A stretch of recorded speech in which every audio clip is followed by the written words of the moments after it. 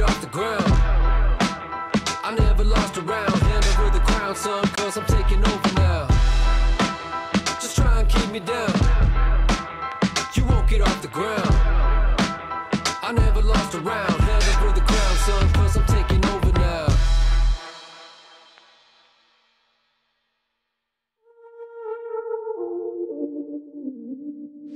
I'm on cloud nine, above the technicolor skyline. Floating so high, no gravity to keep my feet tight. I ain't never felt this kind of mood before. It's the sort of thing you dream about. I can feel it doing something to my core. Don't know now if I can go without. I could get used to this feeling, like sunshine taking down my soul. I could get used to this feeling, like everything is dipped in gold. Fireflies burning bright, they whisper to the clouds above. Everything ignites. Shooting stars, what a sight, so effortlessly bright. I ain't never felt this kind of mood before. It's the sort of thing you dream about. I can feel it doing something to my core. Don't know now if I can go without. I could get used to this feeling, like sunshine taking down my soul. I could get used to this feeling, like everything is dipped in gold. Don't think I'll ever wanna go back, now that I've had a taste of this. Who knew it'd have such an impact? Oh, oh. I could get used, I could get used, I could get used to this feeling. I could get used, I could get used, I could get used. I could get used to this feeling, like sunshine taking down my soul. I could get used to this feeling, like everything is dipped in gold. I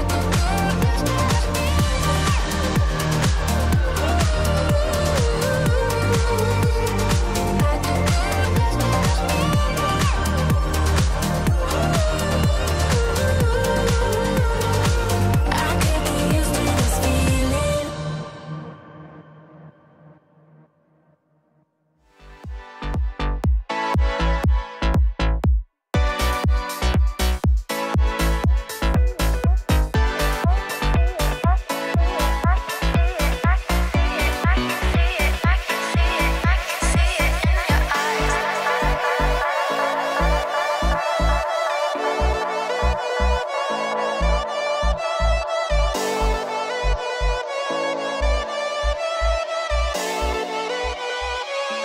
I can see it in your eyes.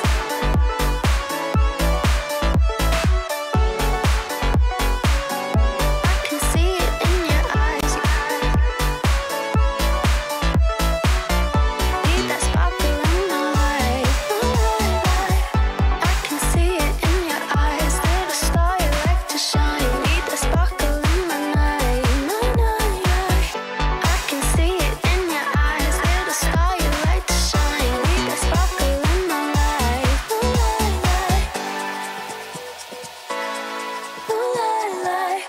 I can see it in your eyes. I can see it in your eyes.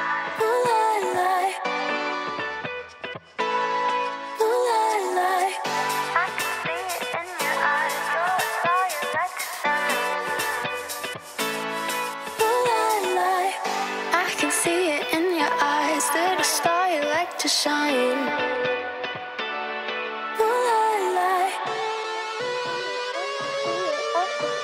I can see it, I can see it, I can see it, I can see it in your eyes.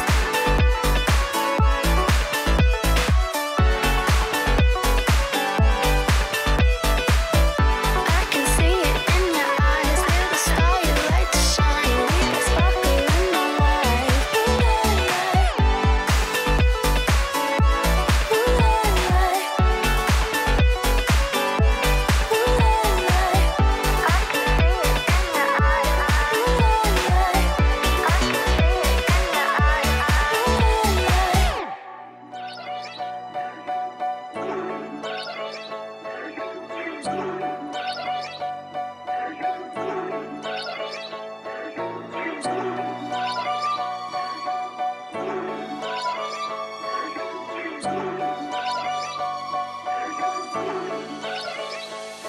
Step up, we need a hero. We running out of time. We gotta find someone to set the clock back to 0.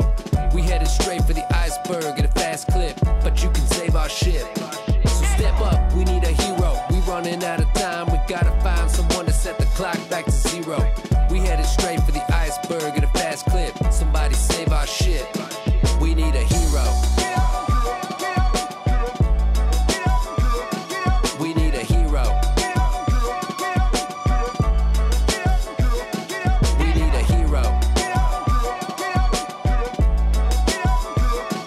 We need a hero. We need a hero.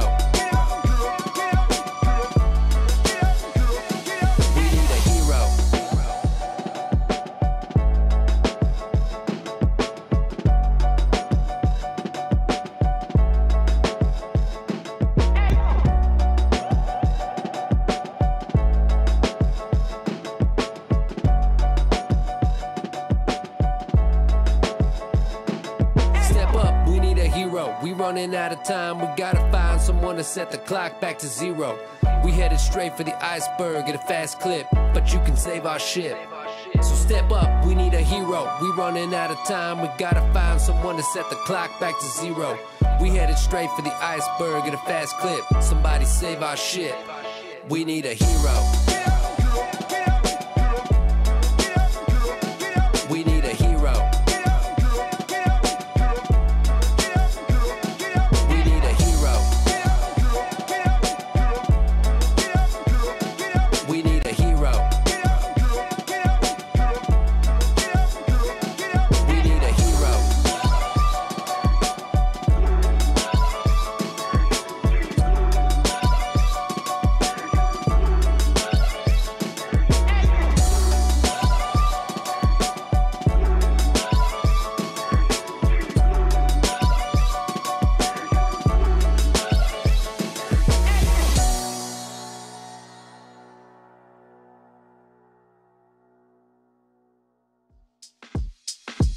It's been a long, hard road, talking setback after setback. It took me way too many years just to get back what I lost. Push through whatever the cost, and who knew you end up becoming the boss. But I'll never quit. They'll try to throw me off, but I'ma get ahead of it. Stay on top when it drops and reap the benefits. Survive the attack.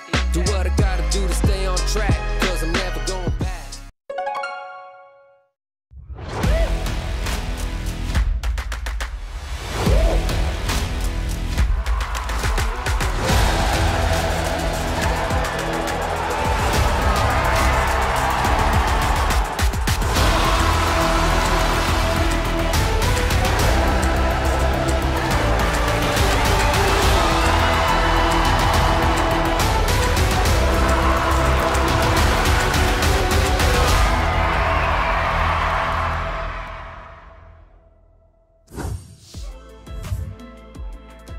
Howdy, Chiefs, and welcome back to the Clash of Clans World Championship. The 2025 season is underway, and your first monthly finals is starting off with day 2 today.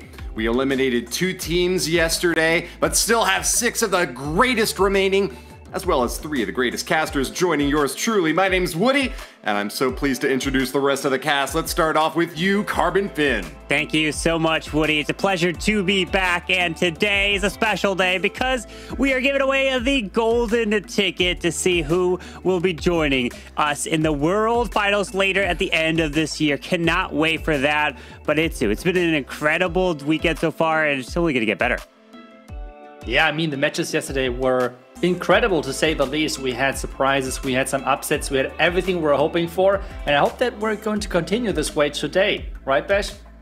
Yeah, it's definitely been super exciting. Tons of great action. Like you guys mentioned, we're giving away our first World Championship golden ticket for Town Hall 17. But guys, this season, we have something brand new for some of the lower Town Halls. Introducing the Town Hall Cup Series. This is designed for Town Hall 9s, Town Hall 12s, and Town Hall 15s. For those players that aren't quite maxed out, those mid-level Clash players looking to make a splash. These are going to run throughout the summer, June, July, and August, with the first registration for Town Hall 9 being May 8th through May 10th. And the next registration will be June 9th through June 10th for the Town Hall 12 Cup. And then finally for the Town Hall 15 Cup, it will be July 8th July 7th through the 8th. There's going to be a ladder phase, a top 128 double elimination bracket with tons of prizes on the line, with $8,250 on the line at the Town Hall 15. This is a very important match, but one thing to note here that we didn't mention yesterday, you can only play in one of these or the monthly qualifiers. So pick your favorite Town Hall, and that's where you're going to play. But super exciting stuff for our non-maxed friends out there, Woody. Oh yeah, a bombastic, fantastic opportunity for thousands of dollars and to make your name as one of the up-and-coming players in the Clash scene, aspiring for greatness at the pro level. But speaking of the pros, we had an entire day of competition yesterday. Let's go in for a quick recap of the matches from the prior day.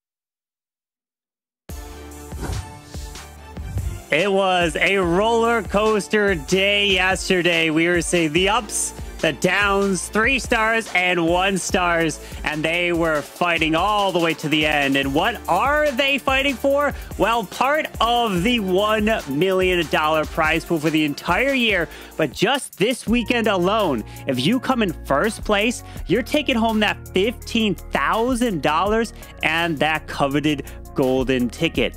But just winning a golden ticket here means you could actually still compete in future months and try to earn some more of that prize pool. So there's a lot on the line that these teams are fighting for to be able to make it there. But speaking of the teams, which ones do we have left it to? Well, let's take a look at the bracket and we see how the day yesterday went. A lot of surprises, but I feel like what surprised us the most, all of the first matches had 1 stars included. But we picked up the pace and the last couple of matches were crazy results, especially because the one team, which I think was the biggest surprise of the day, was Vatic Esports. They were crushing bases, sending Tribe into the lower bracket with a 14-12 victory, and then doing the same to Team Elektros with 13-12. And we're going to then have Dizi versus Vatic Esports in the upper bracket finals. It's going to be an amazing day, and we're going to have all of the matches played out today to then go to finish with the winner and the first golden ticket to, well, be given away for this year, for the season of the World Championship Bash. Yeah, it's going to be a super exciting day of Clash, our first golden ticket winner, but I'm getting word that we're about ready for our matchup. So let's go ahead and let's throw it over to you and Woody. Take it away, fellas.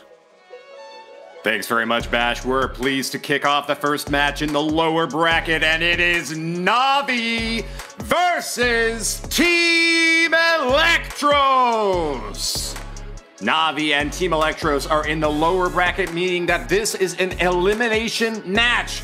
We have former world champions first. Navi have brought Gaku, Klaus, Yata, Kazuma, and Stars. An incredible stack lineup, and I think they are ready for sure.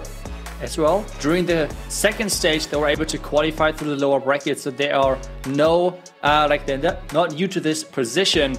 and they really were able to get that comeback and then go all the way to qualify for this weekend. And they have to do the same thing again. They cannot have any more losses today, otherwise they would drop out of this competition. But their opponents, they are incredibly scary as well, Woody. Oh, they absolutely are. We're gonna get to them in just a moment, but before that, we know Clash is love and Clash is life, but Gaku has got a few words to say about what he does outside of the Clash world.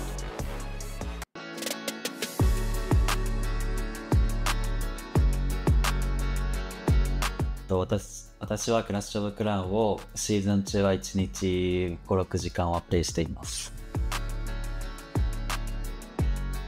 クラクラやってない時はもう基本最近はなんかチームみんなで英語を勉強しようってことでちょっとみんなで英語を勉強しています。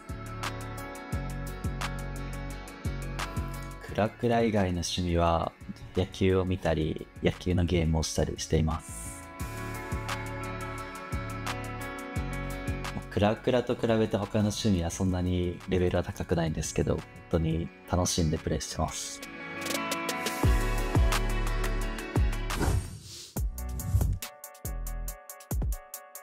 Navi! It's the same squad and the same dream seeking to reclaim that top position that they earned in 2022.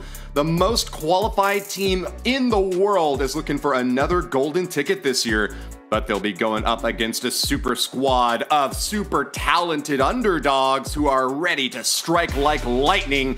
They are Team Elektros! Diego! Loop! Almoalin, El Tano, and Rigo Torres. We have plenty of worlds qualified individuals having competed before on the grand stage, back at it again, and hoping that this could be their year, Itsu. Yes, they are hoping for that for sure, and I feel like they were so far incredibly strong within their matches. So I'm really looking forward to see what they can pull off versus one of those fan favorites like Navi. And I mean, that match is going to be a big surprise because I think it can go either way. Both teams have showed really good matches, but struggled a little bit as well. It's true. Navi had a great start to this year. They were able to win the World's warm-up, and it seemed like everything was going their way. But a lot can change in just a few weeks, and with the advent of Vatic's boot camp, teams really coalescing around this opportunity to be the first to claim the golden ticket. There's been a lot that has shaken up in the past month, but we have the predictions on screen now for who's going to win the first match, and it's a 50-50 split. Looks like you and I are both taking Navi, while the other two casters think that Team Elektros will make the upset.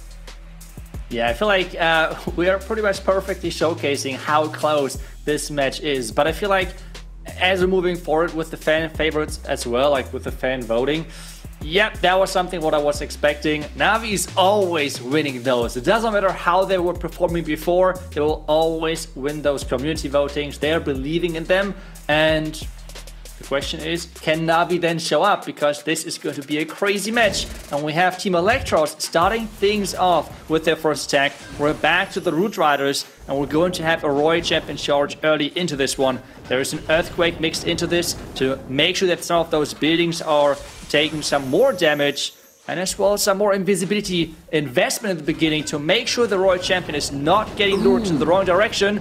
Oh, from those Tesla. But the Fox is going down early on. Yeah, lost the Fox and had to drop an additional invisibility spell to keep her on target. Probably didn't get as much value as he was hoping for there, but did get the recall in, and will be able to reuse her later. Again, Diego's going to set up the log launcher, rolling through the top lane of this base to give easy access for those Root Riders and all the supporting troops moving in toward, looks like, Inferno Towers first. He's going to have to catch that Town Hall on the very back end of this base, but with a good stab up at the top, already gets the CC pull out and will be able to deal with those Ice Golems without them freezing the bulk of his army, Itsu.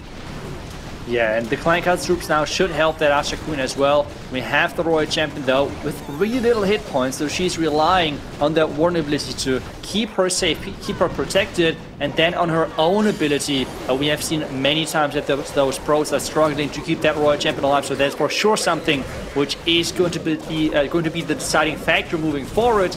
using that overgrowth on the back end, but the Town Hall with the Monolith, with the Merge Cannon, they have to go down quickly, and the Giga Bomb is over there as well, Woody. I love the pairing of the Eternal Tome with the Rage spell there. You get your troops to start moving fast, and they start catching a lot of the traps. But with the Eternal Tome already popped, they're taking no damage at all. And even if a lot of defenses are starting to come within range, they are destroying them back to back to back as quickly as they can and negating a lot of damage in that way. We should remind everyone at home, in case this is one of your first matches that you're watching, players are seeking to destroy all of the buildings to earn all 3 stars from 100% destruction. But it's very difficult to do so in hard mode, with enemy heroes dealing more damage, having more hit points, enemy defenses dealing more damage, and your attacking heroes having fewer hit points, dealing less damage. And yet, Diego is able to pull it off. Team Elektros find the 3-star out of the first attack of the day, Iksu. What an impressive showing, really utilizing that log launcher with the Earthquake together to get that quick hero dive from the top side, push those root rides into the right direction, because that is not as easy as those pros make it look, besides the fact that they are playing in hard mode where everything is obviously way more challenging to get those 3 stars. But the key really is that you are controlling the root riders and the direction they're going. They're going only from defense to defense, and that's why it's so crucial to really push them into the right direction. That's exactly what he was able to do with this hero dive with the siege machine in addition from the top side, and that led him to success and a really great start for Team Elektros. We have heard from all of the teams how important it is in this current meta to set up pressure on the other team as early as possible, and they're doing exactly that. Brilliant. Well, it's going to be an opportunity now for Gaku to return fire. Team Navi will be moving in next with the same setup strategy. The Spirit Walk. It's going to be a Royal Champion diving in deep with invisibility spells to keep her safe. Electro Boots zapping every defense that she can get close enough to, while that spear is going to do a lot of damage. Might be able to finish off. Yes, it is going to go down. Another crucial defense before the recall and set up the Archer Queen already in that left side corner, Itzu. Yeah, he wants to enter into that tunnel. We have seen yesterday a couple of times with teams entering into the town hall from like having the town hall as one of the last buildings and not entering into the town hall. And that has resulted in quite a few 1-stars. So the top teams going to the town hall just make sure that the first star is secured. And at the same time, not giving the opportunity for this really powerful defense with a long range to, well, deal a lot of damage on the back end. But it's all about the core and how he can handle now a possible split of his troops. Speaking about long range, the newest siege machine is brought to bear for great effect in many of these pro attacks. You can see over there on that left side, tossing barrels off one by one. The troop launcher is getting great usage here in Gaku's army, and is going to be able to complement this attack by sending in even more CC troops afterwards to help with the cleanup along the bottom of the base. But the Root Riders are still looking very healthy, still supported by all of the heroes on the interior of this assault, and it is looking like the 2 stars secured are going to be marching ever closer to 3, Itsu. Yeah, it's all about this back end, but there is quite a few heavy defenses waiting. The Royal Champion now slowly approaching this back end, and we have to make sure that that Royal Champion is staying safe. We're seeing so many rocket spears for this hero as an equipment, and she needs to make sure that she's staying out of danger. But so far, the Giant is doing such an amazing job of tanking for the Royal Champion. But the Expo is outranging that equipment. This is why he's using the equipment ability for the Royal Champ right now. With the King ability still alive, this is looking pretty solid. Queen goes down, but he still has quite a bit of time, as you've mentioned there. And yeah, that Giant is so super effective. We talk about new siege machines. We should also mention the new equipments. That action figure on the Queen paired really well with the Magic Mirror, gets extraordinary value. And with the victory of the Royal Champion there against the enemy hero, it looks like we are about to clean this one up. 18 seconds though, and a wall to get over. Oh, a big bomb goes off, and that's going to slow the King down even more. He's only got 12 seconds now. And not only does he have to get to that multi-target Inferno, but there's a gold storage on the other side. The Root Rider's going to path the way through and try to get a little bit more work done. 3 seconds left. He takes a stab, a swipe. Gaku's sweating. No!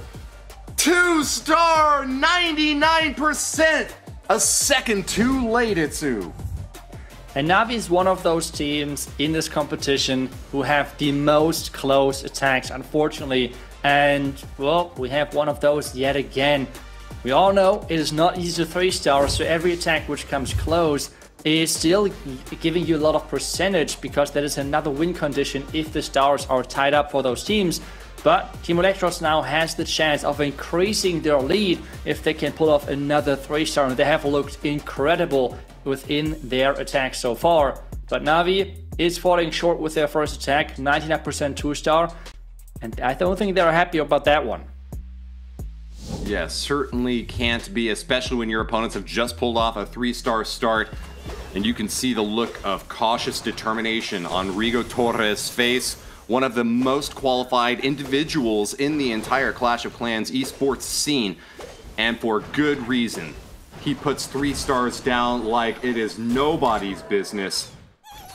Didn't manage to get either on his attacks yesterday, and so now is his opportunity to show that he means business. The lower bracket is a terrifying spot to be in, and he wants to demonstrate his effectiveness for his team right here, Itsu.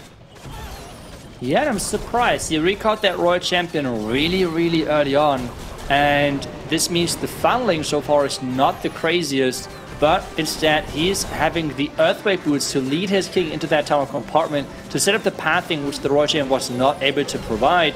He has still a couple of more invisibility spells if he needs that support for his heroes right now, but this means everything is relying then on his Root Riders and as well the Warden as the Royal Champion to finish off the rest of the base, because his king is already gone, his queen is already forced into her ability, and this means he has to start with the next phase, which is the funneling and the Root Riders then into that bottom side compartment into the bomb tower.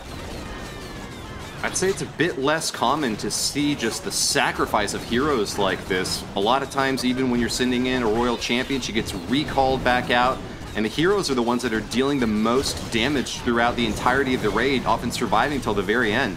But if you're able to identify correctly the most crucial targets that they're able to take down early enough, catching those fire spitters in the town hall, maybe it's going to be value after all. Gigabomb explodes and will cause no damage at all to the main force of the raid, but the Archer Queen's looking ever so close to dying. Royal Champion in the core of this assault with the Grand Warden will be the linchpin in making this raid effective. Can she take down this monolith? Yeah, she's going to get that rocket spear popped off to knock down that key defense, Itsu. And the Archer Queen was actually able to join up with the Root Riders, which is massive for him, because remember, the Root Riders are not dealing a lot of damage on their own. They need something behind them, which then can deal out the dish out the damage. And the Archer Queen is for sure a nice hero to do exactly that, since the Royal Champion a lot of times is just leading the charge and going into a lot of damage early on. We need something behind those tanks to deal the damage, and this is what is so massive for him right now, that the Archer Queen was doing that job. But there's still some base left, and the troops are disappearing quickly. It will be a close one. Yeah, he's running low on time. The healers are doing everything they can to keep those Root Riders topped off, but Giant Bombs have been exploding in their face all over the place, and with that enemy Archer Queen engaging now, they're not going to be able to do anything. Just have to wait for Sneezy's little boogers to go pop. Rigo Torres recognizes that with 10 seconds left, it's going to be extremely close. Archer Queen's popping away against the multi-Inferno tower, takes down the Expo, but it is going to be another tight miss. 2 stars and 98%. Mean that Navi could pull back ahead with the lead only if they triple on this next attack. That would be then a 1 building lead if they can pull off the 3-star. But we have seen Navi did not really have the craziest results out of those teams, which means the 3-star, they have to get that first. It's not going to be that easy. We have seen already a really high percentage attack from Gaku in their first attack into this match, but they have to make sure that they're getting something solid, because so far the start of Team Elektros is really impressive with a 3-star and as well then with a high percentage. So impressive start right there. Navi though, they are up next, and I would assume that they are going back in with the Royal Champion charge, and they have liked the Dragons as well quite a bit, not just the Root Riders, especially those heavy investment on the invisibility spells. They have a long Royal Champion charge to then set them up with the Dragons was quite successful for them. Yeah, Dragon's very effective with that Royal Champion charge. I know that one of your favorites, the Root Riders, is also often paired alongside We did see a few different attack styles yesterday with the use of Super Witches, as well as a Grand Warden Fireball leading into Rocket Balloons. But the metagame really has coalesced around these Spirit Walks into Root Riders or Masked Dragons, and it looks like that's what Klaus is going to be bringing next. It's the Root Riders to support a Royal Champion assault. But this time around, we have the Haste Vial, which means he wants to have this Royal Champion charge to get as many buildings as possible. Typically, you're using that ability during the Royal Champion charge to really get a lot of value. And it's not about the back end, because if you are looking for safety, the Hog Rider Puppet or the Rocket Speeder are better choices. And that's exactly why he's using that ability right now, leading the charge. Wow. But oh my gosh, there were so many traps.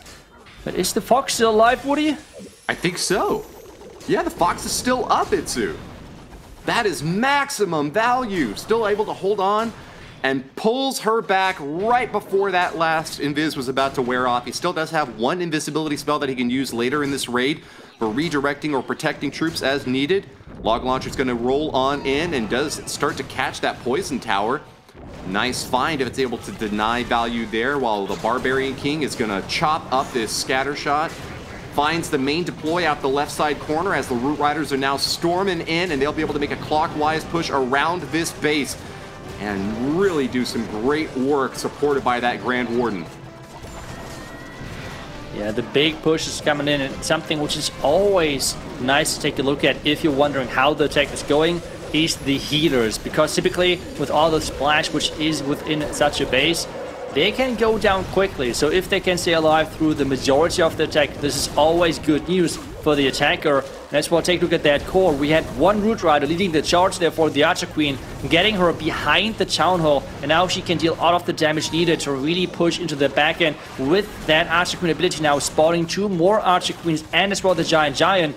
He is looking really solid because there's not many heavy hitting defenses left, and he even has an Ice Golem to tank and freeze up this back end. Absolutely. Just a little bit of a surprise there with a couple of Teslas popping up, but that's not going to be too much for him to worry about. Late traps are better than early traps because it means you've already deployed most of your army against the base, and with 40 seconds remaining now, Klaus must still feel very confident. A super effective freeze on the back end is able to catch that Ricochet Cannon and a Tesla and that Wizard Tower. Going to be able to pop it off again as soon as that freeze. Wow, didn't even hesitate, not a single millisecond in between those two deploys. And with 24 seconds left, this base is all but demolished. Klaus from Navi has pulled off the comeback lead and will be ahead now of Team Elektros by a single building. And this is one of those reasons why the community loves Navi. They're just showing up when it matters. They're entertaining everyone with really great attacks and making those matches close and enjoyable to watch. So really good job to Klaus here, making sure that he's keeping his team inside this match. And not just keeping them inside, but as well giving them the 1 building lead. You said it, it's only a difference of 1 building, because we have seen a 99 from Gaku and as well the 98% from Rigo Torres earlier. So it could not really get any closer just for this first match. And I think we should remind everyone again, this is an elimination match, which means whoever is going to lose this is dropping out of this bracket today and having no chance anymore to win that golden ticket, which would give you the opportunity then to play later on during the World's Finals in this year. And well, it is back to Team Elektros, and they are in already. Yeah, super tough to fight back from the lower bracket, but if any team is going to do it, you would expect Navi to be one of them. They actually won their World Championship title from a run through the lower bracket. We'll see again now if Luke from Team Elektros can keep his team on a path for victory. We want to see a 3-star from him here and now, just like we saw yesterday. He tripled in both of his attacks and is certainly one of the strongest hitters on this lineup. Can he pull it in again with a bit of an interesting army comp? It looks like he's starting off with the Grand Warden this time instead of bringing the Spirit Fox and Royal Champion in as usual. He'll be able to set up for a Fireball deploy here thanks to those invisibility spells, and boom goes the dynamite right in the core of the base. A massive strike into the heart of this compound. Loop is setting up now for the rest of the heroes to join in on the fun and get some more work done as he preps for the Root Rider deploy. Yeah, really good job of making sure that the second layer is taken care of. And now we can get started with the Root Riders from the bottom side. We have the test dunes in there as well. We have the new siege machine in there as well to make sure that the support is getting reinforced. The pros just really like to bring this new siege because it is so good in hard mode, because we have so many strong defenses. And the giants, if a giant is tanking a couple of those shots of like a monolith or other heavy hitting defenses, this always means that your Root Riders are going to stay alive because of so much damage incoming on them. You cannot always keep them alive otherwise. So this is the reason why the pros like the siege machine so much and why we see it so much. But without any Eternal Tome left anymore, he is really relying on those healers to keep everything safe. Yeah, this hard mode is a really difficult beast, and anything that you can use to give you a leg up against superpowered defenses is what you're going to want to bring in. Just being able to drop troops directly into the combat thanks to that troop launcher is exactly what these players have sought, and it's what they're going to be rewarded for now. A little bit of damage on those healers, though, is going to be deadly as the Fire Spitter turns around and 360 no-scopes him. Loop on the back end now is trying to keep this charge going forward, just facing off against a lot of DPS from these defenses, forced to pop the Royal Champion ability, and the Hoggies are going to pop on out, doing what they can against the multi-target Infernos, but they will burn to a crisp very quickly. Loop's heroes are withering away, and at 85%, he's got to rely just on that Archer Queen ability to try to make it through the rest of this base. Pops it early to get that giant out in front and to try to maximize the DPS here, but with an enemy minion prince and the monolith still standing, I don't think he can do it. It looks like Kazuma's base is going to hold it, Sue. Yeah, with 15 seconds left, this seems like an impossible task for Loop. But again, it's impressive what the average destruction is in this match so far. I mean, every single attack so far was above or even the 95% two-star mark, which is incredibly impressive in this hard mode. So having the high percentage is not the end of the world. We have just seen that from Navi. As long as you're keeping close with that percentage game, getting 1 3-star on the back end is such a big flip then on the match. And as long as Navi is not collecting another 3-star, getting those high percentage 2-stars is such a still solid thing to do for Team Elektros. And this match is still like really close. It's kind of crazy because we have seen many matches yesterday getting decided early on, like especially the 1-stars. I feel like happened most of the time, like in the second or third rotation of the attacks. This time around so far, in this match, everything perfect, high percentage, super solid attacks, and as well already 1 3-star on each side. Yeah, I mean, you said it, Itsu, and I'll just echo that. This is the closest war that we have seen so far this month. Match number 9 has given us just a tit for tat with wars tipping the balance by 1, 2, 5%. Navi needs a 95% 2-star to maintain the lead right now. Is Kazuma the man for the job? He picked up a 1-star in his first attack, one of the rare fails that we saw yesterday, but 3-starred right afterwards. He's willing to take risks, and he is going to be diving in deep early on with the Royal Champion Spirit Box, bringing a lot of invisibility spells, so expect to see this Spear Lady go the distance. Yep, mass invis charge indeed, and it's all about that he's controlling his Royal Champion, going to the right direction. He's having the Archer Queen with that Angry Jelly to really push the Royal Champion to the right direction. This is something which we see quite commonly. And as well, then the combination with the Frozen Arrow to make sure that this Archer Queen is getting quite quickly into those defenses. But you said it as well, the Royal Champion taking a lot of damage, and now she has to go further into the core because this is what he's looking for. Superb multitasking by Kazuma. Gets the Archer Queen and the Royal Champion right on target, exactly where he wants them.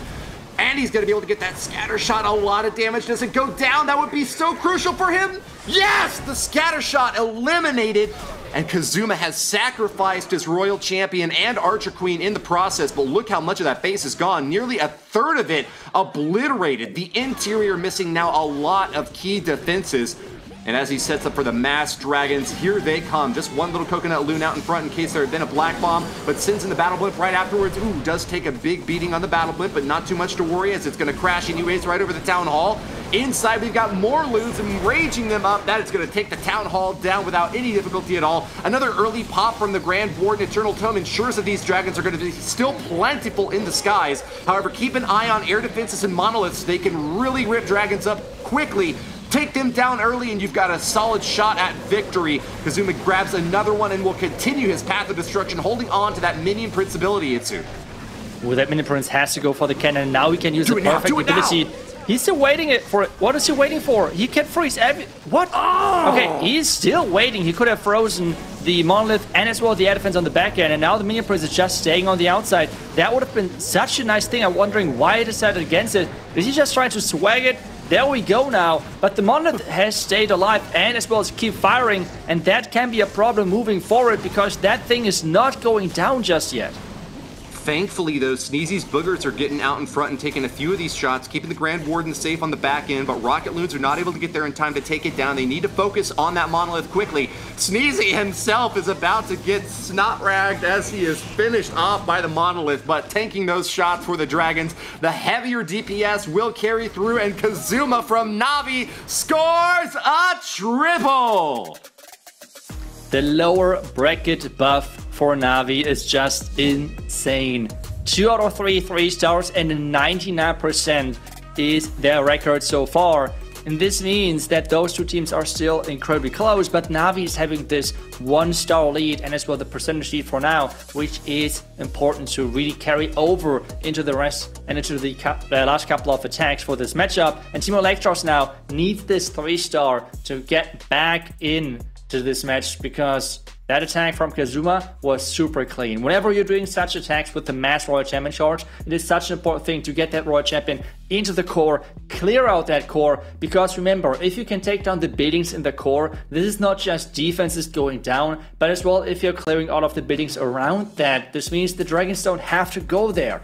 Air skeletons, red mines, black mines, all of those traps won't get triggered because there are no buildings anymore to lure those dragons into that direction, and that is such a big game changer. It's a really clean attack there from Navi, but unbeatable has to pull this back now for Team Elektros, and they need to get another 3-star to, well, keep up with Navi because their pace right now is impressive. Absolutely, even with a 3-star right now, they will still be struggling to keep up. They're missing a star, 8 to 7 in this race so far. So as we enter the late war, Al-Mualim needs a triple here in order to keep his team in contention. If he fails, it would mean that they would need both a double defense and a triple on their final strike. Very difficult to pull that off against, as you said, the lower bracket buff enjoyed by Navi. Something that I really appreciate with these pros is the swap outs of the hero pets. We've seen Phoenix be used on the Royal Champion yesterday. We've seen Frosty and the Angry Jelly swapped out on the Archer Queen, and that's a very important tech choice and one that you've done a great job calling out so far, Itsu. Al-Mualim's early charge here is going to sacrifice a lot of hero strength, but will be able to set up another beautiful entry point for the main force now. Root Riders on the bottom right side are going to get an Eternal Tome to protect right as they get the entry point. Plenty of damage popping off against them, but it is completely negated by that beautiful hero ability. Yeah, really good job with that entry again, making sure those heroes can have so much value at that top set with the Log Launcher together.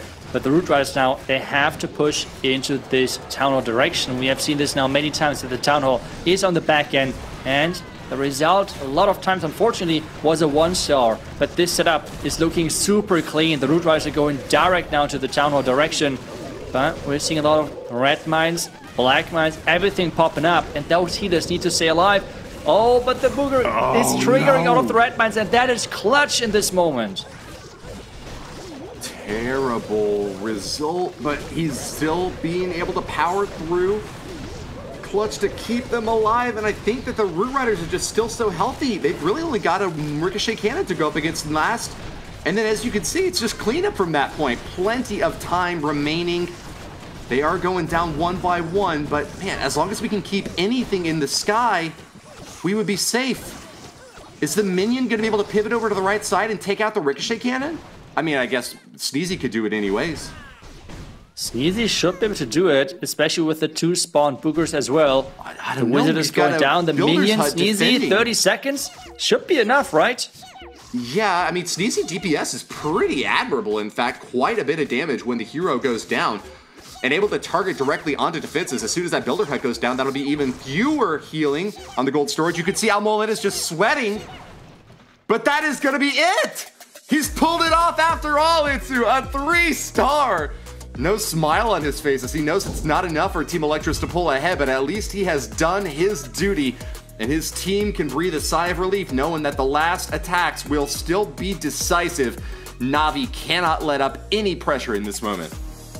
Yeah, and I mean, I think it can be actually quite happy, to be honest, because they are now looking at really solid again in this match. If Navi is getting like below a 2-star, what is it, 92 or 93% or something, they are in the lead then. So I think Team Elektros right now is looking really, really solid, considering that they have now 2 3-stars on their own with 2 high percentage 2-stars, a 98 and I think it was a 95%. So they're looking really solid, and Navi still has to sweat, which is crazy to consider because most of the matches yesterday were won with 12 stars pretty much. So those two teams are going all in.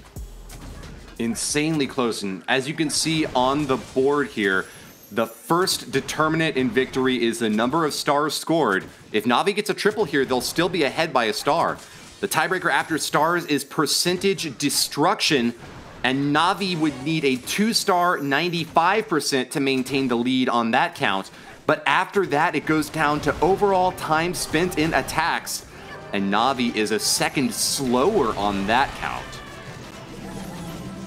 Yeah, but time typically is not that big of a factor anymore, likely, so it's all about those 3 stars so far in this competition. But anything can still happen, especially with those crazy attacks from those pros. And the entry again is right into the town hall, making sure you're not giving this defense any chance of firing at your troops from the back end. On this one, it is again the overgrowth to make sure the core can be ignored. The pathing would be set up then beautifully for the root riders to the core, but it's all about when those defenses are waking up again and if those healers can stay alive. P.E.K.K.A.s have just been ripped apart. That siege barracks up top is not getting quite as much tanking value out in front. Going to rely instead on these Valks to try to get in to soak those shots. Scatter shot also locked on to heroes has just been walloping away, while the mid section of this army is still doing quite well. Root Riders are spreading out though, and the Grand Warden having a little bit of difficulty knowing who to follow. Yada is still on track to victory, but has been taking a lot of damage. He's got to focus up a lot on this multi-gear tower on the backside, though. It dishes out a ton of DPS and will destroy the Grand Warden. Yada's in a lot of trouble right now, Itzu. It is just so crazy to see this defense. I don't know, like two-shotting.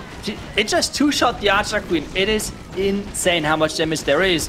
The Giant has to tank. The Archer Queen, though, on low hit points and now getting taken care of. Keep an eye on percentage. He needs 95 to keep the lead. Ooh. I don't think he's going to get it. He's at 91 and he's stuck. That is a lead for Elektros. Navi fall behind after Yada's miss. And now Team Elektros hold a 3% advantage. I mean, this match is incredible. This is so close after 4 attacks on each side. Those two teams are neck and neck, just a couple of percentage points being the difference maker right now. And both teams having only 1 attack left. There is so much pressure on the last 2 attackers of those 2 teams. And if Team Elektros 3 stars now, they're guaranteed the winner of this matchup. That would be crazy. I mean, the community said 80% in favor of Navi, and this match is way closer. Well, we're even exactly now on stars. So a 3-star from Team Elektros will clinch the win because they're ahead on percentage. If they triple, it's all over. However, anything short of that means that it will go to the final attack from Navi to determine who will get the victory. El Tano, the next attacker from Team Elektros, knows that his fate is in his hands. Can he 3-star here and now and eliminate the former world champions? It is going to be again a Royal Champion charge. We have a heavy Royal Champion charge with 6 invisibility spells, and on top of that as well with the Haste Vial, which means he wants to get deep into the base, as much value as possible, and not just set up a funnel or anything like that, which we have seen earlier, to make sure that we have a lock launcher dive after that. No, instead he wants to get really far into the base with this equipment and with the amount of invisibility spells. The question now is, are there any traps against this? Giant bombs or anything like that? Even the tornado trap, we have seen that against those entries. He is not perfect with actually using those invis to redirect the Royal Champion, but that was really costly. Yeah, spending a lot, but I guess he found that with the Teslas popping up on the outside. Oh, did he catch the Spirit Fox and the Royal Champion with that recall? That was really clutch, actually. Perfect. That was so close as well. They were really far apart.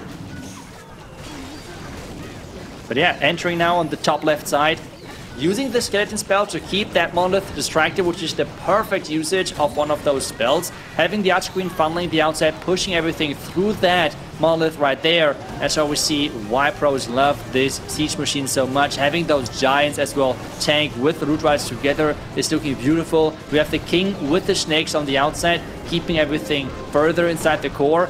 But he's going into a lot of damage. I mean, if there's 2 fire spitters on the back end, he's going to go in between of them. So that overgrowth needs to be perfect. And there we go, covering a big part of the space. Massive coverage on the top side there, and unfortunately it looks like that multi-inferno is going to wither away what remains of the top side of this attack, but still very, very strong on the bottom. Eltano missed in both previous attempts yesterday, scoring 2 stars twice, but he might just be the one to clinch victory for Team Elektros now, as the stab at the core of this base is in. Can he twist the knife and finish off Navi? That Town Hall is dealing out a massive amount of damage, and the healers are taking so much fire, they are going to be down for the count.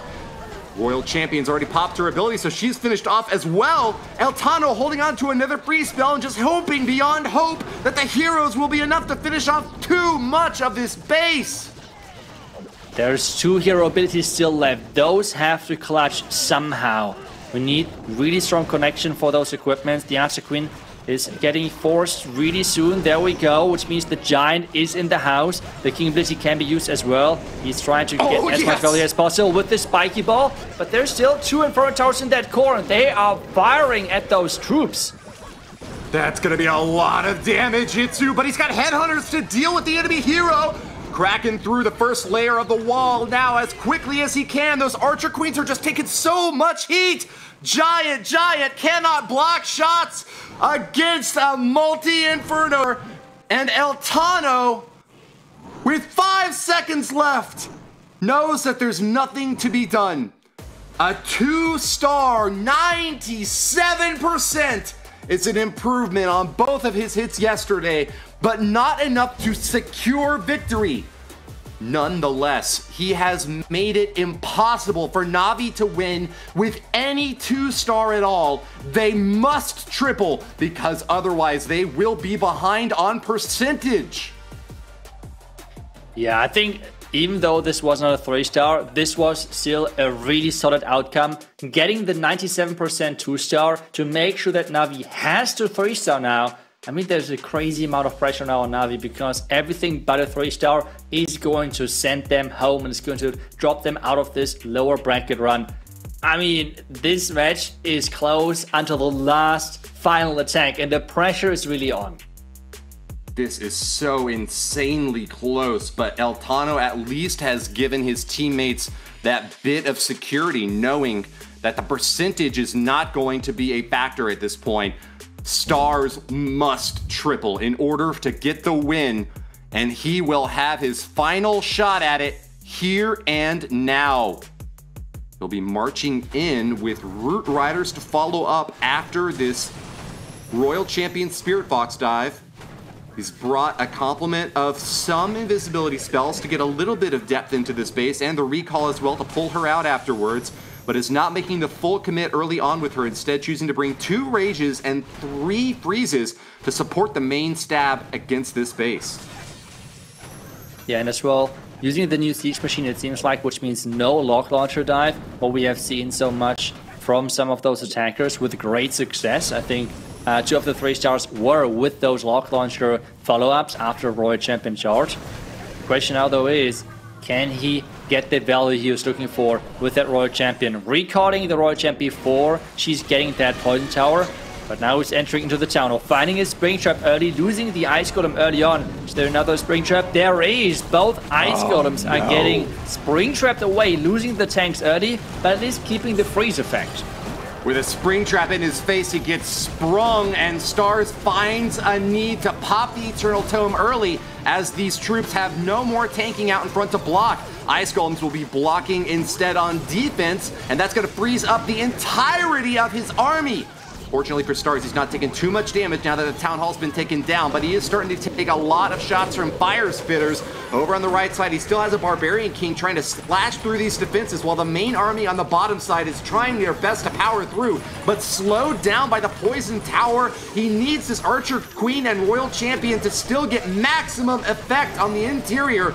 RC tosses her spears, and with that ability popped, he will get a lot of great value. But the Giga Bomb going off right in the big bulk of that army is bad news. Stars needs those healers to top him back off, but I don't see any of the Root Riders remaining, Itsu. Yeah, there's not many troops left alive, but a couple of healers, and that can be crucial moving forward. The Archer Queen now is getting fired at from that Merchant Cannon, and as well the Expo, so he is having to use that rage to keep everything alive. The Giants should go through the wall to keep that Queen safe, and time should be fine. And to be honest, it's not looking that bad. He has one Booger clearing up the left side, he has some Super Barbarians, so this can still maybe work if he can manage his troops on the back end with the 2 Super Barbarians. It all comes down to this, Itsu. It's 3 stars or nothing. Will Stars be able to pull it out and advance Navi onward? Drops one of the Super Barbarians over on the right side to deal with that bomb tower. He's going to be able to chop through it without any trouble at all. 96, 97, 98%! Stars has done it! Your former world champions are victorious and have defeated Team Elektros. They are now eliminated while Navi moves on in the lower bracket. Wow, wow, and wow again, because that match was the craziest match so far when it comes down to how close those two teams were. Navi clutching out the victory. 1 star percentage that were completely even, those two teams. I mean, that was a crazy finish. Ridiculous. We could not have written this out to be a more intensely focused match, down to the wire at the very end. And man, just imagine just even 2% more from one attacker on Team Elektros' side could have flipped the entire result. 3% from another one, 5% from a different one. And Team Elektros, despite only missing 10 buildings out of the entire base's compound set up by Navi, they are going to lose this war on Stars. It is so impressive to see how good those top teams in Clash of Clans really are. 13 and 12 stars are such impressive results, especially if you're considering that Team Elektros is having a 98% average destruction within their attacks. That is really hard to achieve. But in the end, Navi getting that 1 star more, the 1 3-star more with that final attack. Stars not showing any nerfs and really finishing strong for Navi with that attack. I mean, if those other matches today are going to be as close as this one, Woody, we are in for a treat. Yeah, I think I'll be sweating buckets. I don't know if I can cast something like that. My voice is just going to totally give out, Itsu. But it was a pleasure casting alongside you for the very first match of the day. We can now put it on the history books as Navi are moving on in the lower bracket, but they still have a high hurdle to cross over. If they want to claim the golden ticket, they'll have to fight through another opponent that will be decided by the next lower bracket match, and then have to wait to see which of the top 2 teams, Dizi or Vatic, is moving down to the lower bracket before they will get a chance at the grand finals, where there's still the possibility of a bracket reset. So a long march ahead, but nothing short of impossible for Navi to achieve. Yeah, and I think we should take a look at the MVP, even though I feel like after the last attack, we all know who is going to win this title because, yep, indeed, Stars with the 62%. And I can fully understand that the pressure is on. Just imagine how tough hard mode really is. And then you are in this position for your team. You have to 3-star, or you're not just losing the match, but as well the entire qualifier would be over for you and your team. And Stars is clutching it out. Really, really a praise to him, how he was able to pull that off, keeping his head cool and really showing why he is such a good player and such a great attacker. Yep. And the community recognizes that greatness, acknowledging his superb performance. Let's take a look at the bracket now and see which teams still stand. There are 5 of the best in the world remaining in this monthly finals for the Clash of Clans World Championship. Dizi and Vatic waiting in the wings along the upper bracket, having already defeated only Exceed and Dizi Group, as well as Synchronic, Tribe Gaming, and Elektros down to the lower bracket. On the other side, Synchronic and Dizi Group will be next up for another elimination match, Itsu. Yeah, that's right. And just take a look at the results of Team Elektros. I think they have they have scored every single time 12 stars. I feel like that is really solid. And in the end, it just wasn't enough on their defensive side because they were not able to hold back then Navi to this exact score. And it's unfortunate, but that was just the first match today. But I think we should take a look at a couple of highlights of that last match, and then we're coming back with the next match on our hands.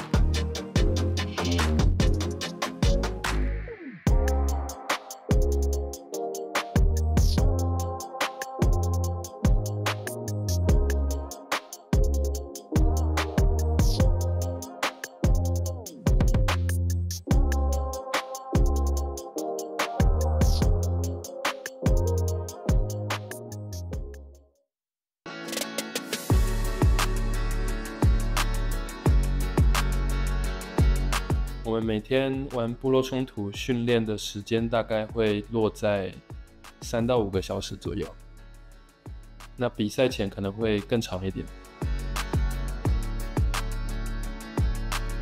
平常我会看书、运动，然后听听音乐，跟家人朋友聊天。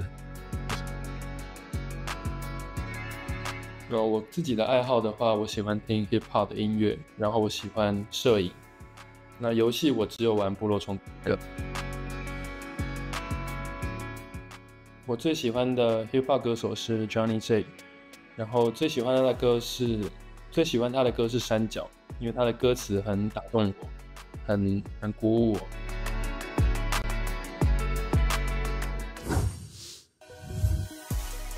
Welcome back, and we just had one of our craziest matches of this competition so far.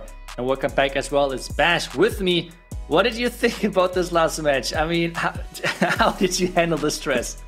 That was insane. I mean, it could have gone either way in that war. I mean, like what he said, 10 buildings were only missed for Elektros, but Navi, the better team there and getting the victory. But man, that was a coin flip of a match, but so good to start our day off.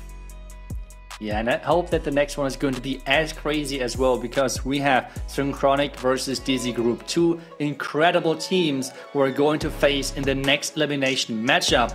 Synchronic had a little bit of a slow start yesterday in their first match, but were able to pick it up then in their second match and really showing off why they're such a good team. and as well showing off their defense, because this is what they're known for. Not just their offense, but especially their defensive skills are incredible, with Einstein, Mark, Philip, Canada X, and as well Leo on that lineup right there.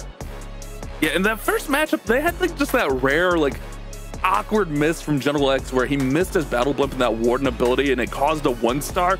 That could have easily been a much closer war, but that was just an unfortunate, uncharacteristic miss. I think if we saw or thought of anyone was going to make a mistake like that, it would never be General X. But these things happen in Clash. But like you mentioned, they bounced back perfectly against Tribe Gaming, and now they're here against Dizi Group. So they are grinding away, they're putting in the work, and they're definitely building up that momentum, which you and I love to talk about. I feel like they have a lot of momentum coming into this matchup. Yeah, and talking about momentum as well is then for the second team, which we're going to have in just a second. But before that, we're going to hear from the team captain from Synchronic first, what he thinks about the match and everything.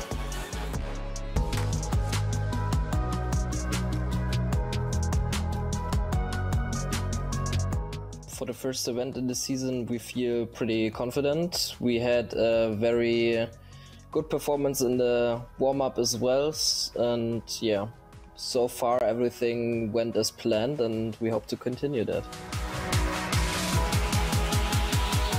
I mean, you could have a lot of different expectations. Obviously, the first and foremost, we want to win it and want to secure the first golden ticket like last year, so we can be a bit at ease for the rest of the year. Strategy-wise, I would say it's really hard because, yeah, there were a lot of streams scattered around and it's not easy to get information on all the teams. So it can be a bit messy. Also, like, yeah, to predict what kind of bases the other teams will run. But yeah, we feel pretty confident that we have figured out a good strategy moving forward and that it can work on this weekend.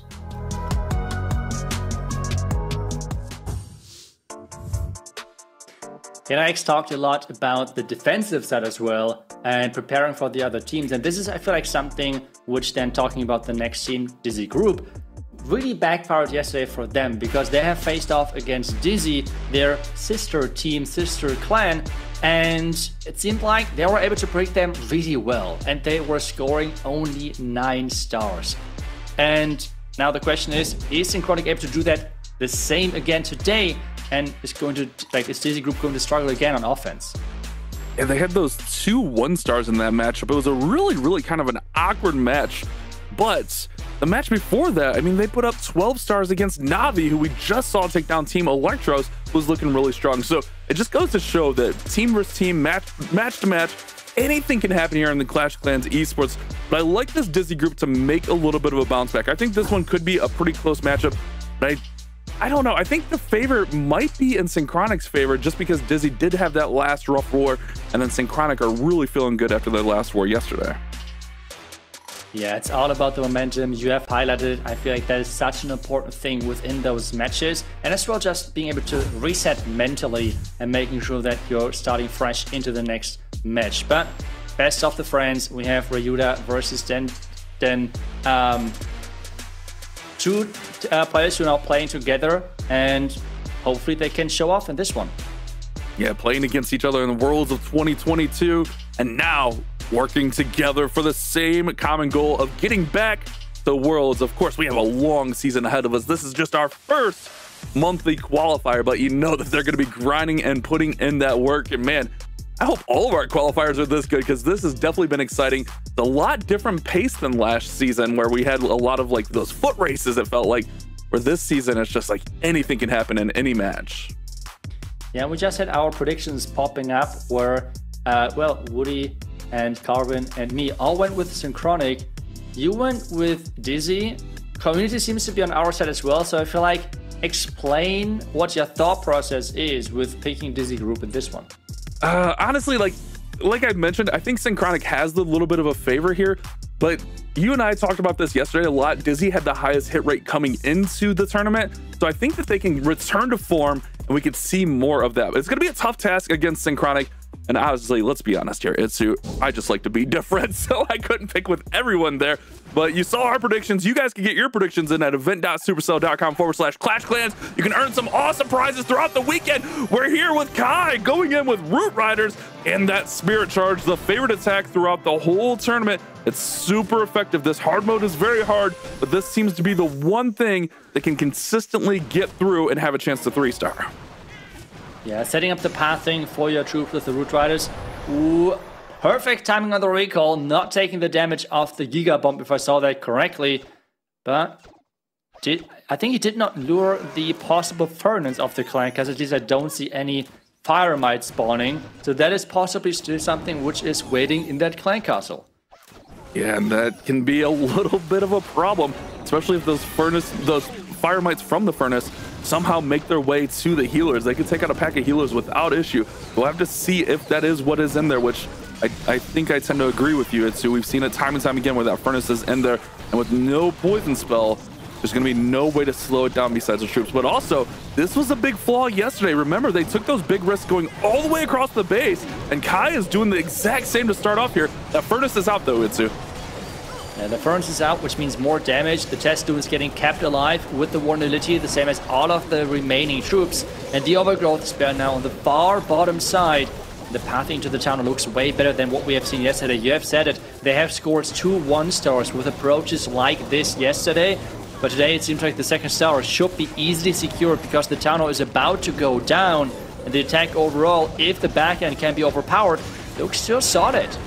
Look at that merged multi-tower. That defense goes so hard, but great freeze. Or it might have been the Ice Golem there out of the clan castle, actually. Freezing that and the Monolith, negating a ton of damage. Here comes that Royal Champion in there. Does have the Rocket Spear. Keep an eye on that. Itsu, you pointed that out so many times yesterday. You got to pop that Rocket Spear with enough time so you're not wasting that rockets. And she's healthy enough that he's going to get all those rockets off. He's fist pumping, and Kai feels good about a 3-star.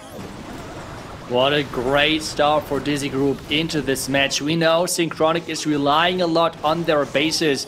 They are overall a really strong team, but the defensive side from them is the best. Offensive, we have seen they have some off matches. So having Dizi Group now starting with a 3-star is really great news to them. And Synchronic has to make sure that they are not relying on the defensive side too much and performing on offense as well as what we have just seen from Kai. Kai returning to that 3-star form. Started off the day yesterday with a triple against Navi and then hit 92% against Dizi. So now back with a 3-star to lead this one off, and that's exactly what you want. Anytime you can start any war, even esports, regular war, it doesn't matter. That first 3-star just gets all the team pumped up. Everyone's excited, feeling good about it. Gives your team a chance. But now Synchronic, they have to keep their composure, respond, try to get a 3-star of their own. But still, a lot of war to be played. But you don't want to fall behind too late into the war. Yeah, they have to make sure that they're staying close. We have just seen in the last match how important it is to stay close to the other team, to then still have this comeback potential. I mean, in the last match we have seen, I don't know, the lead has changed 3 to 4 times over the entire match. But it seems that Generax is starting with his attack into this match, and he is not using any recall whatsoever, but instead he's going in with those mass dragons, setting up the pathing with a couple of rocket loons, and then relying on this blimped Yeti, or the cloned Yeti blimp with the dragons together. Yeah, we saw him do this yesterday, but this was the attack that he had that catastrophic miss where he missed the battle blimp with the Warden ability. I don't think he's going to miss another battle blimp in his whole career, as that is a rare mistake from him. And once you do it once, you're hyper aware of it, especially in this kind of tournament. But here we go, setting everything up. Dragon's working through here. He's got the minion prince. He's pretty much got everything down in that bottom 6 o'clock corner. And now here comes the battle blimp. It's going to be key. Okay, he pops that Warden ability. It's going to be key to get that into the middle of the base so he can chain those clones and get those Yetis and Yeti mites to that town hall. Battle blimp should fall down right here, but with the clones, he should be able to get it right over to the town hall. Perfect clones, and there we go. General X should have no issue with the town hall takedown. Yeah, what I like about this as well is that the blimp has triggered both of those poison towers, so that is really good news for him. And take a look at that, the entire core is gone. The Yeti mites were able to crush this entire thing. And we have now the back end, but they are going down quite quickly with having the quick ability though still left, and as well that Roy Champion ability. a lot of times with these dragon attacks, if you can just thin out a big chunk of the base, the Yeti bomb took out the whole core of the base, and now these dragons are going to take out one full side. A lot of the times the heroes can just kind of finish off the base, especially with the queen, that action figure, the giant going to pop out. Still has the royal champion in there. She's working, she's grinding away, and he still has 2 invisibilities to support her. He's gonna have to be on pace with those because that monolith is now targeting her and it can deal out so much damage. But great invis to get the RC onto the mono. Yeah, we have actually had the booger and 1 minion taking down the merged cannon on the far right side, which is massive for this back end. We have the royal champion trying to stay alive. The Archer Queen still has her ability as well left. And time is ticking as well. We know 50 seconds still left, but remember, those heroes are dealing less damage, so time can be always an issue here. Ooh, look at that defending minion prince. He just melted that royal champion. The defending heroes deal more damage, your heroes deal less damage. It is a tough trade-off, but with him still having the, oh, he actually has magic mirror with the healer puppet, so he's going to spawn more healers and he's going to have more queens on the board. It could be just enough to get through this. That fire spitter is not going to be a factor. The minion prince is frozen. I think General X has a chance here. It's all going to come down to this ricochet cannon. If he can get that down in time, he should be fine. Ooh, this one Archer Queen is too far away from the others, which means there was no chain from the merged cannon. And because of that crazy split of the clones, he's getting this 3-star. What an incredible finish. That split of those Archer Queens of the Mirrors really decided the outcome of this match, because if the merged cannon would have had the chance of bouncing between those Archer Queens, that would have been GG and game over. It would have been a close 98%, but instead it is a 3-star for General X, and both teams are starting really strong. And Bash, you might have another close match in our hands. Itsu, did you see that sigh of relief? He was stressed there that whole time. As an attacker, that's got to be a good feeling, but you're right, that the magic mirror, that's the beautiful thing about it, because those clones just pop out of there and allowed him to get that ricochet cannon down. It was just a beautiful play. I thought he had the action figure on there, but he actually went with the magic mirror healer, so came in a little bit clutch there. I think he would have been fine with the action figure as well. The dragons did their job. All the heroes did their job. It was just a well thought out plan. And man, we got us another one, Itzy. We got us another back and forth affair so far. Dizi group looking good. Synchronic looking back to form. Oh, I'm excited for this matchup. Yeah, I was a bit scared of the offense of Synchronic because the first match yesterday was really not the greatest. So I really hope that they could pull things around and get a solid offense again. But to me, Synchronic was never the team which is really known for their offense. They're just a really, really great team on defense. Are incredible when it comes down to predicting their opponents, baiting them into specific entries. And this means their offense is, let's say, good enough to then, well, take advantage of their defense. And that is really how they have so far performed so incredibly well.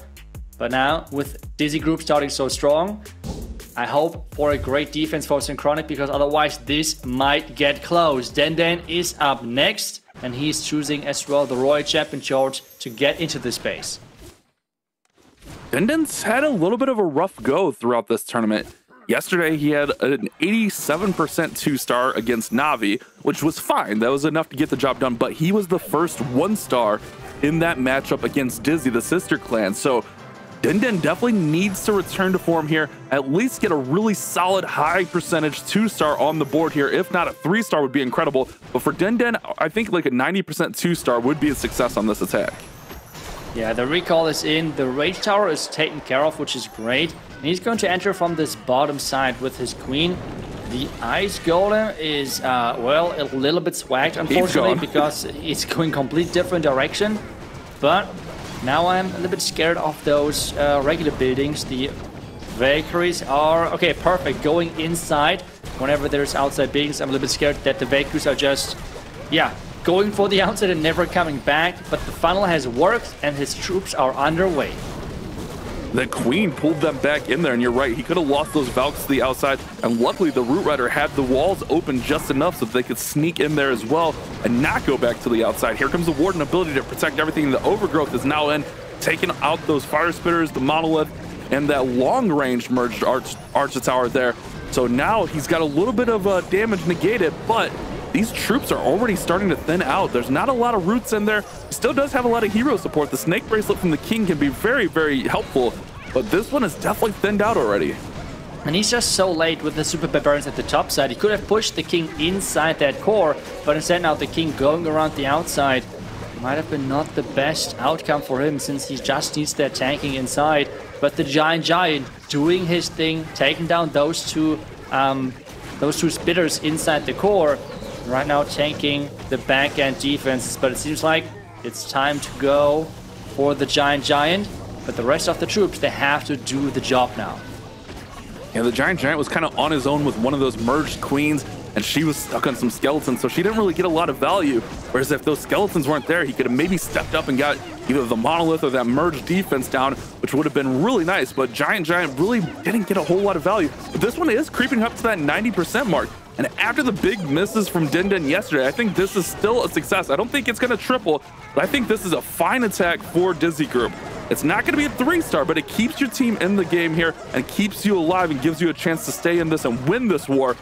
Yeah, this one's almost there. This is only a few defenses off. Phoenix is going to pop up, but it's not going to be enough. Yeah, not going to be enough, but as you said, a really solid percentage. We have just seen earlier that those percentage points can really pressure up the other team if they can then not perform, because 97% is not a bad attack at all in this hard mode. So it's now up to Synchronic to really deliver, and we have seen them as well getting quite a few of the lower percentage attacks, which has well, given them a little of a struggle as well in their matches. So they have to deliver, because Den was able to really get a nice bounce back after his attacks yesterday with a 97% 2-star. Yeah, that was his best attack by far. I mean, his best yesterday was 87, so he improves that by 10%. So again, not a 3-star, but man, that's so close to a 3-star that it almost feels like it, because now if your opponent misses, I mean, they don't have much wiggle room to close that percentage gap. And we saw in that last matchup, we were tied on percent. It just came down to a couple buildings being the star difference there. So anything can happen. We still have a lot of match to be played, but I think Den should definitely be happy with that attack. And Dizi Group should definitely be proud of what they're doing here against the defending, reigning world champions. Philip gonna come in with some Root Riders. He does have that log launcher selected. We saw this entry a lot yesterday, Itsu, and it can be super effective to support those heroes. Yeah, it's now all about making sure that the setup is started for his log launcher dive, then probably taking down at least the Expo, so he can make sure that he's getting one of those poison towers with the Inferno Tower out of the way with the log launcher. I assume that is going to be the main target, to then enter either on the right or on the left side with his Root Riders. But so far, this is looking really great as an opening, and I think he can be happy because there were not a lot of traps, which means this entry might have been not predicted by the defending team. Yeah, that's one of those tough things, is picking the right side to go in with that Royal Champion charge.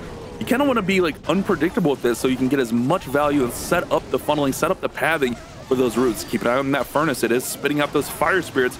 The queen is fighting off those ice golems, and those fire spirits are just coming over and being a little bit of a nuisance. Here comes that long launcher to accompany the king into this compartment here, and it'll also open up and deal some damage, maybe get that poison tower out.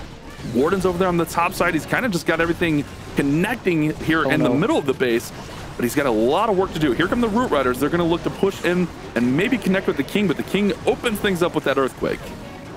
Yeah, but the log launcher went down so quick because the Expo was on the ice golem, which died, and then, well, just redirected onto the log launcher, which means the log launcher did get pretty much zero value, unfortunately. And it's now all about the Root Riders of actually getting the pathing into the tunnel, which so far seems to be not working great. He has to invest the overgrowth to make sure that there's not as much damage to really save this attack and turn this around, because the tunnel has to go down, and the defenses so far are not pushing anything into that tunnel direction, and the overgrowth might backfire a lot now. He's got the RC coming in to take that town hall down, but you're right. A lot of these forces are going down. Royal Champion secures the Town Hall takedown. She's going to take that Giga Bomb right there. Now the Monolith is going to go ahead and get destroyed as well. So the Royal Champion actually coming in really clutch. But look at the bottom section of this base. There's a Fire Spitter firing on that Royal Champion. He's got Expo, Ricochet Cannon, and Philip is doing his best just to run up as much percent. The nice thing here is that Giant is tanking the Expo, so the Royal Champion can continue to work and get as much value as possible. The Sneezy goes down. Now the Ricochet Cannon focuses fire onto the Royal Champion, and she's going to go down next. all a percentage game now, Itsu, and that 97 from Den is looking even sweeter now. Yeah, that's exactly what we said earlier. Those 97% is not bad whatsoever. Really solid percentage. But on the other side now for Philip, he's not being able to get across this 90% mark, falling short, and it's just not working for him. The fact that the lock launcher died so early because of the redirect of the Expo with the Ice Golem, yeah, was really unfortunate, and is resulting in this not that great attack, because he wanted to get way deeper, he wanted to get access behind the Town Hall with his lock launcher, and it did not work out because it just went down too quick. Yeah, that's tough. I mean, it's one of those plans when it works, it's such a thing of beauty. You can get so much value. But he had everything kind of like spread out so thin there that he really didn't have the support in there for that log launcher. I mean, the king was kind of on his own. The queen was fighting those ice golems and the fire spirits. And then the root riders came in from that far left side. So it was a little bit of a thinner approach. Everything did kind of converge together, but you're right. Losing that log launcher early may have been a big factor, but now Dizi group is up by 9% after 2 attacks. So still anyone's ball game, but Dizi group definitely feeling good. Yeah, they are for sure happy with the current position they are in, but they need to follow things up. We have as well seen from them a lot of low percentage attacks. Den, one of the attackers who was already able to improve his percentage, but he was not the only one, so we need to make sure that we're waiting for the remaining attackers, because anything can still happen. If they're improving their attacks today as well, they're looking really good, but really, they had as well 2 1-stars in that last match which they have played, and we're hoping all that they were able to clean things up and make sure that they're playing better in today's match. The next one is going to be Xian versus the base of General X, and I would assume that we're going to see some type of Royal Champion, George, most likely with the Root Riders, because it seems like all of those teams really love to play those. And yep, there we go. It's again with the lock launcher approach. Yeah, it's just such a nice play where you can just set the pathing, you can set the funnel, and like the Clash of Clans, it feels like it's one of those most basic things that you learn at like Town Hall 7, Town Hall 8, maybe even before that, is funneling your troops. And this Royal Champion with the Electro Boots and the invisibilities and the Spirit Fox in there, it just allows you to establish that funnel early on. And with the Root Riders just trouncing those walls and destroying them on their way, it is just such a nice tool. But I'm a little bit concerned here. It's looking like it's going to be another one of those across the base approaches. This is where Dizi group fell into some problems yesterday. Let's see if he can correct it. Qian actually had a couple of decent attacks yesterday, 92% and an 88%. So looking to improve that and get a 3-star. King's going to work into this compartment. King can pick up some nice value in here. Yeah, and the logs are rolling this time for way longer because the Expo is taken care of, which means the Siege Machine is staying alive longer. The Root Riders are now in, and it's now all about the pathing of the Archer Queen. She can even reach that multi-inferno tower. Nice job here. And with the spawn giant, she can go even further. The Root Riders at the same time are going into the Town Hall section now, but the Valkyries bash, they did not go into and behind the Root Riders. Yeah, they're on the outside of the base. The Roots are in the inside, so he's going to lose some of that damage. I thought he was going to go from that right side of the base, but he goes right at the Town Hall, and he's going to loop around, but he's going to have to deal with some of those big defenses at the end of this attack. Root Rider's going to come over to the Fire Spitter, but it's not really going to be able to deal a lot of damage. But look at those Yeti Mites popping out there and getting some nice damage. Now the Boogers are over there. He is just racking up damage. Those Rocket Spears from the Royal Champion, and Qian is taking down sections of General X's base, brick by brick, trying to tear it down and get the 3-star for Dizi group. Yeah, and since the Valkyries went around the outside, they were staying alive, and they're now rejoining through the opening of the wall with the Root Riders, but they're going again to the outside. But with the wall break, they were able to lead them back inside, so things are not looking maybe okay. As I'm saying that, every hero is going down in existence, and this means it's maybe not looking as good as I was hoping for Qian, because there's a lot of base left on this one, and the healers are getting completely fried by this multi-inferno tower. You know, one thing I noticed is he went with that early queen pop and getting that giant out early. A lot of times we're seeing the success with that be when that giant is more towards the end of the attack and providing that last little bit of support for those heroes to finish off the base. Again, it's a very respectable percent at 90%, and even best Phillips percent at 88. However, it leaves the door open for Synchronic to get a 3-star and hop into the lead in this matchup. Yeah, but at this point, it's kind of like a similar situation as what we have just seen in the first match of the day, that at some point, percentage are not going to be enough anymore. You are forcing your opponents with the consistent high 2-star attacks to a 3-star, which is way more risky to approach and way tougher to approach, obviously. So that is for sure something to keep in mind, and Synchronic is getting pushed more and more into that direction with all of those high percentage attacks, which we are seeing right now from Dizi Group. And we have Einstein now as the next attacker. He was one of the attackers who liked to use the Warden charge as well. So let's see if he's going to pull that off again with the Fireball together. Yeah, with the rocket balloons, you called it, and that's what he's used all throughout our tournament here. He's had very mixed results on it, but if he can set up and land this Fireball, he's one of the best at it. He does have that Angry Jelly on the Warden, so he's going to let that Warden target defenses. The Angry Jelly will make the Warden target only defensive structures for the first 35 seconds of this attack.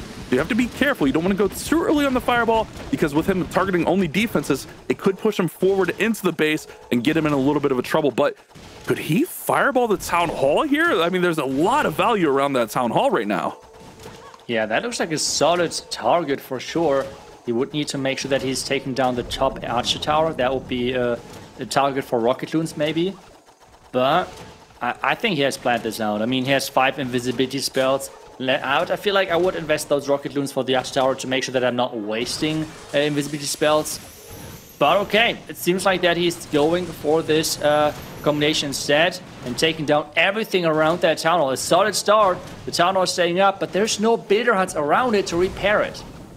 Yeah, it's going to be just barely hanging right on there with maybe 20-25% of its health remaining. So the Warden can actually come by and clip it pretty easily. Now he's got that Flame Flinger working on the top, and look at it. It's going to target that Merge multi-cannon up top there, which we've talked about that defense all weekend. That thing can deal out some nasty damage. But if you can get that out with the Flame Flinger, that is crazy value. King and Queen now working through the bottom compartment. He's got Rocket Loons to support. Oh, he's going to go Rocket Loons for the Town Hall. Is it enough? First 2 land in there. It's still just got a little sliver of health in there. This attack is all over as far as different sections of the base, but now he's got to finish this Town Hall off. Last couple rockets. He got it.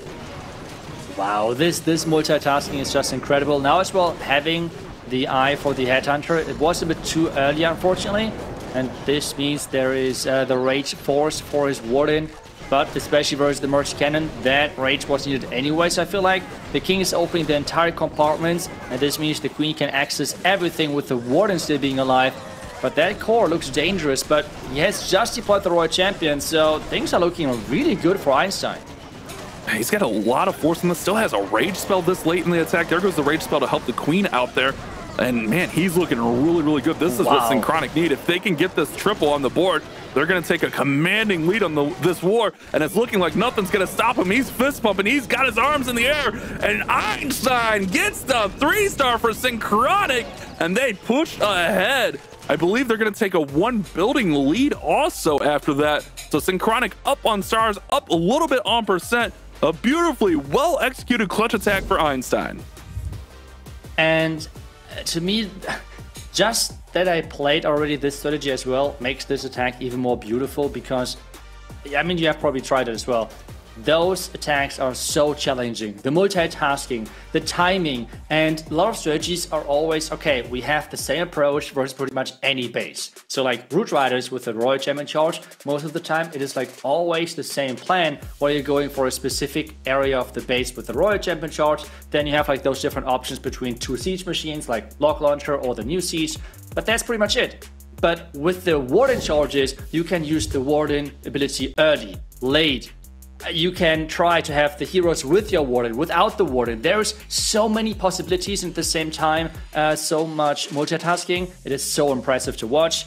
And we're now back to the next attacker, we're back to Root Riders again, and back to the second option, which I just mentioned, with the new siege, making sure that we are getting the reinforcement right into the main push.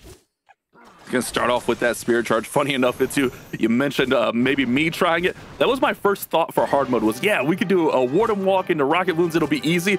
Oh my goodness, I lost my Warden so many times because hard mode is so hard. It takes so much to adapt to how different the hard mode is, with him dealing less damage, the defense is dealing more damage. That's one thing I don't think a lot of people take into account. Unless you've tried the hard mode, it is drastically different. So I challenge all of you out there, go just hit a friendly challenge in hard mode and just give it a feel for yourself. All right, Ryuta working in here. I love this setup. Great value so far from this Royal Champion charge. He's just working in there. He's being nice and patient. Here comes the recall, but he got a pretty good little chunk of that base out. Now the Queen's going to go on that left side. He's got a great path to set everything right through the middle of this base. Great skeleton spell in there to distract the monolith. I love this setup from Ryuta. Yeah, this looks like a really solid approach. Yesterday we have seen the Royal Champion charge from the left side onto the monolith, since pretty much all of those bases we're seeing today are getting reused, because it just seems like that those were the best bases to defend the majority of the attack strategies.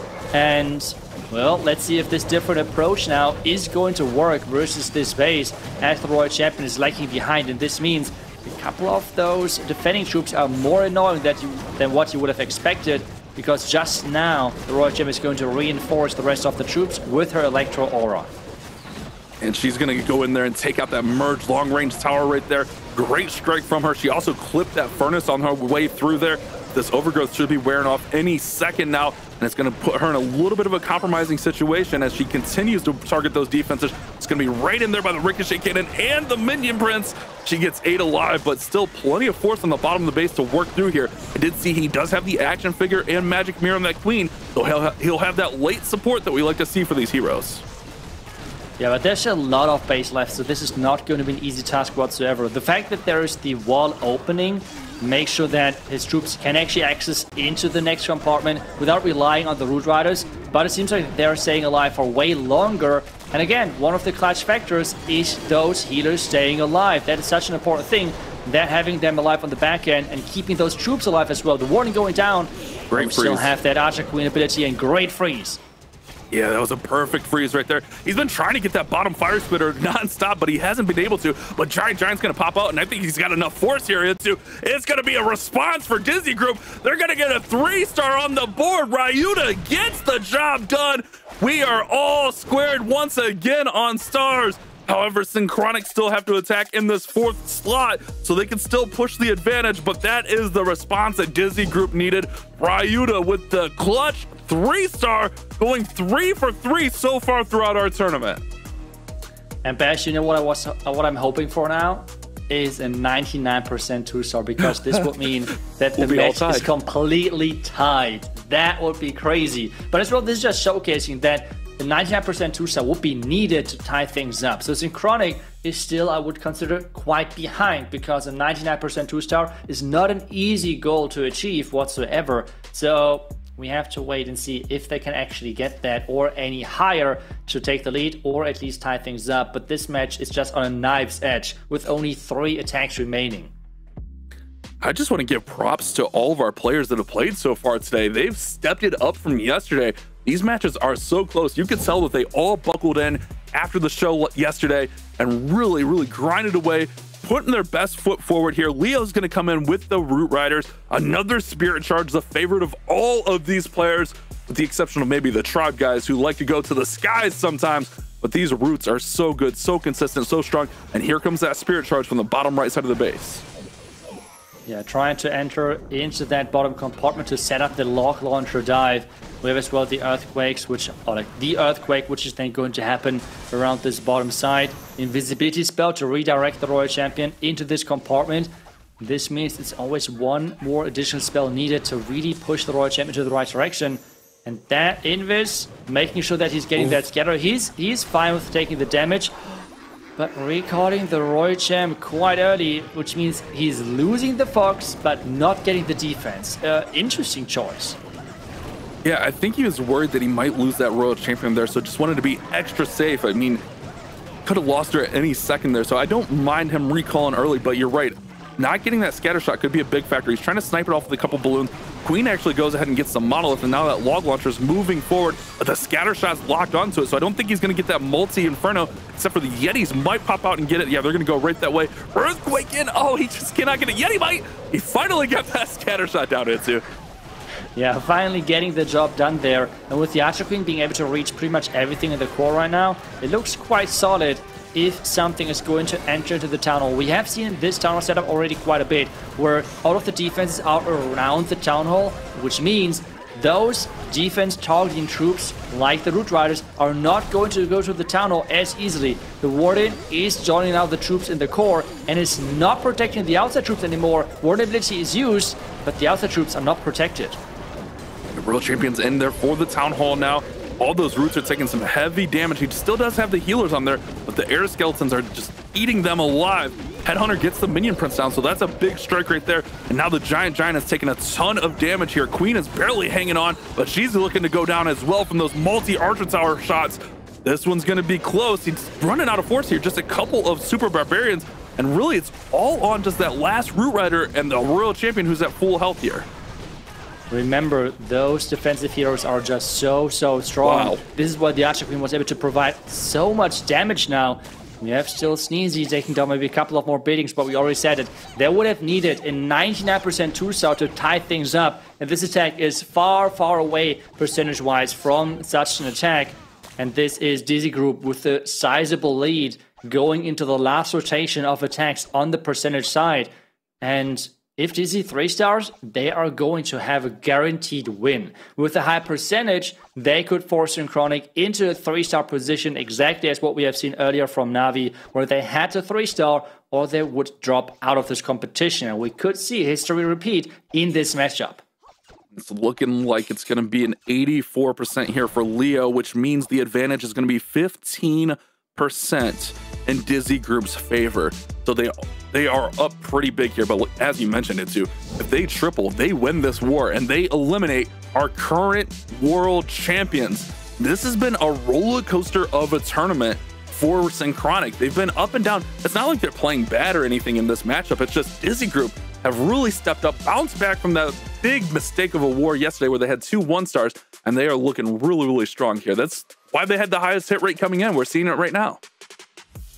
Yeah, they're just incredibly strong on offense, and it seems like that the Synchronic bases cannot stop them whatsoever.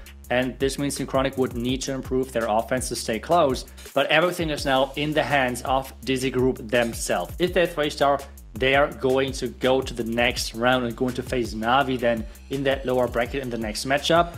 But for that, they need to 3-star first, and we have Zekan going in as the last attacker for Dizi Group. It's going to be a Royal Champion charge, but we're going to see the Dragons. We're back to air with a really heavy Royal Champion charge, it seems like, and the Queen is already deployed as well.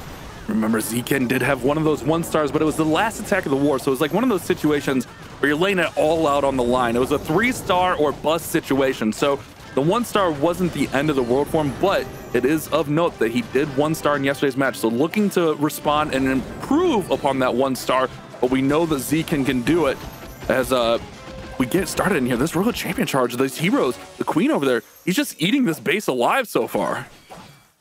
Yeah, great timings for those invisibility spells. Even after nearly 1 minute, he still has the Fox alive, which is really showcasing the skill there. You have the Earthquake, but Royal Champion going to the wrong direction, and this means this left side is staying alive, and that is looking really dangerous. I mean, the merged multi-tower, the monolith, and the multi-inferno tower, that is not an easy area for this backend. He's relying on the blimp as well to get that town hall, and with only a rage, he needs to make sure that this town hall is going down. I think he wanted that Royal Champion to go to the left and get that merged multi-tower with the haste, but she decided to go inside the base there. But that's one of those things with the base building, is those little details where you can kind of redirect things like that. Town Hall goes down, so no 1-star threat here. He did use that Minion Prince ability to freeze up the monolith, freeze up that merge multi-tower, and look at this brilliant play, pulling those ice golems to the far left side with an archer. I like it a lot, but everything is thinning out, and watch this merge multi-defense. Oh my goodness, it just eats these dragons alive. It's just dealing so much damage, and now the dragons, this is like the worst nightmare. You have cleared out the core, but now the dragons are going to path across, and they might trigger so many traps on their way on the other side. That is that's going to be painful. Let's hope that there's not too many traps on their way. They're even going to the left side to make sure that the angle is even worse for him. And so far the percentage is not the highest, I want to say, which means the chance is still there for Synchronic to come back. But I think the watch and percentage see if there's... I think it's going to be fine, though. If my math is right, they were at a 15% advantage. So once he gets this clan castle, it's going to force Synchronic into a must 3-star situation. Again, my math could be wrong there. We could be off by a few percentage. but I'm pretty sure with these last few buildings, he will force Synchronic into a must 3-star situation. I don't think he's got enough force to get the 3-star here, but he does put all the pressure back over to Synchronic. Yeah, well, then he has done the job he had to do, getting across this percentage point to make sure that he's forcing Synchronic to 3-star.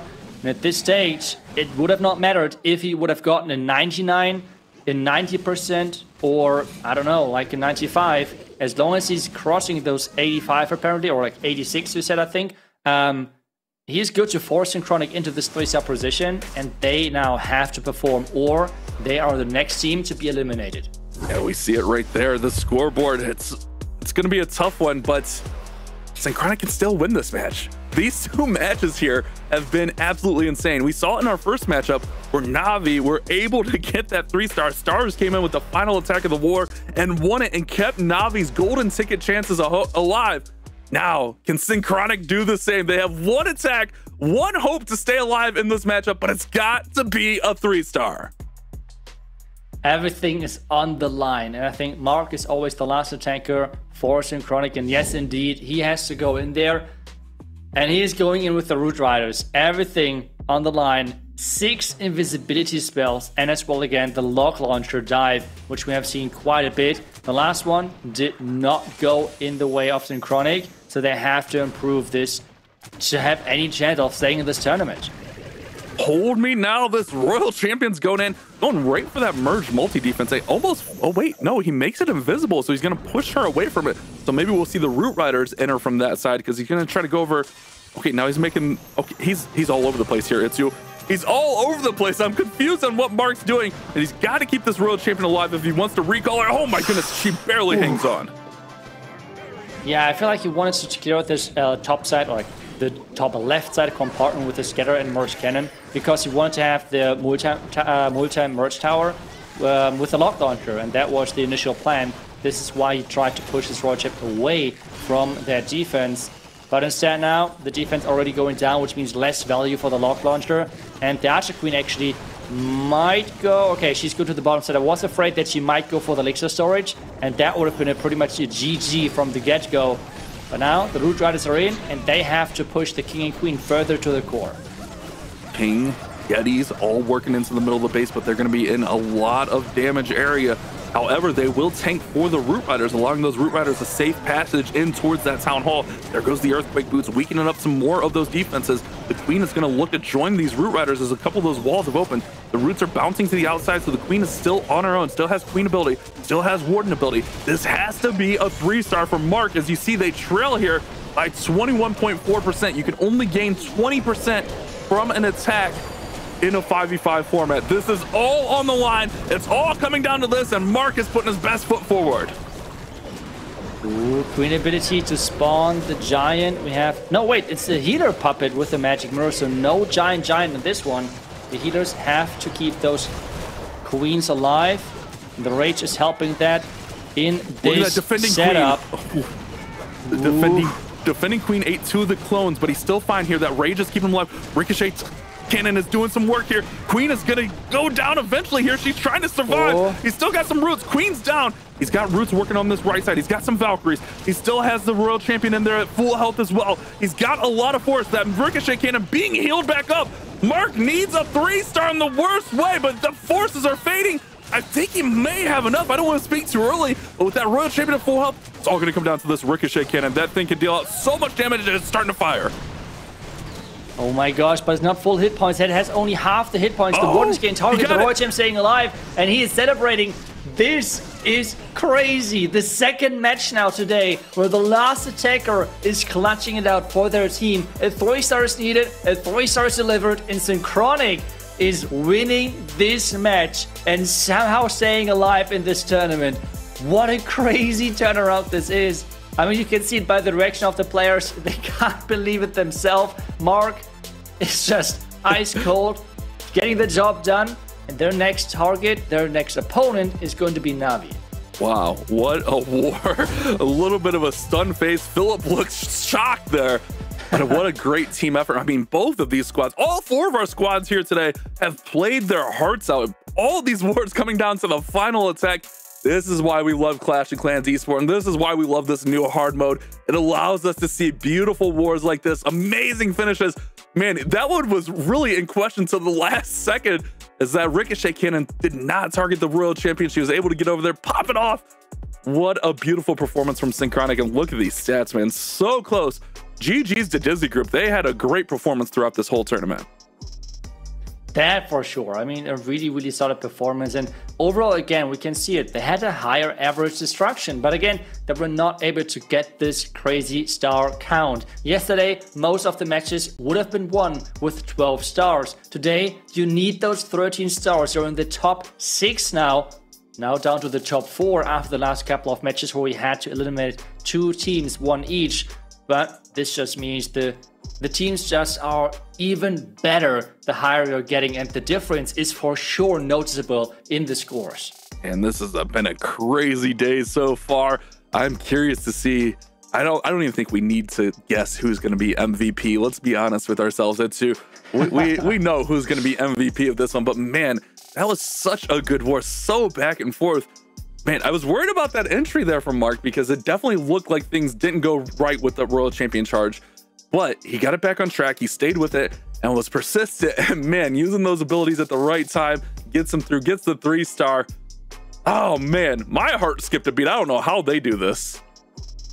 Yeah, I feel like especially in the core with the healer puppet and as well with the rage then to keep the queen alive, that was just MVP worthy. But I think we should check out who actually won the MVP. And you said, oh wait, what? Nice. Can we double check? Tech, is that really correct that Galaxy did not win this? Nah, this cannot be right. But let's jokes aside, Mark won this MVP vote, and I think he deserves it 100% because that last attack was clutch, and the community acknowledged that with the MVP vote for this matchup. Oh yeah, I mean, I don't think there's been a more clutch attack from the squad throughout this tournament so far. We've seen it in back-to-back wars, the final, the anchor spot, winning the wars for both these squads, but Mark definitely earns that MVP there. I don't think General X is going to mind sharing that award for once here, but let's go ahead and let's pop over and take a look at our updated bracket after our first 2 matches here today. We have knocked out 2 more teams, Team Elektros, Dizi Group, both going home, which means in our next lower bracket elimination match, we'll have Navi going up against the world champion Synchronic, both former world champions there. I mean, look at this lineup we have here. It's 4 teams from Worlds. Our next matchup, Dizi versus Vatic Esports in the upper bracket finals. What a stacked lineup we have. That is just crazy, especially if you take a look at the first couple of results of like the teams scoring like 9, sometimes 10 scores or like stars. But right now, we're like 13-12, 13-12, 13, like the scores are exploding right now. And I cannot see and wait and see what Vatic Esports can bring to the table, because they were incredible yesterday in Dizi. They were consistent within their offense and within their attacks, but they need to step it up on offense if they want to stay close in that next matchup. It is going to be a crazy one. Yeah, Vatic has been our highest scoring team with 14 stars and then 13 stars. But remember, Dizi held Dizi Group to only 9 stars. So we're going to come back and we're going to see that match next. Don't go anywhere, guys. We're going to show some replays of that last match, but then we have our upper bracket finals as our next matchup.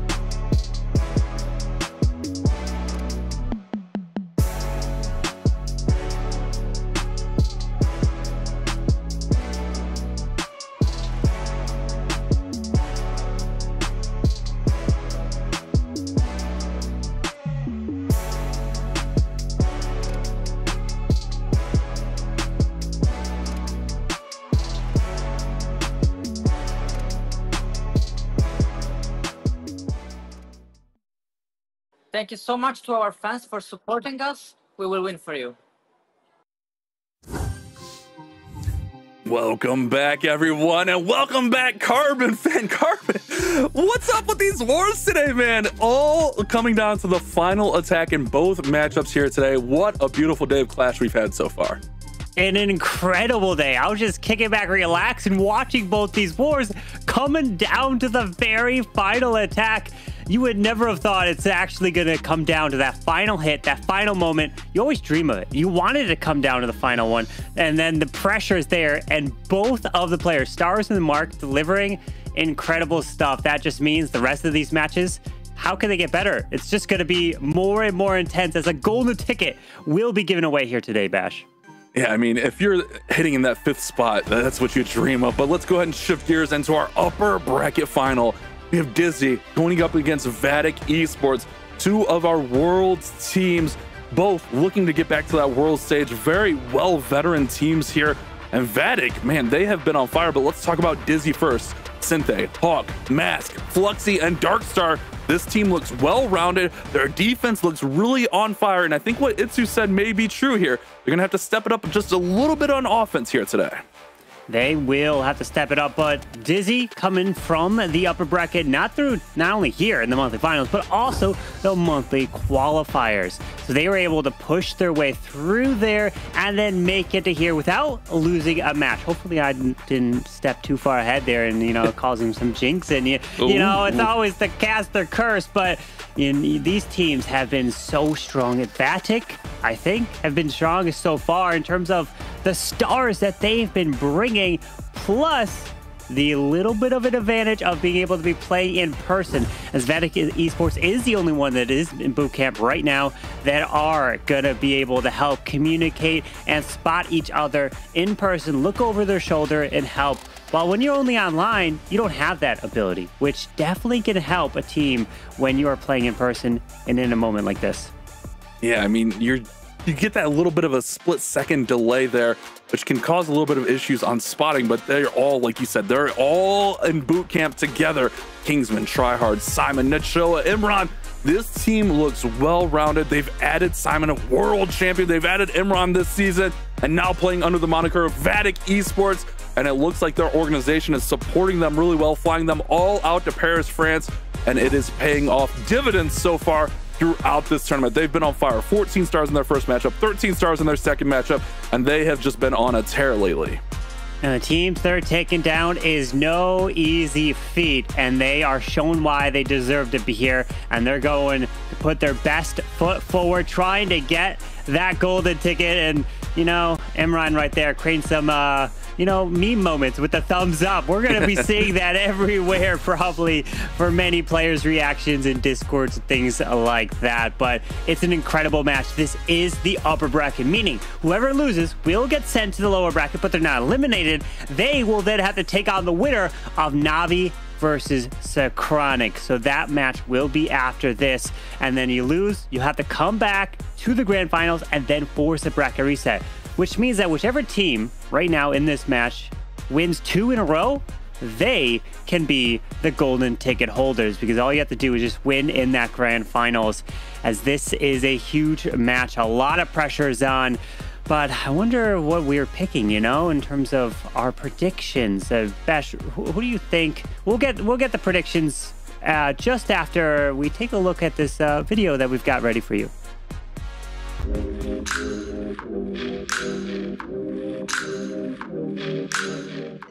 So my real first name is Dorian, and my game name is Kingsman. So I picked that name because when I started playing, I was very, very young, like maybe 13 years old, something like this. And at this moment, I don't know why, but I liked the film Kingsman, so I used it for the game. To be honest, I feel pretty well with my name, because I think I and we achieved a lot of great things with my team. So I am glad now to be able to live from esports, and I hope it will continue for some years.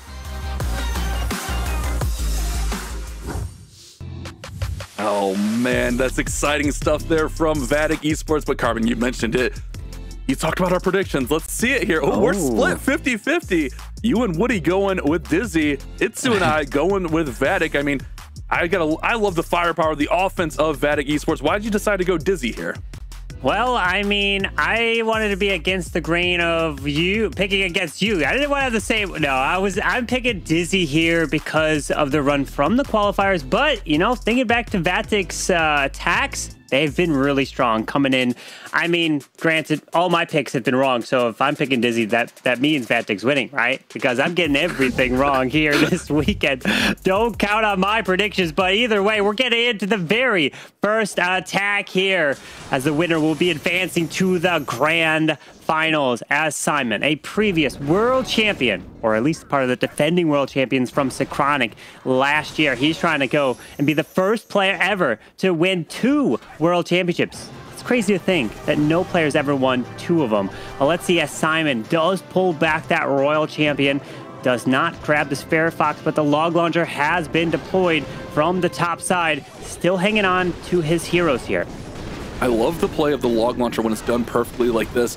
He uses a couple of giants out in front just to tank, but those ice golems are coming over and being a little bit of a nuisance. Not to mention that furnace. I'm not sure if he saw the furnace there, because it's just going to continue to spit out those fire spirits. He decided to poison the ice golems. Maybe a little bit of a misplay there, and shouldn't hurt him too much, because the furnace is probably going to be more on those tanky troops, but it is still just a little bit of a nuisance having to deal with all those fire spirits. It will slow up the attack just a little bit. And now everything is in from that right side. King's in. Here come all the Root Riders. Here comes that Royal Champion redeployed, and the Queen should join everyone going into the Town Hall compartment now. The one thing about that furnace is it opened up the log launcher a little early, which could have been able to take out that multi-target Inferno that's in the core over there. But he is going to continue through this Town Hall. Queen still has ability, but the Warden Eternal Tome still intact. Now he needs to get this Warden Eternal Tome probably through the Giga Bomb. No, he's going to let the healers heal back up and then save the ability as he continues to push through. Yeah, he was very patient on his Warden ability yesterday, and it actually came in pretty clutch for him. That Giant's now going to go for that multi that he missed there.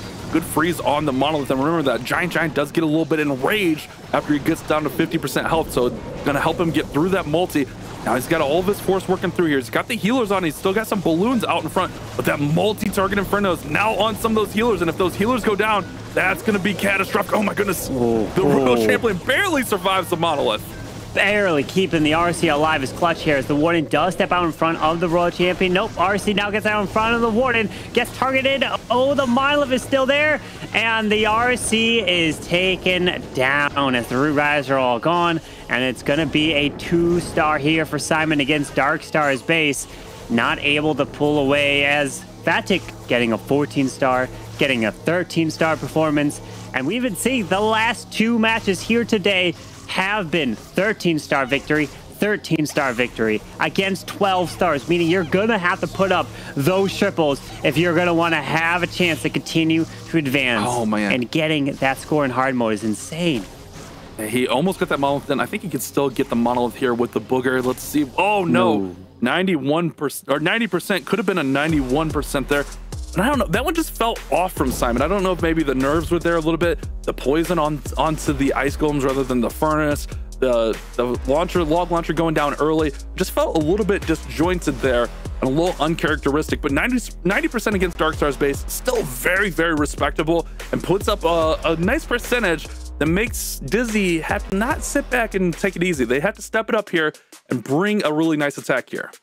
It could have really just been the poison spell not being used onto the furnace. Like you mentioned, it was used on the ice golems to the top side, and maybe he didn't even think about looking there, couldn't see it. Maybe it was hidden right next to the clan castle, but those furnace and the little fire mites jumping over, damaging the log launcher, not getting that exact value he was looking for, can definitely have affected his attack, and that's all. It's a chain effect. It runs all the way through the attack and doesn't let you get that 3. But let's see as Hawk is now coming in with the very similar attack, but this time it is 2 overgrowths. Many times we just see 1, but he's going to go with the double overgrowth investment here as the Royal Champion continue to use the Invis spell, charging her way through, and then we'll pull her and that Spirit Fox back.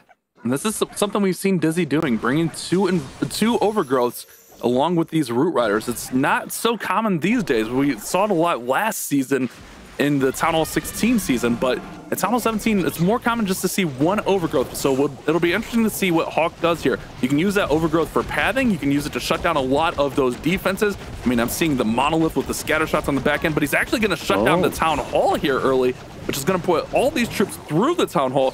But if he times it just right, after 25 seconds, that Overgrowth will be gone. He'll get some of that damage out, and then he can circle back and grab that Town Hall right away.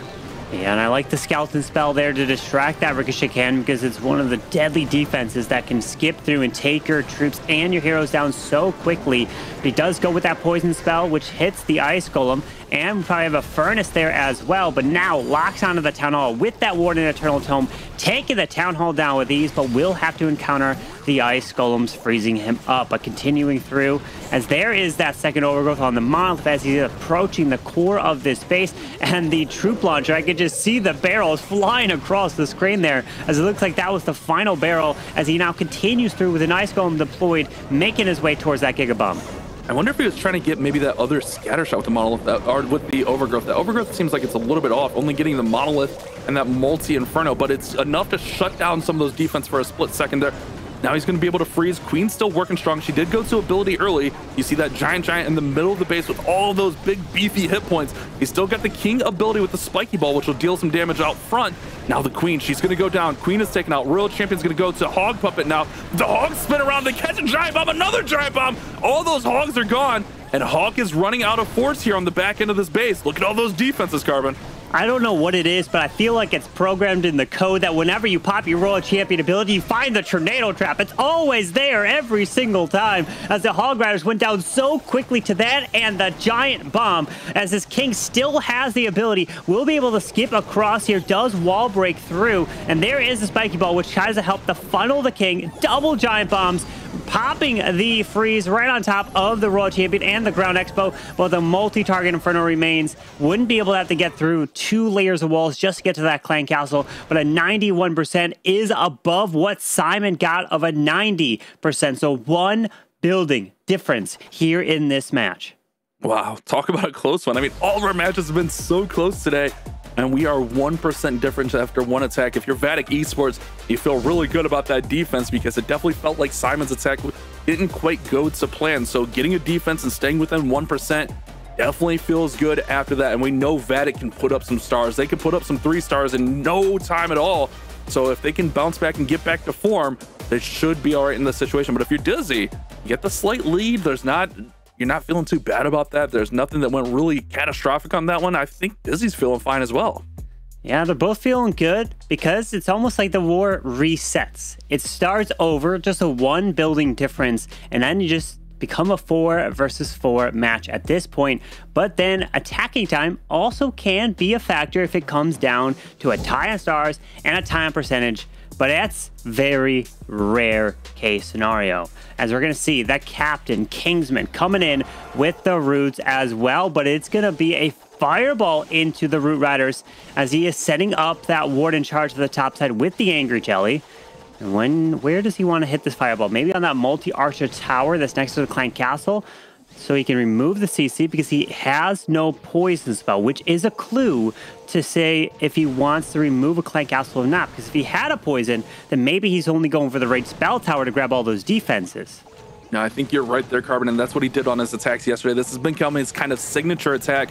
But remember, he did have that big miss on a fireball yesterday, which cost him really big. His attack was only in the 70%. He's going to be extra safe with these invises. 5 invises, and here comes that fireball to take down the multi-archer tower, take down the Clan Castle, and now that Warden can go ahead and join the Root Riders and surge right on through the Town Hall compartment.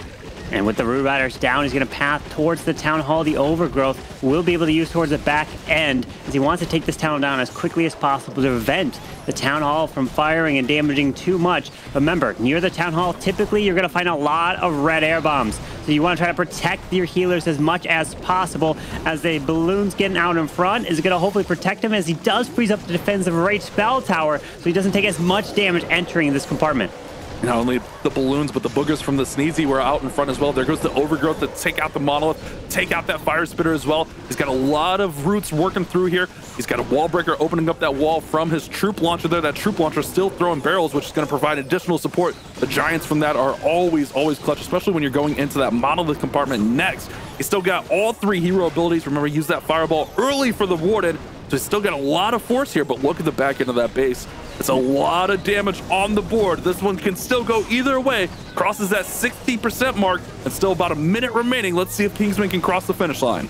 He's got a skeleton spell. He can either use it for the Monolith or save it for the back-end Ricochet Cannon, because you don't want those things hitting your heroes, as the RC abilities Force does decide to go with the Hog Puppet onto the Royal Champion, and there it is. We have a skeleton spell placed over by the top side Ricochet Cannon, but the Bomb Tower is there, dealing splash damage, but it is doing enough distraction to allow him to move through, as we have a King ability, Super Barbs, to provide even more distractions. It's looking good here for Kingsman, as the King's ability will be used to skip across, and I'm liking this here with 1 invis left to keep his RC alive. He uses it there, and but the only thing is the time, is luckily the tornado trap there was triggered by the booger, so his heroes won't encounter it, and a 3-star for Kingsman.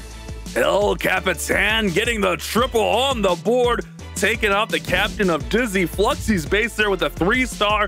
And now Vatic Esports are showing why they're in this situation. They put up 14, they put up 13, and they just get their first 3-star in this matchup. But remember, Dizi, if they get a 3-star, they're still going to be in the advantage. They will still have a lead here. But that was a beautifully planned out attack from Kingsman.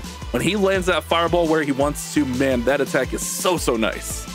And something you have to keep in mind, just winning this war doesn't guarantee you, like last year, a silver ticket. Remember how last year you got a silver ticket into the last chance qualifier?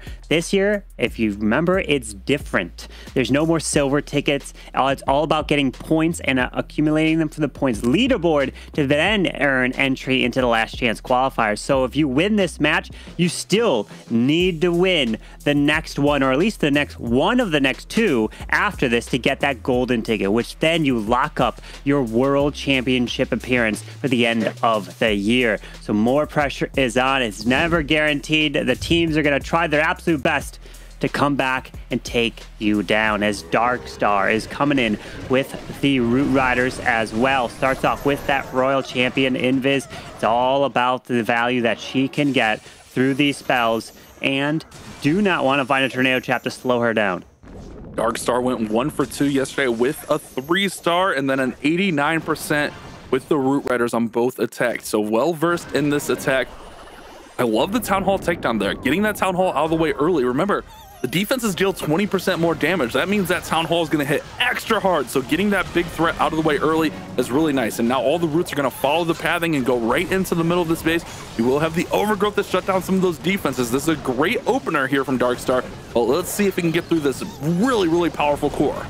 And something to keep in mind, when you take out a Town Hall like that down early, then you typically aren't going to go through the red air bomb farm where all the red air bomb traps are, because typically they're around the Town Hall, thinking you're going to go through there to help keep your troops alive with the Warden and Eternal Tome. In this case, now he's moving through the core, as he did find 2 red air bombs there. Oh, nice. Speaking of that, Seeking air mines are popping, but as long as these healers can stay alive, keep those Root Riders at full health, they can get through this base and continue their push around.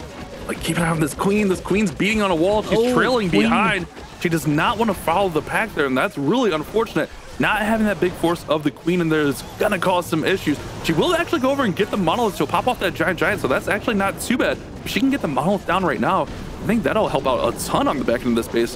The final compartment looks a little threatening, but he's got a lot of force. He's got a lot of troops here. Carmen, this is looking pretty strong for Dark Star so far. I think he's got a chance. With a couple Super Barbs now running around the edge, the Queen's trying her best to stay alive. That Invis could be invested for the Queen, or it could be invested for the Royal Champion, making her way through, as the healers are on the RC, so I would save it maybe for her. She goes invisible with the Spirit Fox. Queen is dead. That Invis spell will be used, and the answer is here for Dark Star and Dizi. We saw a 3-star from Kingsman, and then Dark Star answers right back. My goodness, today's been an incredible day of just attacks going back and forth, answering one another, and these teams have showed why they deserve to be here and trying their best to get that golden ticket. What a beautifully executed attack. He had so many troops there at the end. He almost made that ricochet cannon invisible, but I don't think it would have mattered. He had so many troops up there, still had plenty of roots, and like you talked about there throughout the whole attack there, Carbon, keeping those roots full health with the healers is such a key thing, and that's when we see these root rider attacks being successful. Keeping the healers up, keeping those troops healed all the way up to full. That's a big thing, but sometimes we see those healers get taken out, and it's a little bit of an issue, but it still can get through. But with that one, no question about it. Darkstar gets the triple, and now Dizi Group still up by 1% after those first couple attacks with the rare misses, or the misses rather, 1% apart. Easy for me to say, right, Carbon? Yeah, I feel like it comes down to the base builders trying to guess what the entry is going to be. Because they can take a very, very good guess that it's going to be a Root Rider attack, since we're seeing so many of it. But at what angle will the attack come from? And can the healers get hit by the red air bombs? In this case, Darkstar avoided many of them by removing the Town Hall early. So let's see what Nachoa could do, is he is avoiding the ground altogether and going Dragons. But he is bringing in the Royal Champion charge as well, but a very heavy invis charge. So this RC can get way more value than the typical recall type of an attack that you would see with the Root Riders, as this RC will probably path their way left. No, does see that the Teslas have popped, so he has to invest that invis to reroute the RC towards the right side.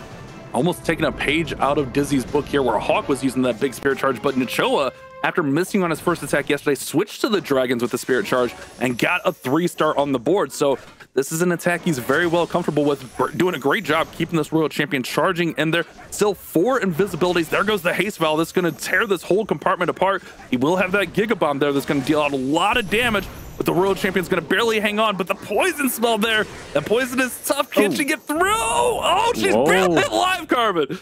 The fact that she got that last air defense is clutch. The air defenses are a huge problem when it comes to dragon attacks. Drops 1 dragon to the bottom side with the balloon, so that dragon could coast its way down and around and come back, as we're looking like the dragons are now to the top side. That 1 dragon to the bottom, I really like it, because then it will help with cleanup. But there is a Royal Champion down there, so it won't be able to last too long, as we are seeing that blimp with the Warden popping the ability to protect the blimp all the way towards that tunnel, but he finds the tornado!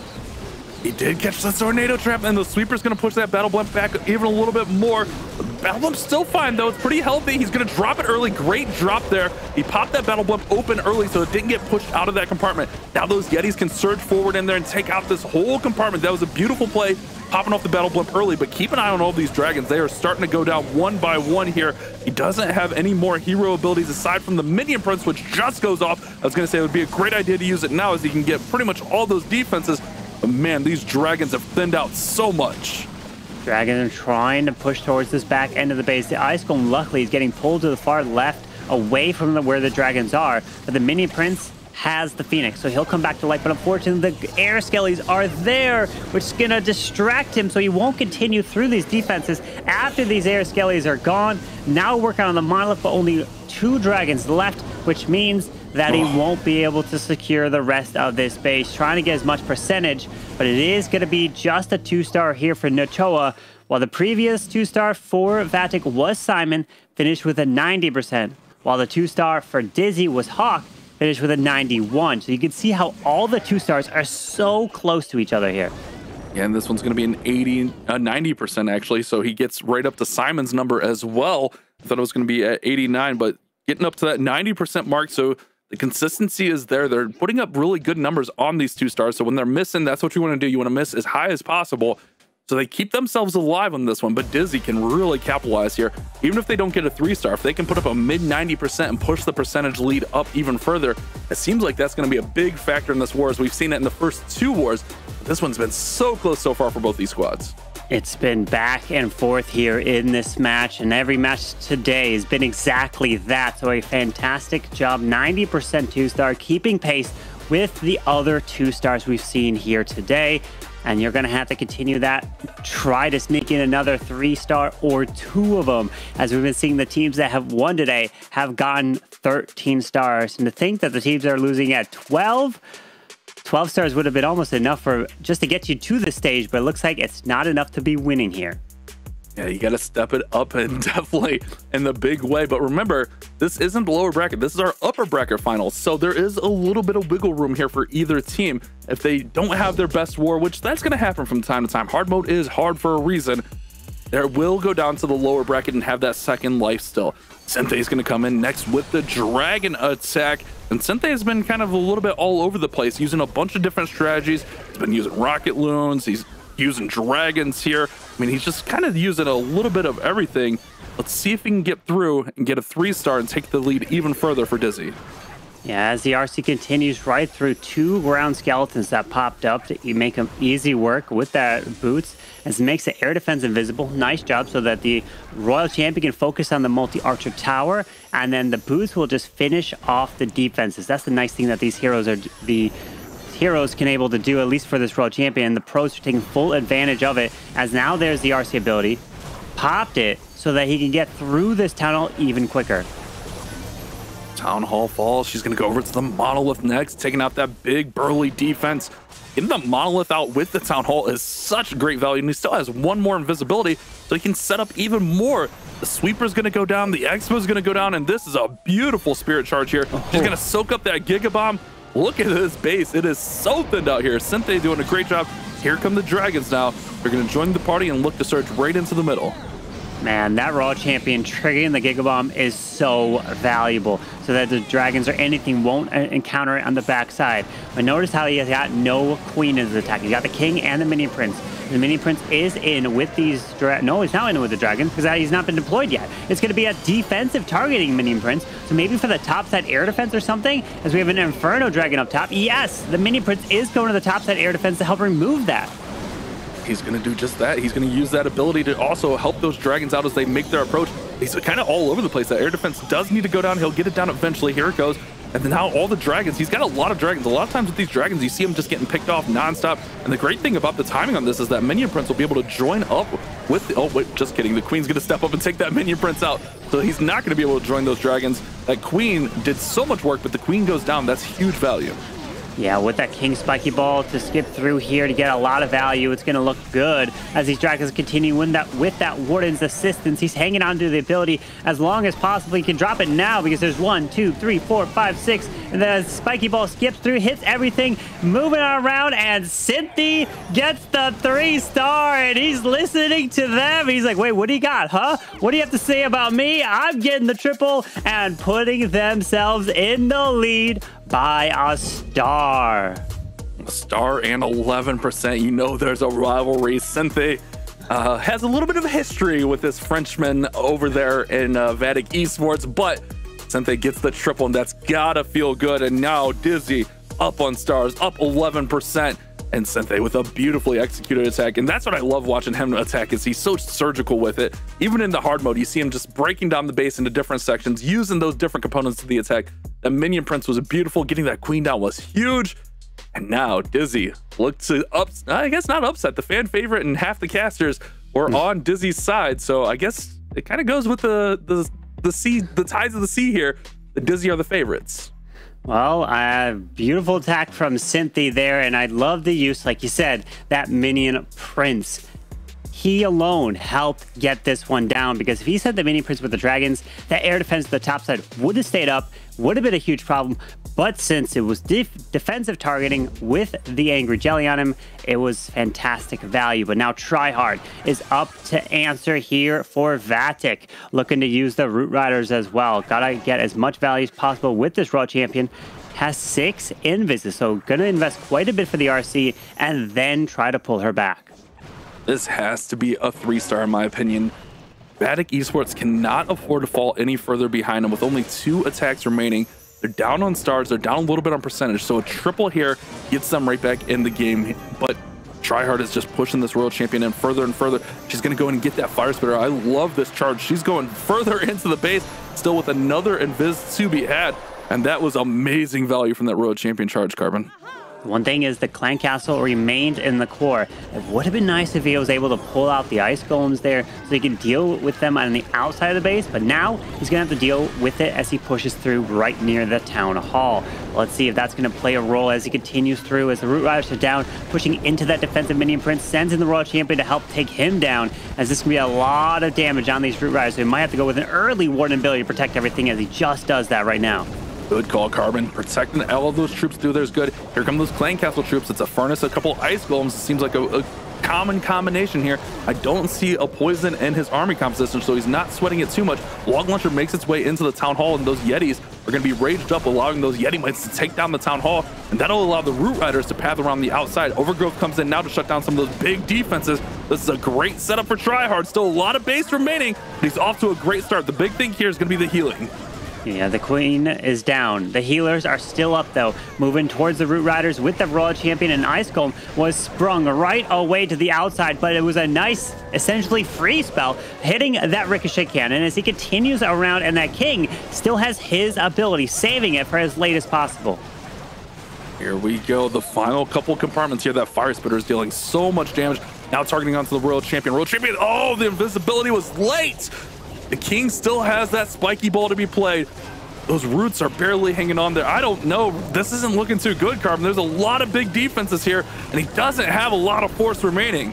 And the King is still up with a lot of health there. Gonna have to encounter that King versus King. But unfortunately, the multi-arch tower, the defenses, plus the Monolith is still up.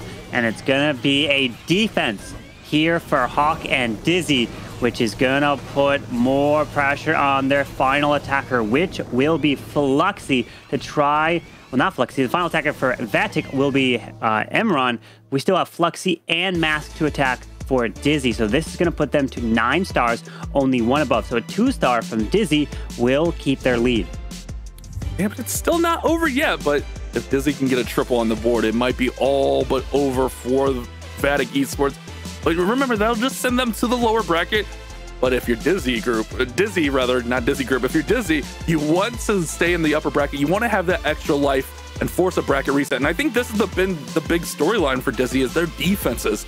We saw Vatic coming into this round here with 14 stars and 13 stars, and now they're just being suppressed. They can't get triples on the board. They're getting pretty nice percentage. I mean, their misses have been 90, 90, and 88. But man, they cannot get over there more than 1 time so far for the 3-star. One thing to keep in mind is that they've had about just under 24 hours to prep for this team here. Granted, when you're in the competition, you just have to pick the bases. You have to do it pretty quick. You don't have that much time. But after the whole day is over, you have all those hours to kind of move traps around, get things ready. Granted, you've already built your bases. Since it's not more than 24 hours, you can't build another base, test it all. So you still have to go with stuff you've built, but you could still take your time and really pick the bases that you want to use against the teams here in this stage that you've built over the last few weeks to get prepared. But we're going to see now Mask send in the Royal Champion Invis charge as well, just like we've been seeing all day. So many of these attacks, it all comes down to that Royal Champion value as he is charging her way in towards maybe the mile of here. No, he's going to pull her back before he pulls out that full clan castle. He does have some nice log launcher value here. If he decides to set that up, he can go for that merged multi-cannon and the monolith there. Didn't get the full clan castle pull. It looks like just a couple of archers right in there. Skeleton spell's going to come in to distract those defenses, and here comes that log launcher. It's going to target both those defenses, which if he can get those down early, that's going to be huge for this attack. Dizi need a 3-star here, and they can put the war away, but really anything over 90%, and they are sitting comfortable. Yeah, with the log launcher continuing to push into this monolith, it's locking onto the skeleton spells. There is the defensive minion prince, which opens up the log launcher. Unfortunately, not going to open up the next wall behind into the clan castle. So the Yetis, oh, well, either way, they're going to find spring traps get launched left and right, but do activate the tornado trap. Alrighty, let's see if he can get through the middle of this base. A lot of force in there. The King's on the outside, which should funnel everything in. Still got all of the hero abilities, including the Warden's Eternal Tome. He does have that Royal Champion ability also, so he didn't elect to go with the Haste Vial there.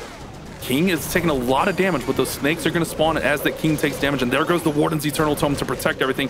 But so far, everything's going around this town hall. Oh my, that warden ability, I was just looking at the left side, protected a lot of Valkyries, which were able to go snipe the enemy queen under the Eternal Tome. So that was very valuable. Let's see as he continues through with another overgrowth. There it is on the backside to hit that spitter as the Town Hall has been secured. There's the King ability a little early as he continues through with a freeze now onto the multi, but the Giga Bomb is there, going to hit these Root Riders. Oh man, this one is starting to thin out a little bit, but he still has some abilities to support here. Also just have that invisibility to support the Royal Champion or wherever he really needs it. King is just hanging on there. That King took so much damage early, but he's kind of just been able to survive up top there. Queen's gonna go ahead and step forward. He's got the boogers down there on the bottom side distracting. And man, he needs some support, and here comes the Giant to provide that support. He's got a lot of hard-hitting defenses here, and this one could go either way still, Carbon. I don't know. Let's see if Mask can cross the finish line here. It's so close. Oh, my sneaks super barbs into the spitter to the bottom side. A fantastic snipe to take that defense down. As now he's got one more super barb probably near the left side to help grab those army camps. As the King makes his way over there. He's only got 13 seconds left. The Royal Champion is luckily still alive. Does Mask have the time? 5 seconds. I think he's got it. And this one's going to be all over. Dizi get another 3-star, and they have came to play here today. Even a little celebration dance, and man, Vatic Esports seem to be off their game, and Dizi seem to be in their comfort zone. He looks nice and cozy there on that giant bed, and man, they take a huge advantage after that triple. Couple of seconds to spare there, but Mask gets the job done for Dizi. Mask pulling out the dance moves, has 3 triples here, and that's been the storyline here today. The teams that have been winning have been pulling through with 13 stars. If Luxy, the next attacker for Dizi, just gets a 2-star, that puts them to 13. So a 3-star from Fluxy would be 14 stars. So at this point, right now, Vatic Esports only have that 1 triple. So the best they could do is hit the 12-star mark. But all Fluxy would have to do is still only 2-star, even if the final attacker here does pull away with a 3-star, which means that Dizi has the greatest chances of advancing to the grand finals. But Vatic, if they get sent to the lower bracket, they still have a second life, where if they win, they'll go for the rematch in the grand finals. But if they lose that again, then that would be an elimination. Yeah, still a lot of Clash to be played here. Man, this has been such a crazy day. And remember, the loser of this will play the winner of Navi, versus Synchronic, which will be our next matchup here today. Imran's going to come in with the Spirit Charge Root Rider attack. A big favorite of all of these attackers, and he's been in that last spot for this team, and he's been doing pretty well. Let's see if he can get a 3-star and at least give them a sigh of hope here. They would still need a little bit of help, but a triple would definitely give them that just little bit of hope that they need. The hope is all that they can ask for here, as the Royal Champion is moving in through this bottom side, has 1 more invis invested, can trigger the Rage Spell Tower, maybe even take it down. Yes, with that last invis, goes off to the spitter as well, and won't take that down as he pulls the Royal Champion back. Good recall there, though, making sure she survives. Drill. And look at this, a battle drill. Remember, each time that pops up, it's going to stun the defense. So it's going to go right in, and it looks like it's just going to make a beeline for that center compartment and take out the Monolith, maybe even take out that multi there. That Minion Prince is just dealing so much damage to it, but the Monolith goes down. It looks like the multi will go down from those Yeti Mites. So a great play there to target those buildings he was looking for. All the roots in on the right side now, but he's got a long way to go. It's all or nothing on this one, Garmin. He's going all the way across the base. Town Hall sitting on the complete opposite side. At this point, they can take all the risks they want because they know they need a triple to even have a chance. As the Warden Eternal Tome popped to protect the Root Riders, also protects through a Seeking Air Mine. But if there's one Seeking Air Mine, that means there's more. As he found one, he tries to continue through and get ready for a bunch of red air bombs, as these healers may just get picked off. Oh, but he poisoned the ice golems here instead of the furnace, similar to what Simon did. Now that furnace is just sitting up there being a little bit of a nuisance. It hasn't really been a factor, but it's just one of those things that makes you question why he didn't poison the furnace. Royal Champion's in on the Town Hall, but she gets taken out. Queen is in there. King is all on his own down there, and this one's falling apart right in front of his eyes. Town Hall will go down from the spiky ball, but man, this force is all but gone now. Yeah, no more Root Riders. Does have the Queen ability. We'll pop that soon. Looks like the Queen will path her way to the top side, outside of the wall. Pairs in the wall breaker there. But the Queen's ability won't be able to get too much more after this. It has to be a 3-star to even give them a chance, because a 2-star here puts them to 11, and all Fluxy will have to get is that single star. A 50% 1-star, or just getting the Town Hall is a victory to push them to the Grand Finals. Fluxy is one of the best in the game of coming in that clutch spot and just getting what he needs. It's a nice thing when you just come in and need to not have all that pressure on. Those last 2 wars, we've seen intense amounts of pressure. That final attack had to be a 3-star, but this one, a different story for Dizi, as the whole squad have defended pretty well and attacked pretty well as well. They kind of flipped the script here on Vatic, where they're in the position to put up a potential 14-star victory over this squad. And look at that, man, the percentage in the favor of Dizi. The star is going to be way in the favor of Dizi, and just an off game here for Vatic Esports, as they will look to go down to the lower bracket after one more attack. Bash, all Fluxy needs, like we just said, is a 1-star. That's something you and I could do, right? we could step in and we could get a 1-star and help the team advance to a Grand Finals. I mean, I probably would manage somehow to still 0-star, you know. I have accidentally. I won't lie, Carbon. The first time I tried hard mode, I definitely 0-starred a few times. So yeah, I don't think it would be a guarantee unless the Town Hall's right on the edge and I could just like spam all the Root Riders right at it, just bring nothing but Roots, maybe a few Valkyries. But that's what these guys are pros, and we're sitting up here yapping, right?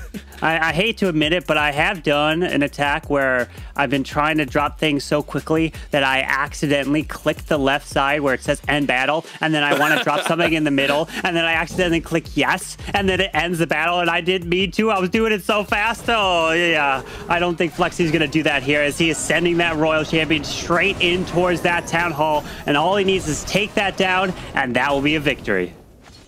And this is a very nice way to take down the Town Hall. Don't even spam all the troops at it. Just send the Royal Champion in there and get it out early. He's got plenty of Invisis. He's got an Earthquake. All he's got to do is just force her in here with the invisibilities. Going to keep her invisible on the outside of this base, eating up all those skeletons. That's the nice thing about those Electro Boots, is it basically instantly disintegrates all of those skeletons. He's got plenty of Invisis here, so he can take his time, take out all these surrounding defenses, and then work his way over to the Town Hall. I didn't see if he had Haste Vial, but I would assume he does. Yeah, there goes Haste Vial to take the Town Hall down, and that's going to be the victory for Dizi. That's it. Takes the 1-star, locks up the war victory, moving on to the Grand Finals, which means they are 1 war victory away from securing the very first golden ticket of the 2025 season. As this World Champion continues right on through the core, she's gonna go down, but did pull up the Clan Castle, and then he'll be able to send in the Dragons with a Lava Hound to the left side. Dizi's defense has been really impressive. They held in their first war against Only Exceed, that held them to 10 stars. Against Dizi Group, the sister clan, 9 stars. And now holding Vatic, who were just putting up stars nonstop, holding them to 11, I think is a big feat here. All the dragons are in. Lava Hound's going to go all the way across this base here into the middle, actually pulling that tornado out early. That's a nice pickup from that Lava Hound. Notice how he dropped the dragons first, which was tanking the air defense, and then the Lava Hound really went in so that he could pick off the air defense quickly, and then use the Warden ability to mainly, well, he protected the dragons, but the real benefit of that Warden ability was to protect the Lava Hound so he could try to fly across the base and pull all the traps to try to protect the dragons. Yeah, definitely a really nice play. Look at this last compartment here, though. It is stacked with Teslas, merge multi-tower, but a great rage here on all of the dragons should hopefully get them through. But those dragons are going to start to go down one by one. That merge multi-defense, oh my goodness, it just ate those dragons alive. He had a whole pack of dragons, now he's down to just 1. But there goes a Giant King with his Giant Gauntlet, going to try to take out that Queen. Does just that. He's surging forward with the Rage Gem. Also, we have the Giant Gauntlet Rage. We haven't seen that in such a long time, Carbon. Yeah, it wasn't. I was expecting maybe a spiky ball, but either way, it's all good. As he continues his way right on through, the King can't grab the Around Expo, so he sends in the balloon to help take it down. As he's got only 22 seconds, finds the Giant Bomb. King is such low health, he won't be able to grab this one, but it's gonna be okay, as it will be a victory for Dizi, pushing them to 13 stars. And that's what each team has won today. 13 stars, 13 stars, and then the third war of 13 stars here, Bash. 97%, almost getting across that finish line. Fluxy definitely feeling good about that attack, and just a real well-rounded war from this Dizi squad. They do get the victory, which means they'll move on to our grand final, and they will have essentially 2 lives. They will have to lose twice to lose this golden ticket opportunity, but that's not all for Vatic Esports. Vatic will go down to our lower bracket final, which we will see them in just a couple of matches. So still a ton of great clash. I mean, we can see this rematch in the finals if Vatic can win in that lower bracket. Yeah, we have at least 3 more matches, with the first one going to be Navi and Synchronic. Winner of that is going to take on Vatic Esports, and then the winner of that will then take on Dizi in the grand finals. And then the 4th match could be the bracket reset if it's forced. And if we're looking back to last year, that's exactly what happened with Synchronic. They got sent down to the lower bracket and forced that bracket reset to get a golden ticket. So it's definitely plausible. It can happen, but it is hard to do to take down a team 2 times in a row. But there it is with 13 stars for Dizi and a crazy high percentage, 97.6 in a hard mode is insane to think about. What would they do in the normal mode? These would be like perfect for them. Oh, it would definitely be perfect here for both these squads, but hard mode is hard for a reason, Carbon. It is significantly harder, but I think, honestly, if in the grand final, Dizi can put up a 13-star performance, the way their defenses have been going, they're going to be very hard to beat. If they get to that 12 to 13 number, I think they're just going to be a team that's going to be really tough to overcome. But we've seen a team like Vatic put up those big stars. We've seen the other 2 teams that are remaining put up 13 stars today. So this is still anyone's golden ticket, but Dizi have the huge advantage going into the end game now.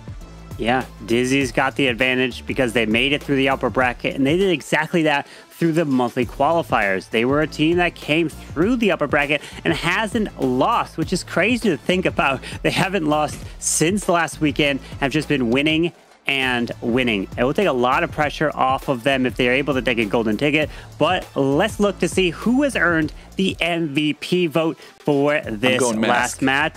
And it was Cynthia. Cynthia taking the MVP votes at 38%. Followed behind was Darkstar and then Mask. I don't mind Cynthia being there also. He would have been my second pick. I thought maybe Mask's dance moves maybe could have pulled it off for him there. But Cynthia, I love the surgical attack he did. I think it's well-deserved. This squad just really came together in this matchup. So well-deserved victory, well-deserved MVP there for Cynthia.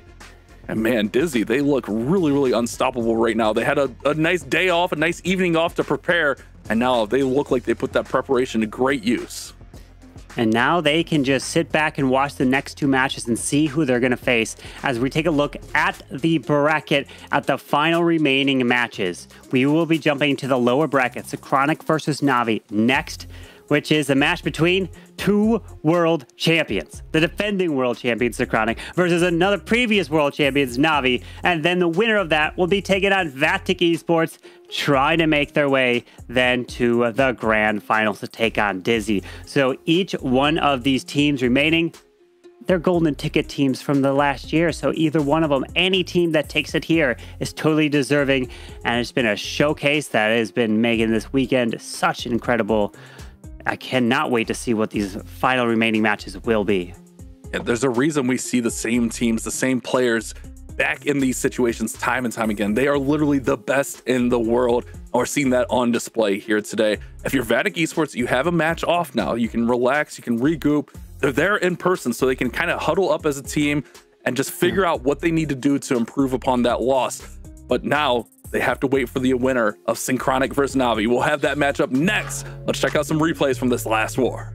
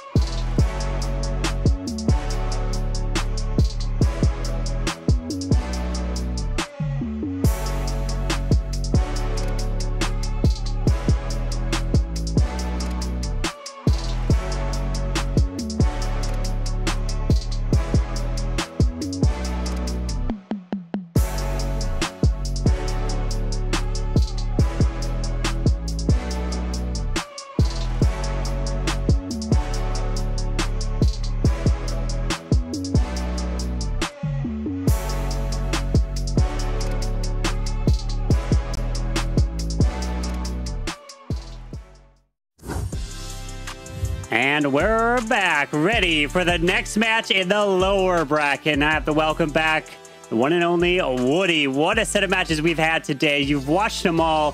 What's this day been so far? It has been a whirlwind day of incredible clash in action, seeing back and forth opportunities for teams coming ever so close to finding triples, but then seeing the swings go just all over the place with percentages in the high 90s, never knowing which team is going to be ahead until the very end. But then sometimes a surprise upset in the middle war that gives a big lead to one team or the other. You have to hold your breath at the end of every single attack. You never know which way they're going to flow.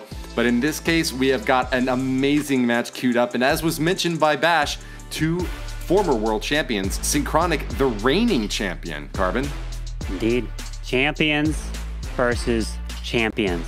Only one can advance. One of them will be get sent home and won't have a chance at trying to get that golden ticket, as we have the lineup of Synchronic with Einstein, Mark, Philip, General X, and Leo.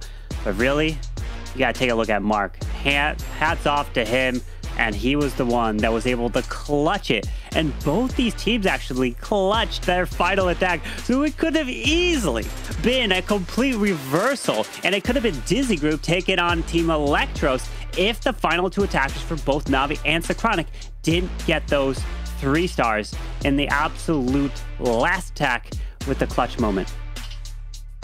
Just goes to show you how close these two teams are, evenly matched. We want to learn a little bit more about them though, so let's go to the top brass of Synchronic and ask General X where his name came from.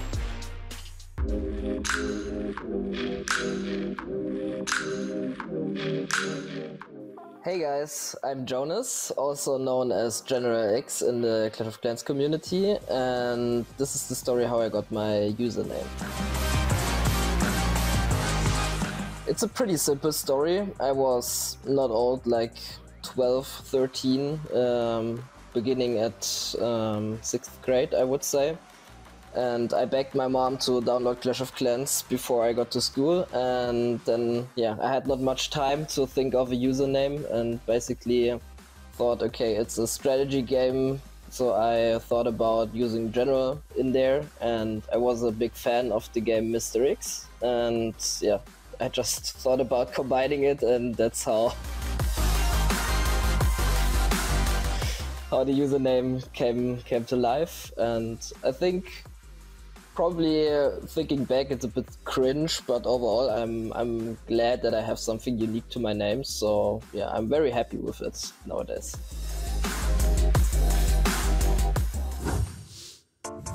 And what a name he's got, General X. And hey, you know, you always love to hear the storylines behind how people made their names. Some people's names are just, you know, randomly generated. They're just coming up with them, or some people change their name, and that's what you're able to do in Clash of Clans. But he is known to me as General X, as he is definitely the general of this team and bringing them to victory as a MVP in many matches. But I mean, their opponents are not to be looked down upon, as they are our previous world champions, and that is Navi here, Woody. Navi marching again through the lower bracket, a terrifying force to behold. Let's read off the lineup. We have Gaku, Klaus, Yata, Stars, and Kazuma. Navi looking fresh and ready for their upcoming battle. All the bases prepped. Let's hear a few quick words from them before we hop into the game. ライバルチームの皆様へ、去年の世界大会に入れてた5チームが全員揃ってるので、今回もハイレベルな戦いができると思ってるので楽しみにしてます。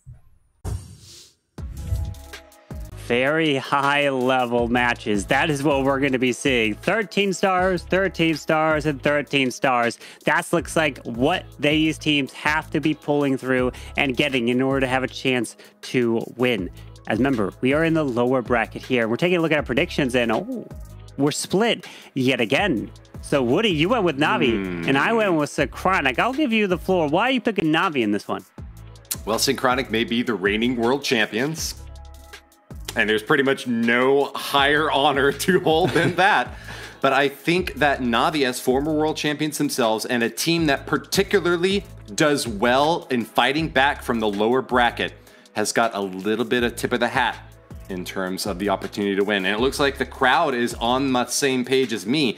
Yep. It looked like we had over 60% of the vote in Navi's favor. So Synchronic definitely holding their own among the community predictions, and certainly with the caster predictions as well. Maybe you want to give us a little bit of an insight as to why you picked Synchronic. Well, I picked Synchronic because all their attacks, their wars have been looking really strong. Other than the very first one, General X came with a 1-star, just missing that blimp, which definitely caused it to get derailed. But Navi, even before this, getting into from the multi-qualifiers, they've kind of been on shaky ground. They got sent down to the lower bracket. So Navi, it really depends on how they start to be able to ride that momentum. So I'm thinking Synchronic has just been a little bit more consistent than what Navi has done. And plus, I think Navi's one kryptonite for sure is Synchronic, as they have just not performed as good against a team like Synchronic than other teams that they faced. So let's see, as Stars starts off with the king to the left, the blimp to the right, and then that will set up that royal champion charge to path her way right through the middle. Stars has scored 2 triples out of the 3 attacks he's done so far in this tournament, and is looking to return this time in the driver's seat as the very first attacker. A bit unusual for Stars, who usually is one of the clutch attackers in the later lineup. But how do you think his Spirit Fox dive is going so far? He's kept her looking real clever to life, but ooh, does miss the Fox there, unfortunately. He's going to have to drop those invises a bit faster now, Carbon. But Stars has made a mistake here, Woody. And the mistake is, look at the king. And look next to the king at the bottom. There's no pet. He mistakenly forgot to put a pet on his king. And so a Phoenix, which is on the mini prince, that's probably why he took it off the king, put it in the mini prince, not thinking about putting something else onto the king. So let's see if that plays a factor in this. Granted, it wasn't a Phoenix, which means he wouldn't have been able to come alive at all because the mini prince has it. But the Raw champion is continuing her way in towards the core. Will be able to grab these multis. Nope, never mind. He can only grab one. No, not even one of them. Uh-oh. What a heartbreaker. That is just a really unfortunate miss. And, I mean, we've seen players been able to get 3 stars with plenty of troops still left, but an entire pet missing is just a big omission for Stars. And hard to imagine that if he is able to pull off a victory here, that it will be, you know, decisive. It's going to be by the skin of his teeth if he can still make this happen. Yeah, with that poison now onto the Headhunters, out of the Clan Castle, a Warden ability to help protect, hanging on to that Minion Prince ability as well. But look, the multis and the raid spell were probably meant to go down from the Raw Champion, which means that the Dragons not only are going to get targeted by the defense, but also additionally have to fly over this area, which will pull additional traps. This is just a heartbreaker for Stars. A distraction now for half of his dragon army pathing to the middle, and they don't even get the multis down. Defensive Minion Prince is going to hold on to that compartment, and it appears that that is just going to be too difficult for him to reach by the end of this raid. Baby Dragon for a little bit of additional cleanup along the outer edge.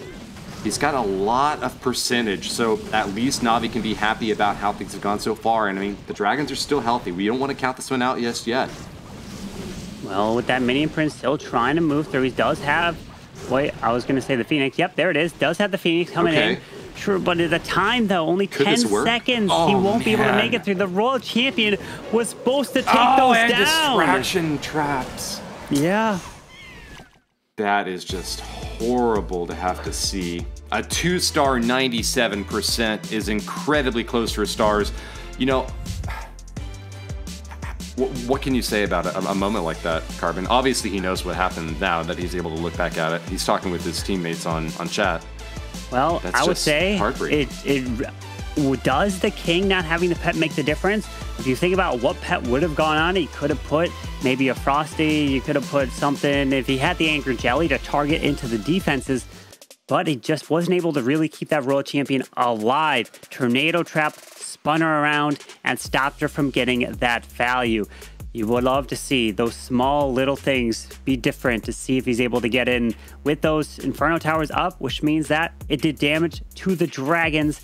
Wasn't able to make it through. So nice try to Stars, which Stars was the very last attacker of the previous match, and he clutched it. He was the one that got the 3 stars when they needed it most to get to this point. But now it's time for Synchronic. General X, the captain of this team, is up, and he's also bringing a dragon attack. And the approach for this one is to be use the 3 clones with that battle blimp. So wherever that blimp is going to land, you pair in 1, 2, 3 clones, and then that 3rd clone is leading to the town hall to try to launch the Yetis to the town hall and clear the middle of the base and the town hall compartment. Giant Arrow, a bit of an unusual pick in a meta where players have been preferring to use the action figure, and yet General X is going to chop right through the core.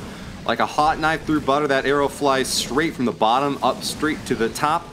Mass Dragons are a fearsome army, but he's allowed quite a bit of damage to come in against them. Fortunately, that skeleton spell, though, soaking all the shots from the Monolith, was a great opportunity to protect.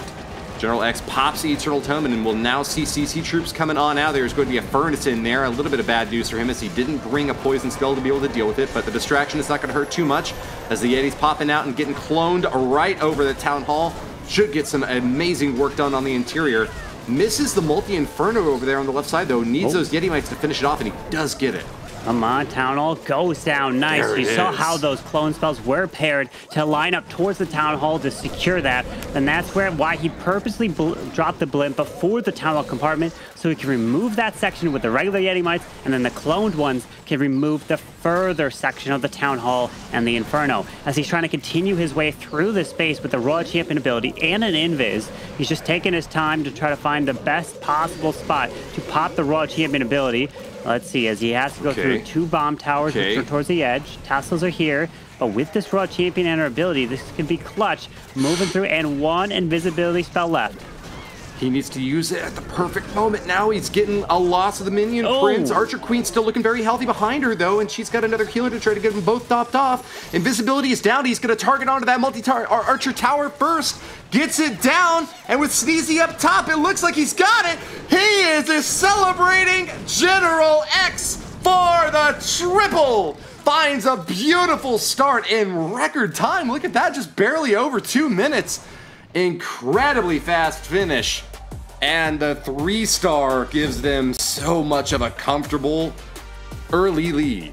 The perfect invisibility spell, which was able to allow the Royal Champion and the Queen to ignore the Tesla and the Builder Hut and go directly for that multi-archer tower. We're able to take that value down, and it turns into a 3-star. So that last invis made all the difference. But Navi are still right there at a 97% with their 2-star. Anything can happen, but you're going to have to be pulling away with triples, as we've been seeing each match with 13 stars. Some teams have been losing with 12, so 2 might not be enough to win a match like this. Granted, you win this, you're still fighting for your lives against the Vatic Esports, and then you're going to have to make it to the grand finals. But now it's time to see Klaus step up for Navi. Can he deliver a 3-star? He's been doing very good. A lot of 3-stars he's been coming in with, but this is one of the most important ones to deliver here when your team is down by a triple. Let's see as the Royal Champion charges his way in towards that Monolith. We'll have 7 more invises to invest for this RC before he decides to recall her back. Happy to catch the skeleton trap there, but loses the Spirit Fox early on. Bad news, this was a baited entry, and the defenses from Mark are going to trigger plenty of traps. He does get an attack on the Town Hall, and we'll take it down. Lots of invisibility invested, though, by Klaus. Yeah, he did have to invest more invises to the right, but he did also have to go with that Rage spell, and now he won't have the Rage spell for the main push with these Root Riders. But he did secure the Town Hall, got some nice value, but continuing around. So the Tornado Trap was purposely placed to try to stop a Royal Champion charge, as Teslas were down in that area as well. King placed to the bottom. He's going to run his way to that right side and then up. Where is he going to drop the Siege Barracks? Is it going to be all the way to the far right side to help with funneling? But the Queen, she is going off to the left. She's liking the outside buildings and not following his Root Riders, which is going to be a huge problem for Klaus. This is just devastating on multiple different fronts. Klaus has been trapped and baited. Mark's base building is so tricky to deal with, and it seems now that he's just going to be having to go for percentage. Frozen up yet again, and now he's got fire spitters, expos, archer towers plinking away at him from every single angle. Little bit more help from the Royal Champion moving on in, but look at that. The Grand Warden almost down and out. Such a crucial support troop for a raid like this, and to lose him means that you are going to see those Root Riders falling soon after. They're popped by a Giga Bomb, and that is going to be the end of the raid. Klaus is just left reeling from an extraordinary defense by Synchronic. Twice in a row now they've held the best at bay, and it seems like the reigning world champion Synchronic will have a field day in the early war. It is early in this war. We still have plenty of attacks to come in. 4 more for Synchronic, so anything can happen. 1 stars. You don't want to wish a 1-star upon anybody, but we've seen it this weekend, and it's derailed the teams and allowed others to make that comeback as Klaus is pushing up in towards the 90%, which means any fail that comes in from Synchronic still keeps Navi in it as long as it's not going to be a 3-star from Synchronic. Unfortunately, Klaus not able to get it. He's not happy, but it's not a 70, it's not an 80. It's a good percentage to be at if you're going to be failing an attack. It's just, I don't think that they can stand to lose again after stars already missed once. And now it is a 3-star start for Synchronic, while Navi, out of 2 attacks, have only got 4 stars. If Synchronic come in over the top and triple again, that would be such a massive deficit for Navi to have to make up through the latter end of the war. It would be the biggest comeback of the month so far. It would be a very tough challenge to come back if Synchronic were able to get another 3-star here in this match, as it is the lower bracket, and 2 triples against 2 2-stars, and depends on the percentage, because obviously a 2 triples right in a row would mean you're at 100%. Navi's not too far off, so it would have to come down to the final remaining attackers, which every single one of these players here on this team are capable of getting 3 stars. So now it's Leo's turn to attack for Synchronic, and Leo is the new addition here to this roster. And unfortunately, Leo's previous attack was one of the lowest ones that Synchronic has seen, and he's going to have to turn it around and deliver here. And Navi is hoping that something goes wrong in this Royal Champion charge. It all comes down to if Klaus's base has trapped anything for this entry down here. Slow and steady so far. Royal Champion just giving over the first walls. They've been hurdled and will be able to take down a multi-target archer tower. Pop from the Spirit Fox will keep her safe, even as more Hellfire is raining down against them. That's going to be some splash damage against that poor Spirit Fox, and ooh, seemed like a little bit of an early deploy there. He's getting a little bit aggressive on these invisibility spells and not able to finish off that multi-inferno. Yeah, that multi remains up. He just needs something to touch it. I feel like it's got 1 HP left, as the roots are now falling behind an Ice Golem. Probably a I was going to say a Spring Trap right by the Tesla. No Spring Trap there. Ice Golem dies off, freezes up the geared up cannon as he continues his push through. More balloons are going to try to help protect these healers as the War Internal Tome goes off, protects everything as he's pushing right through this Town Hall as he deploys the King and the Ice Golem to the bottom side. That's just a massive amount of damage, Carbage. And look, we've got raged up Fire Spitters and multi-target Infernos. What else could Klaus have done to try to discourage an entry point like this? I don't know.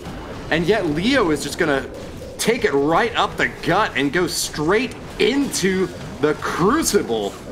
He is applying a massive amount of pressure on the bottom side, still holding on to a few different spells now as that Overgrowth is going to wear off in the core of the base. Invises his own troops, trying to protect some of them, but there will be other targets for those defenses. Spiky Ball pops out now, and all he has left in terms of hero abilities is the Archer Queen. Now with that Queen ability still intact, the Giant is there, which from the action figure, it'll be wait to be spawned. but the monolith remains barely up as he does have the skeleton spell trying to distract it. Pops the queen ability now. Giant will trigger the Giga Bomb as the monolith goes down. 2 super barbs left, but this is the defense that Navi was hoping for. He won't be able to make the push through. That multi on the backside is barely up, and this is the lowest percent. I always said at the start here, Leo unfortunately fell quite a bit short in his previous attack, and that is going to be a difference maker if Navi can 3-star next. Navi still got Gaku, Yada, and Kazuma to attack. The 2 fails that came in from Navi was a 91 and a 97. So right here, the war can completely shift and change if a 3-star comes in for Navi.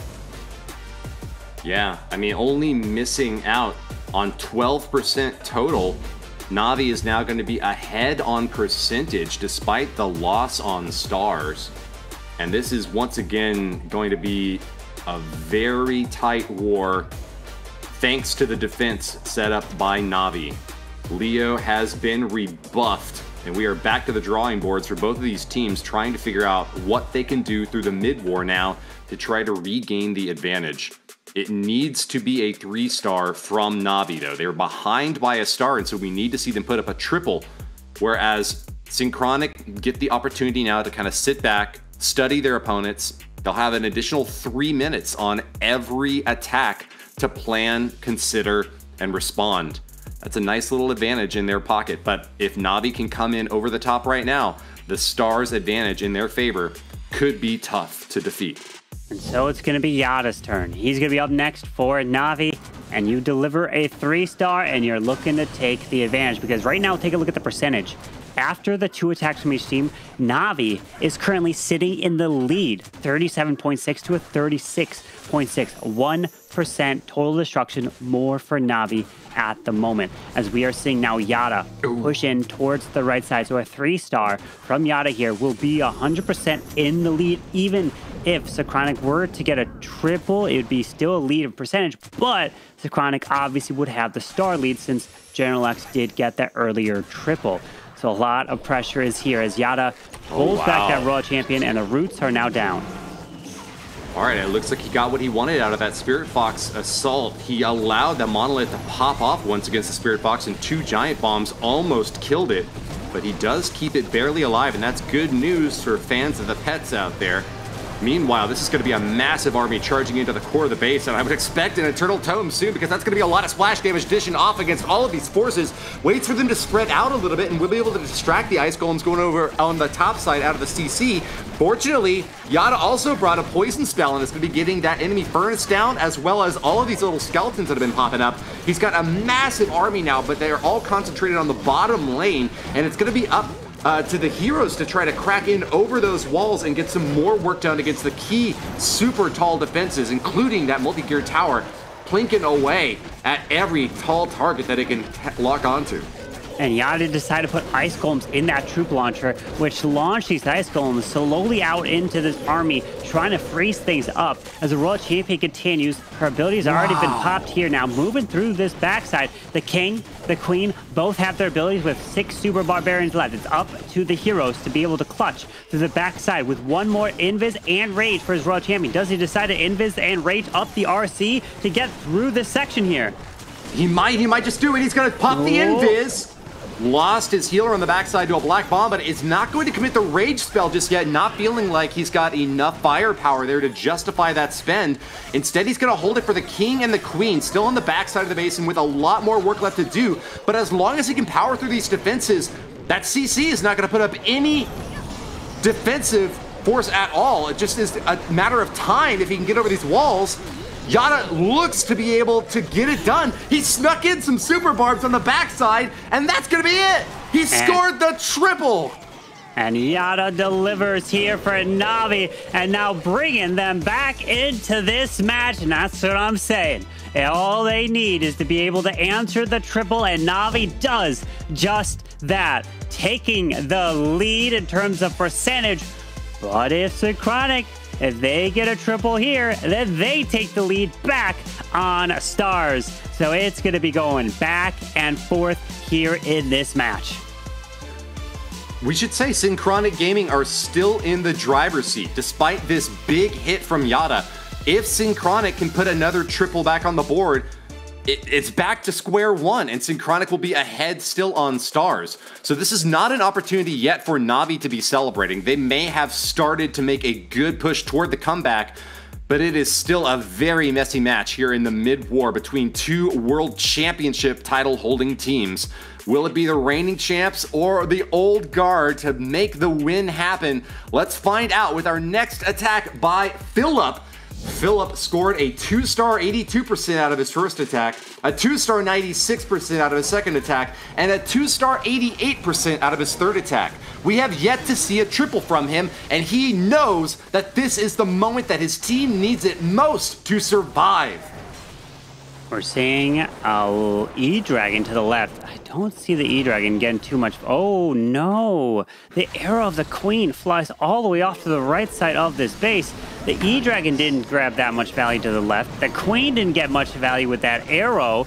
So he's got the 9 dragons to send in. He tried to like maybe funnel to eventually send a Royal Champion in, and there she is. She's gonna be running right in towards this left side into that multi, and Earthquakes the Town Hall so that he can try to take that section down. This is still a bit of an awkward entry. He catches a few more key defenses here and is going really deep into the base. In fact, he might even get the lock of the Town Hall. That thing is going to be going down. So at least he has got a little bit of comfort in knowing that he's done a lot of damage to the interior here. Ice Golem pops, and man, if he had brought a recall, that would be a great time to pull her out. But instead, he is just going full hog with this Royal Champion. Loses the Spirit Fox, and that means he's going to have to be dropping these invisibility spells every 4.25 seconds. Indeed, he still does have a lot of key targets on the inside to catch, and with the Fire Spitter going down, now he's going to be able to get a multi-Inferno as well. What else can he find, Carbon? Well, he's still pushing through to the defensive rage spell, taking that down, and the last invis was invested, but it didn't get anything there as the RC has died off. And the Stone Slammer's coming to the left as a Tassa Farm is there with a Wizard Tower, as the Dragons are placed all the way to the far right side. You can move into the defensive Queen, pops that early Warden ability, and the Super Dragon is unfortunately getting distracted onto the King from that Stone Slammer. You may be saying to yourself, there's hardly any base left. What is he worried about? Well, there's hardly any offense left either. He's committed all of his spells. He's popped every hero ability. He only has a few more troops left in his army comp to add to this base, and there's still quite a lot up on the top side. He committed a massive investment with that early dive, using the Royal Champion to take out as many key defenses as he could. I just don't think it was going to be enough in the end, Carbon. No, even if this is a 99%, they will be down in this match after the first 3 attacks. To think that they started off with that triple, and now the war has completely changed to the other side where Navi will have this lead with 85%, and at this point Navi's percentage is starting to creep higher and higher, whereas Synchronic would have to get that star advantage back in order to try to win this war, as Philip is not happy as these dragons split in different directions, not getting the value. The question is, did he have the wrong pests on his heroes? Didn't get all that value?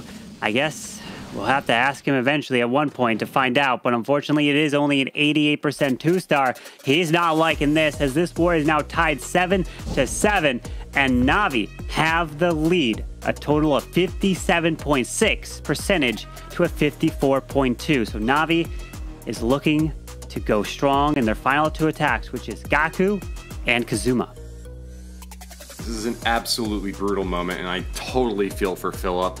This is such a crucial opportunity to try to keep Synchronic in the lead, but as we said before, no team is going to win or lose based on a single performance, and at this point, we've only seen 1 triple so far from Synchronic. General X's early start gave them a lot of hope, but they've just have not been able to follow up on it yet, and the war has definitely turned around in Navi's favor now, Carbon. Yeah, Navi's been looking good here after the triple that we saw from Yada, but now the captain of Navi, Gaku, is in to try to set the tone and get another 3-star, and he's definitely capable of doing it as the Raw champion coming into the bottom side, going to move in towards these defenses, and then will look to pull that Raw champion back with that recall spell. Drops another invis. Great to invis enemy defenses that are almost already down, especially when your Royal Champion's rocking those Electro boots and can just finish them off with the chip damage. Instead, retargets onto more crucial defenses that have more hit points and can stand to take even heavier blows. Gaku is taking a lot of time on this initial charge, and just like the attack we saw before, does commit a lot of invisibility spells to this assault, but unfortunately has lost his Spirit Fox now, and the recall is not going to be able to save that little pet. Does get quite a bit of damage done up against the left side of this base, and sets up for a beautiful entry point for these Root Riders now. The nice thing is he pulled the Tornado Trap with that Royal Champion, so he won't find it with his Root Riders, as they are going to push their way towards the bottom side Spitter and then eventually towards this Town Hall. Pops an early ward ability as a Clan Castle comes out with some Ice Golems and a Furnace, as he does now try to pair in a Skeleton spell onto the Monolith, but it was too late. The King is getting hit and taken down by that Monolith now. Eternal Tome did catch a Giant Bomb, a Ricochet Cannon, multi-target, Inferno, the Town Hall firing away, and the CC. So good timing on that. A lot of incoming DPS was mitigated thanks to that. And he still has pretty strong pathing, I'd say, on these Root Riders, all keeping them well clustered together thanks to the drop of that Overgrowth. He's going to trigger the Giga Bomb with his Royal Champion now, so at least the main bulk of his army is not going to have to worry about that. But that does leave a bit of an awkward spot over on the left side where enemy heroes are going to be tough for the Root Riders to deal with. He needs that Archer Queen to loop around fast and to help out with the rest of this raid, but I'm not sure what he's got to make that happen. I'm looking back now, and I don't see where the raid is. It seems like he's only got 1 or 2 Root Riders, 0 Root Riders left now. Yeah, they're all gone as he tries to get as much percentage as possible with 6 Super Barbs left. Everything kind of path away, especially once that King got locked down by the Monolith. He got taken down so quickly and wasn't able to get more value around the right side. But he's still pushing with these Super Barbs, and the Queen's ability needs the Giant to get out in front of the Queen to help tank through the scatter shot. The defensive King is off to the left, yet he's trying to get through him. They're dying off, but do secure that multi-archer tower. And this one is just going to be the 2, but it is going to be a high percent 2 in the 91% here. All right, well, a little tiny bit of breathing room now for Synchronic, recognizing that there has been a miss now by their opponents. Navi's still so far ahead in percentage that Synchronic cannot catch up, but if they get the 3-star, we could start to see this pendulum swinging back again. Can be going back and forth. But the attackers next for Synchronic are no joke. Probably going to be Einstein next. I'm assuming he's going to come in with some sort of fireball attack, which he loves to do. He can get the 3-star as well. And then Mark, who has been getting the 3 stars in the clutch moment as well, which means that Kazuma of Navi is going to have to answer for their final attack with the 3-star, because I am assuming one of these next 2 attackers for Synchronic is at least going to pull off that triple, because they've been on fire. Einstein, the next attacker for Synchronic, has done an extraordinary job so far this month. 2-star, 93% to start, and then back-to-back triples. Expect to see him be the linchpin of this mid-late war, as Synchronic needs their 4th attacker now to find the 3-star and get the lead back from Navi. Fireball is his plan. He loves to do it. He's so good with it. Let's see his Warden set up the funnel, and then Fireball, what looks to probably be, well, I would have guessed the Clan Castle, but notice he does have a poison spell. Oh, a Tornado Trap to the bottom side there. And Earthquake, Invis. So it's going to be an early Fireball to remove the section. And he's not going for the Clan Castle. And then what else is he going to do? Ooh, yeah, I mean, it surprised me too that he didn't drop over there, but I guess he does have the Battle Blimp for that instead. It's going to be able to pop right overhead. And with the troops coming out now, ought to be able to take down the Monolith and that multi-gear cannon. CC pull is going to be good, and with the poison spell on top, he's going to be able to take down that Furnace and all the other troops that are coming out of there. But this is certainly a 300 IQ play if he pulls it off. A weapon of mass destruction on the bottom side of the space, and that Grand Warden has been so effective in his hands before. Can he keep the pressure up, Carbon Fin? Oh, he was not able to keep that unicorn alive, which would have benefited this warden quite a bit. Too bad he didn't use that skeleton spell, because that benefit of the unicorn and the warden with these healers would have been nice, but he decides to, wow, he sends the warden in with the queen. So they're going to benefit of working together. Many times we've seen the warden stay solo and then the king and queen work together on the opposite side of the base. So he's switching it up.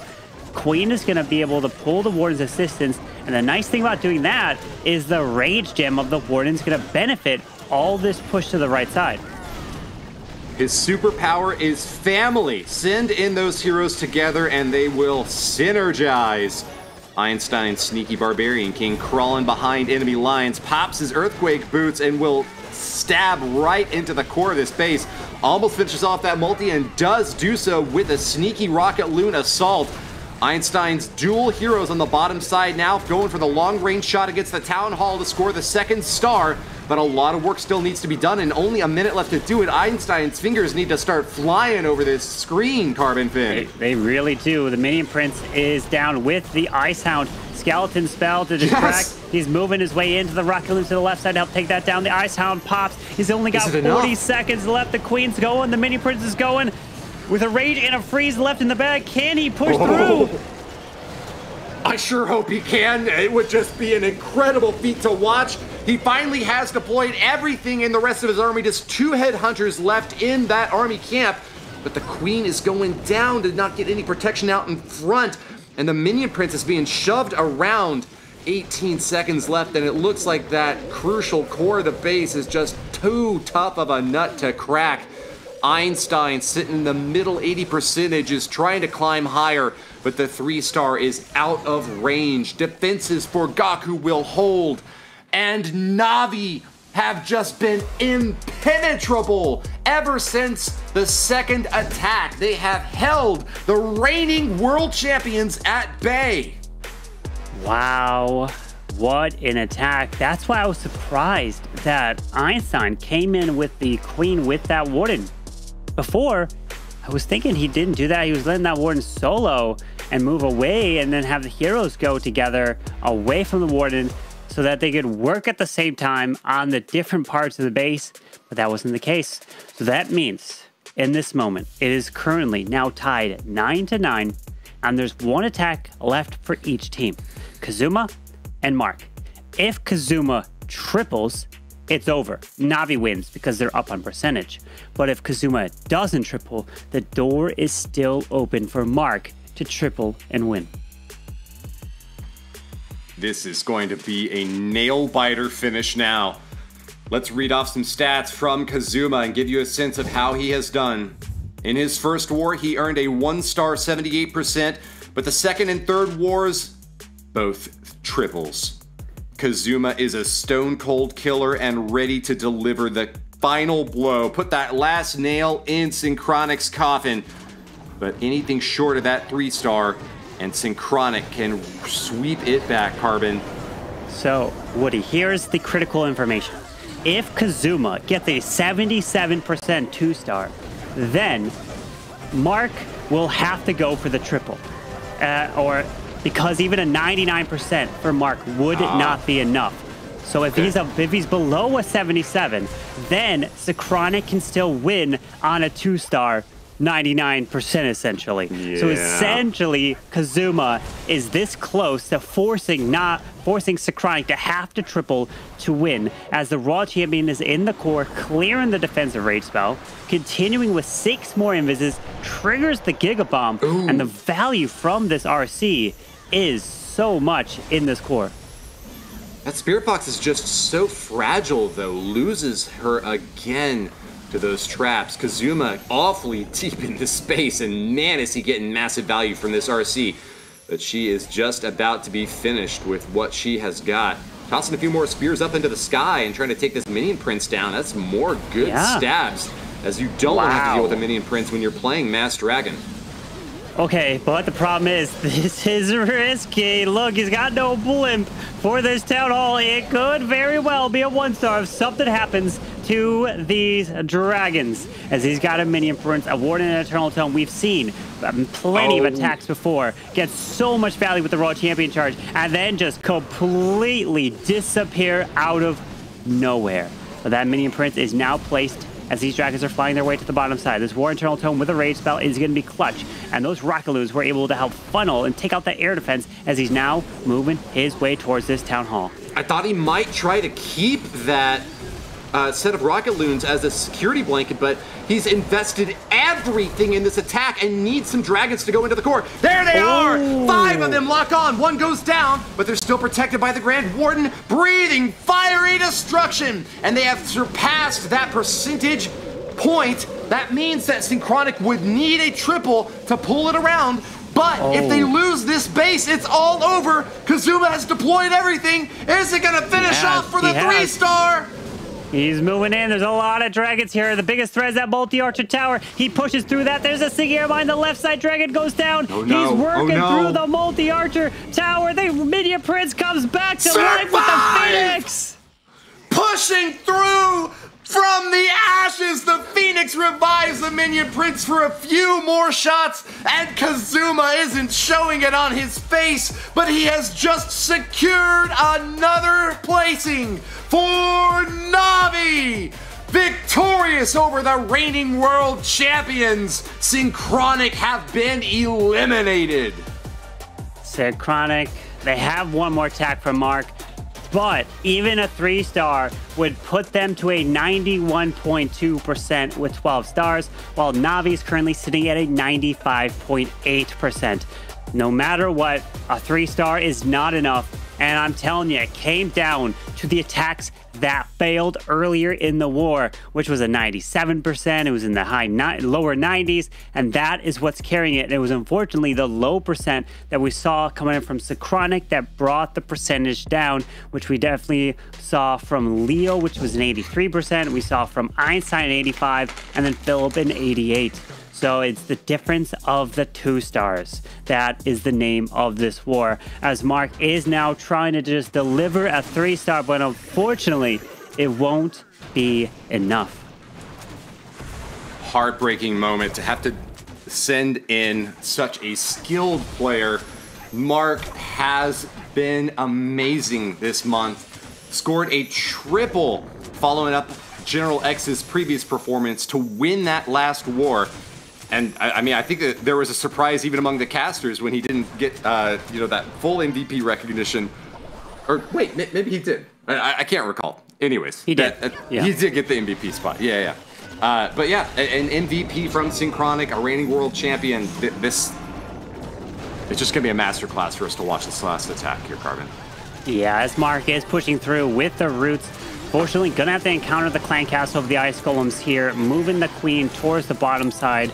On the outside of the root riders at the moment, but still has the king and the siege barracks as he pairs in that warden eternal tome, protecting everything. And these balloons are pulling the traps, including the air skellies, as he's making his way around. No overgrowth to use, so it's going to be about the push for these root riders through this backside into that monolith. Siege barracks over on the bottom left is spitting out plenty of troops and helping out with that funnel, keeping all the troops on the inside and ensuring that the Barbarian King can still chop through what remains on the outside. Interior of the base has got a lot of heavy hitters, though. Minion Prince and the Barbarian King sitting right next to each other, supported by that multi-gear cannon, are just plinking away at every key attacking troop that comes within range. Mark is trying to power through on the backside and still has a couple more hero abilities left to use, Carbon. Yeah, with that King and Queen ability still intact, 5 Super Barbarians to sprinkle around the edge to try to help protect the heroes as he's making his way around into that defensive Queen. Headhunter. We have a Tesla, Ground Expo, multi-arch tower still up to the top side of this base. Queen's probably going to burn ability right now through the enemy Queen. There you go. And he can save this King ability for as late as possible, as the Queen is going to be able to get some nice value still through the wall. There's the King Spiky Ball, skips across, and about 40 seconds left. It's looking like Mark will deliver a 3-star if he's got enough time to still push to the top. Yeah, plenty of time here now. 32 seconds and only 7% of the base left, and especially with Dizi able to get over those walls and do quite a bit of supersonic damage. I think that Mark can go out with his head held high. Synchronic has scored a triple, and it is a 12-12 tie on stars. The Navi are ahead on percentage. To think that if Navi did not get that 3-star, they would have lost the war right there from a triple from Mark. So Kazuma had to deliver, and he does it and puts the nail in the coffin right before the final attack. So Mark would have clutched up again if Navi didn't get that final triple, which still, you got to put the hats off to Synchronic, which means that we are now going to have a new first golden ticket holder for this season, because Synchronic won the very first golden ticket last year. Then they ended up winning the whole thing. Does that mean the first golden ticket winner here have a chance at winning the whole thing? Maybe it's gonna be a sign for things to come, but we just have so much more throughout this year. Plus, we're gonna have at least a minimum of 2 more matches here today. The first is gonna be Navi again, taking on Vatic Esports, and the winner of that advances to the grand finals, taking on Dizi, but a bracket reset would have to be forced from the team in the lower bracket in order to have a chance to try to take that golden ticket, because we will be giving away that golden ticket at the end of today. What a match we had here, Woody. From among over 1,000 teams in contention for this golden ticket, there are now only 3 left standing. Advantage for Dizi Group, still undefeated in the upper bracket, while a world championship team now has defeated the reigning world champs. This entire month is now up for grabs, and who's gonna get it? It's anyone's best guess. We love seeing the predictions stream on through, and I know things have gone pretty well for me today, so I'll pat myself on the back, but make sure to keep an eye over on event.supercell.com if you want to have your predictions and register your own participation in the event and earn some great rewards in game. Yep, you absolutely earned some great rewards. But I'm curious who's going to be getting an MVP of this match, as we're taking a look at the stats just before the MVP, as it is 12-12, 95.8 to a 91.2. And that percentage right there, Navi taking it home, a 97, 91, 91 versus the 83, 88, and an 85. And that was the name of the game. Just when you fail, it's got to be a higher percent.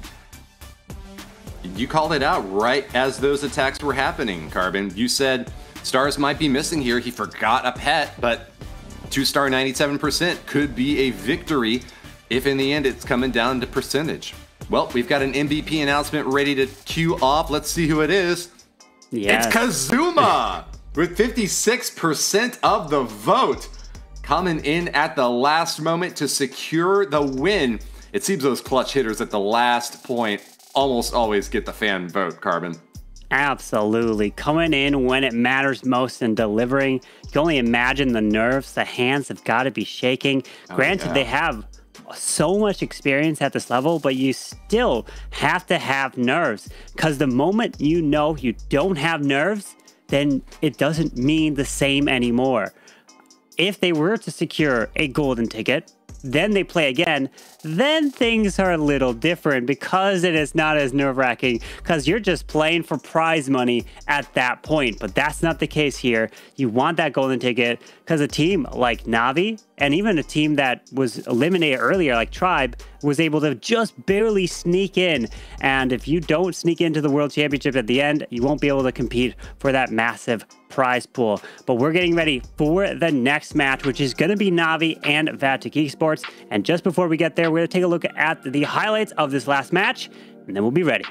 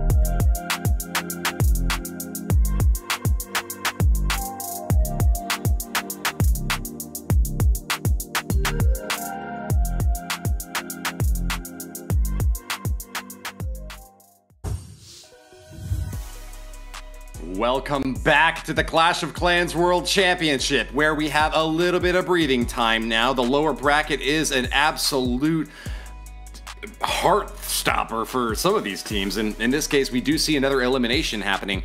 But we have to give a chance now for Navi to rebuild their bases and prepare for the match against Vatic. So we're gonna bring in Itsu and Clash Bashing for a little bit more analysis on what we just saw. Do you guys want to give your most recent thoughts and then hop into some more detailed breakdown, starting with you, Itsu? Yeah, I mean, let Bash start with this one, so I would then jump right into my next part. Okay. Yes, I mean, these lower bracket matches are crazy here. The last attackers for all of these squads have been insane. I mean, look what Mark did there. Even though they weren't able to win the war, Mark came in with another clutch triple. This has just been non-stop clutch attacks in that last attack order for all of these squads. Navi coming in with that clutch come from behind. Man, it's just such good clash here today. Yeah, I feel like the same. It's overall always coming down to the last attacker. With this one, unfortunately, it did not, but still he was able to deliver. And this is really, as you said, such a crazy thing to happen, because we don't have that always happening, that the last attackers are as clutch as today. But this really brings even more excitement then for the next couple of matches, knowing how close those teams are and what crazy scores we're actually seeing in between those different teams.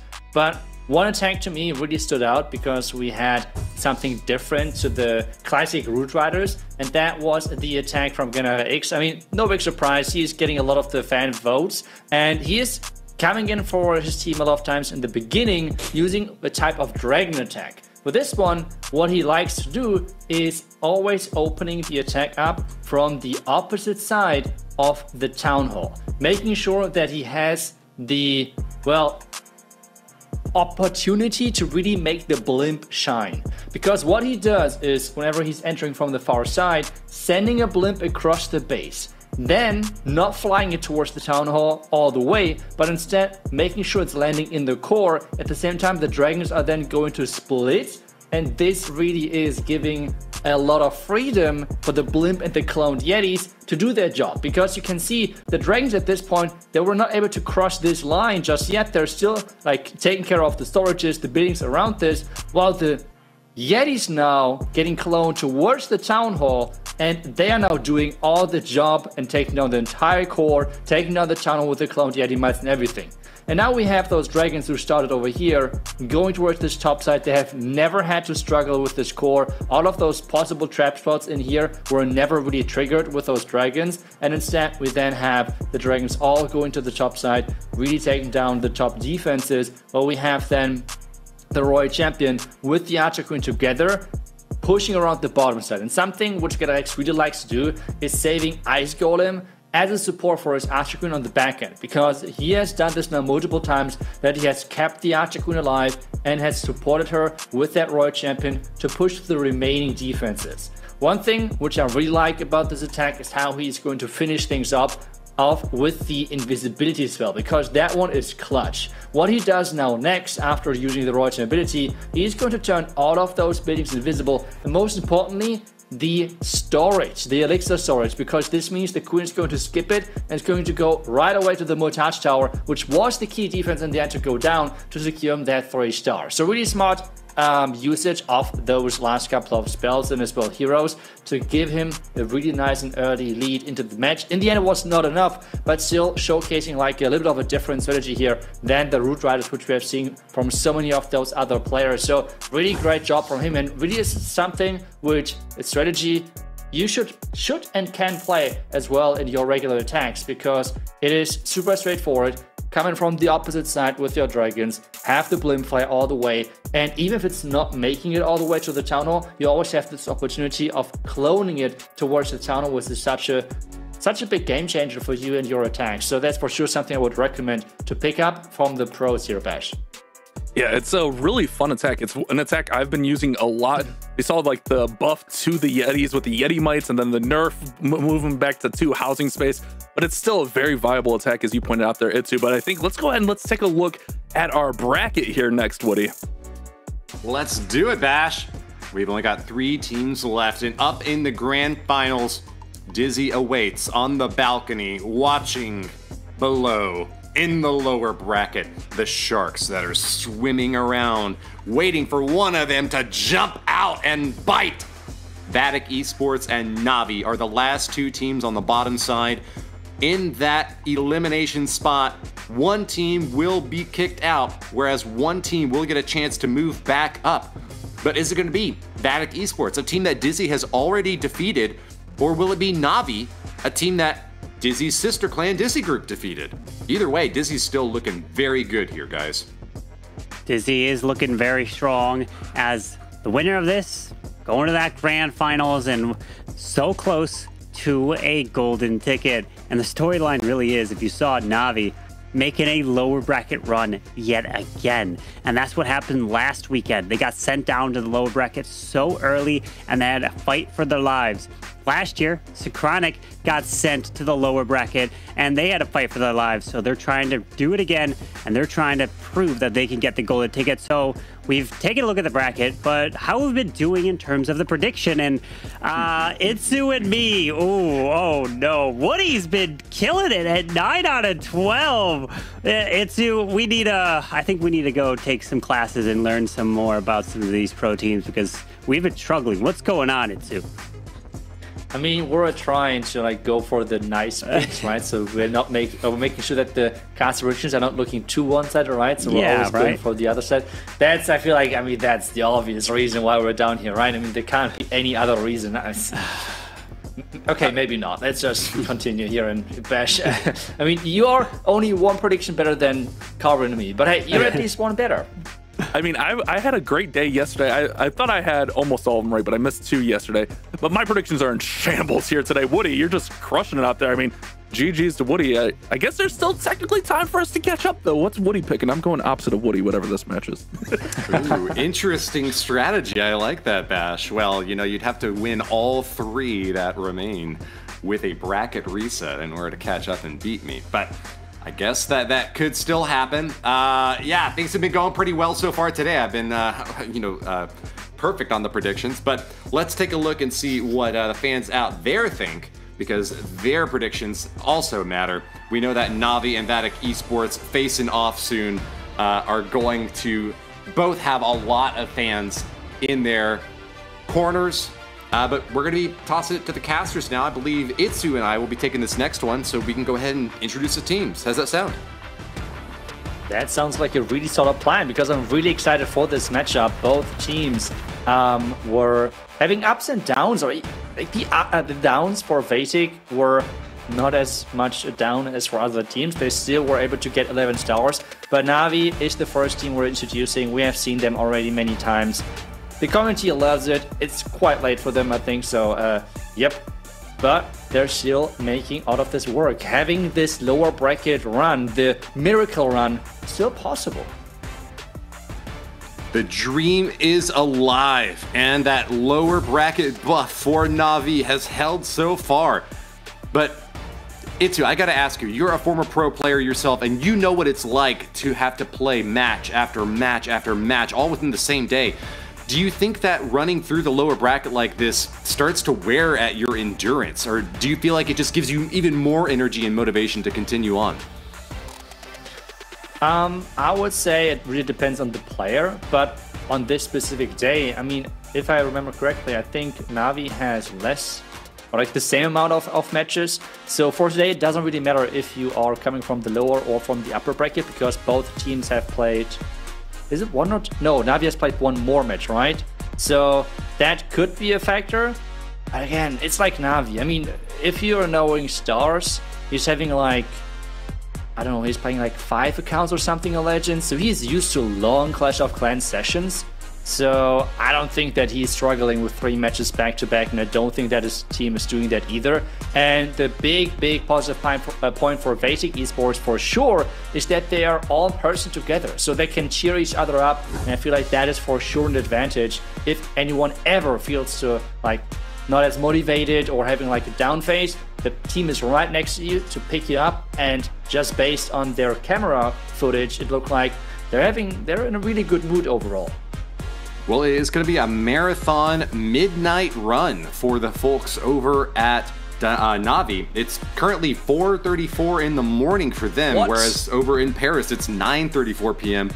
And yet, everyone says it's going to be the Night Owls from Navi to take the win. 91% of the community predict the former world champions to continue their miracle run in the lower bracket and eject a Vatic team, all working together, all near the top of their game, but having shown weakness earlier today against Dizi. Yeah, and I mean, as casters, we're on the complete opposite side. And on this one, I'm kind of happy that we are voting the same as you are. I mean, I cannot really catch you anymore anyways with the predictions. But hey, predicting the same the same outcome as you is having a really solid chance of me going the right way here. But yeah, I'm really surprised by a 91% in favor of Navi. I think it has to be connected to the matches which we have seen so far from both teams today. Because Vatic, they have lost one match today. While on the other side, Navi has already won 2 matches today, which I guess is going to be the deciding factor when it comes down to the voting of the community. So Navi has got the lower bracket buff that we love to bring up so much. They've got momentum on their side, but I think those are really kind of the only 2 points that I see tipping in their favor. Vatic are all together in the same place right now, fighting from a boot camp that they have just prepared so hard to find that win for. The timing is better in their region of the world right now, and with Simon to lead the charge, I think that they have got a lot to be excited about. He is a 3-star expert, already putting up multiple of them so far this month. We'll see if he can do it again with the Royal Champion moving in. Does finish off that Ricochet cannon. Nice. Yeah, getting that taken care of. And something which we have learned last year about him is when Synchronic, and he played for Synchronic in the World Championship, when they were doing their Electro Titan approaches last year, the strategy which they brought into the World Championship and everyone started copying, he was one of the players who really liked to bring the Angry Jelly on the Archer Queen, which was his personal touch to the strategy. So that is for sure something which I'm excited for, because he's bringing this one as well into the strategy, which is not as common. We see that with the Royal Champion charges with the Dragons, but not as much with the Root Rider. So let's see how that's going to work. And as well, he's bringing the Minion Prince into the mix instead of using the Barbarian King, which is, well, one of my favorites, because I just think the Minion Prince is so strong with his abilities. Simon kept that Spirit Fox alive despite it having only a sliver of health, and when he got the recall done, I think that he felt like he accomplished every goal on the inside of the space that he needed to with that. A bit of an odd use of the Dark Orb there, just firing off into the middle of nowhere against defenses that are not even engaged with this attacking troops. And yet, it looks like a very strong push through the middle nonetheless. Yeah, the one Black Mine forced the ability of the Minion Prince, which unfortunately went not into the core where you would have liked to have it. But still, with having the entire push alive and the Minion Prince have done his job of clearing out the top side, the Root Riders are on a good way towards the Town Hall and about to take it out. The freeze is there. He's freezing the air defense, which is not as important if you're playing with the ground. Instead, he could have just frozen the multi-year tower, and let's hope that that's not going to backfire. Yeah, I mean, it still looks like he has a very strong set of heroes to take this base down. They're all in green health and looking very vim and vigorous. Simon marching along to that right side corner. As long as there's not any sneaky buildings along the edge that I haven't noticed, I think he's got this. 38 seconds left to clean up the rest of this base, and really just has to worry about an enemy Archer Queen on the far side. Drops that invisibility spell, but oh no, is going to lose the RC to that bomb tower explosion.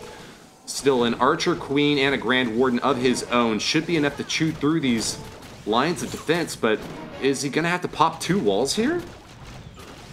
What? Yeah, he has to go through 2 walls. Maybe the Yeti can carry, but again, those defending heroes are stronger. So 1 versus 1, Archer Queen versus Archer Queen, the defending hero would win. But this one is going to come down to the last second, depending on how many Yeti mites he still has inside that Yeti. But it's actually not going to happen in 98%, and we have said that. Imagine he would have frozen the correct buildings around the town, or that could have meant that he has 1 or 2 more troops left alive. And that could have been the difference maker between those couple of hit points left on the map. a 2-star 98% time fail that Simon, by all means, could have gotten in his win column. I'm hoping for his sake that this is still going to be a tight war to the end, and that percentage can give him a little bit of confidence that he did a nice attack, but missing the triple when it seemed so clearly within his grasp is just a really tough result there, Itsu. Yes, but we know Navi for sure has gotten a lot of high percentage attacks as well. So that is as well something which I think those two teams have in common, because we have seen a lot of high percentage attacks from both of those teams, and it's now up to Yada, Navi, and they are starting with another Root Rider attack.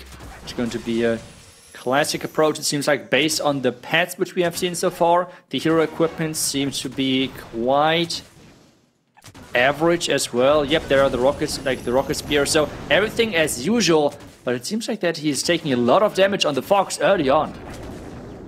Yeah, and is going to lose it, in fact. Seems like he wasn't really relying on too deep of a charge here, with this invisibility spell being the last one to deploy.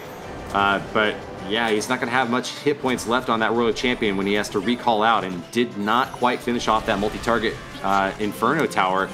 We've got a Builder Hut right next to it to start repairing it back up. So Yada getting some fine work done early on, but maybe not all the value he was expecting. Yeah, but the entry to the tunnel looks quite solid. The troops should path into it. We have again the siege machine to throw some barrels and support troops into the mix. The pathing setup so far looks quite solid, with the king pushing around the outside, pushing everything back into the space with the snakes around him as well. The Warning Dizi comes in clutch to heal the Royal Champion up back as well. But the troops are splitting quite a bit, and that is never good to have to happen, because this means the healers are not as effective. They are a splash troops, which means they're healing an area of troops, and if they're splitting, that's never a good thing to happen. Bad sign for Yada, one of the strongest attackers on this Navi lineup, but just finding difficulty after difficulty against a difficult base design.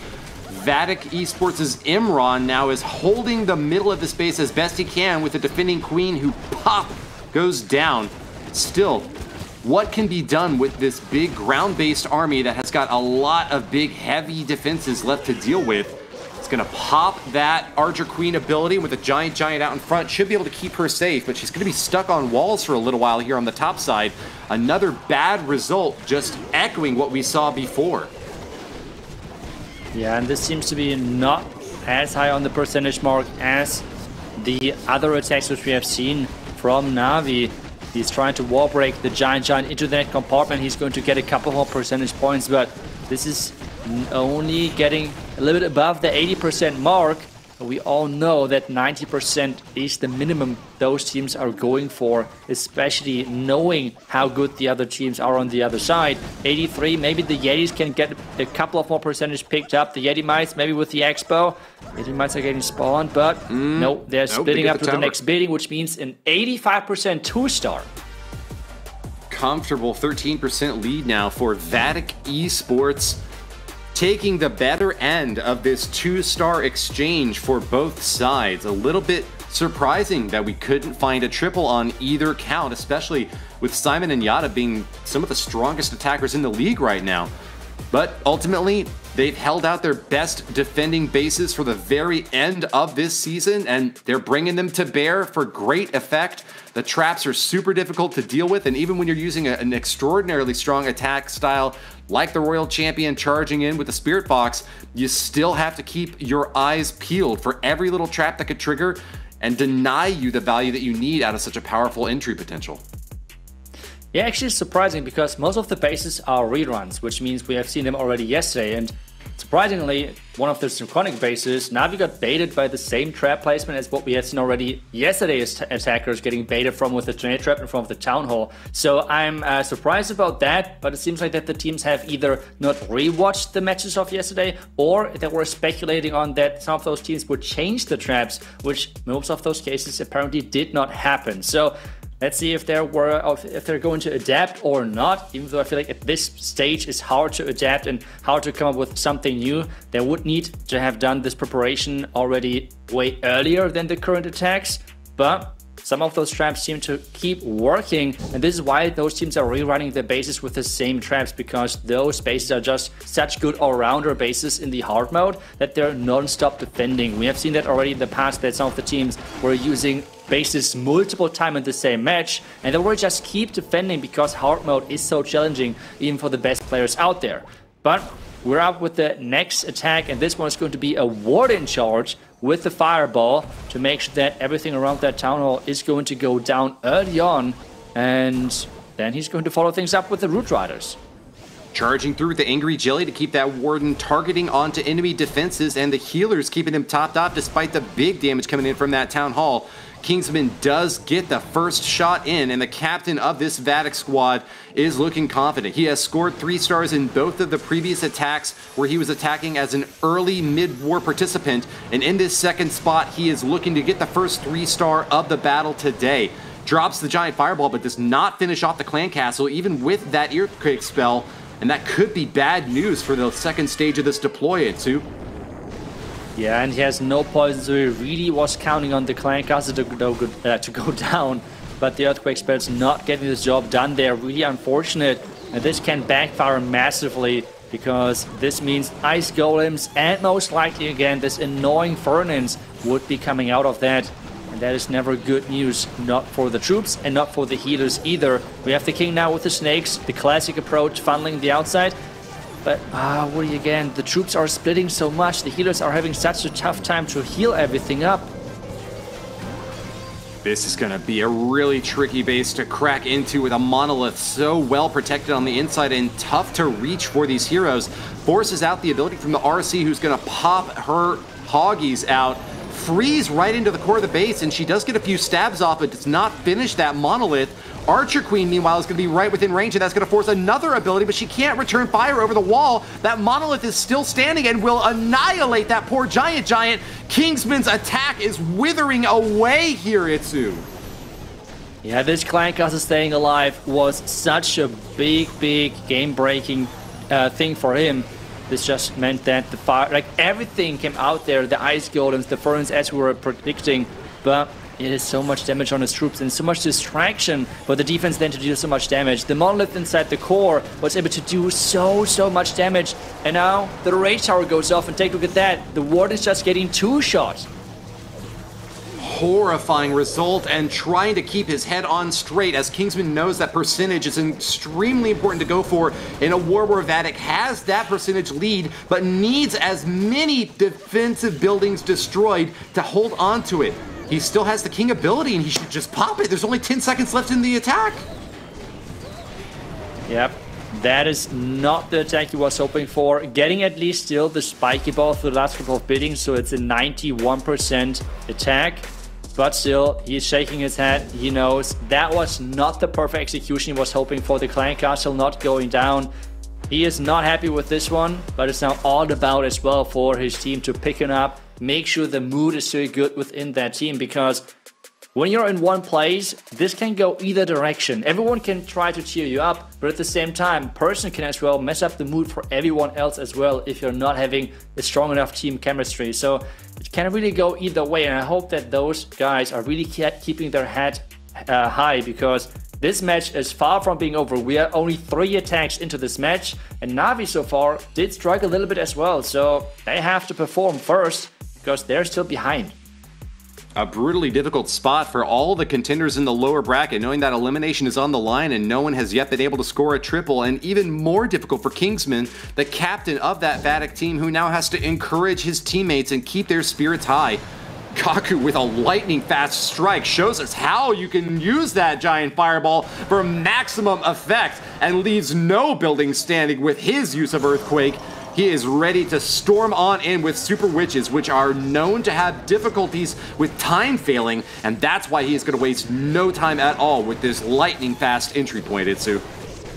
Yeah, and I really like Super Witches. They're such a cool troop, and they're so strong. The only thing which I'm worried about is this air defense in the second lane. Take a look at that. It started firing. He already lost like 2 healers by now, so he has to freeze 1 to the black mine and 1 to the air defense. And if this air defense is not going down quickly, this entire attack can fall short so quickly. He has to take down this air defense. Another black mine popping up. He has to freeze again. And this means a lot of things are invested early on. The fireball was great though. The question is, does he have enough power with those super witches? They can fall short quite quickly if those giant skeletons are not getting generated quickly enough. But the Archqueen and the King so far are doing an amazing job of keeping everything inside. We may not see very many troops on the board, but that Super Witch army can just summon so many big boys and keep the punishment applied consistently.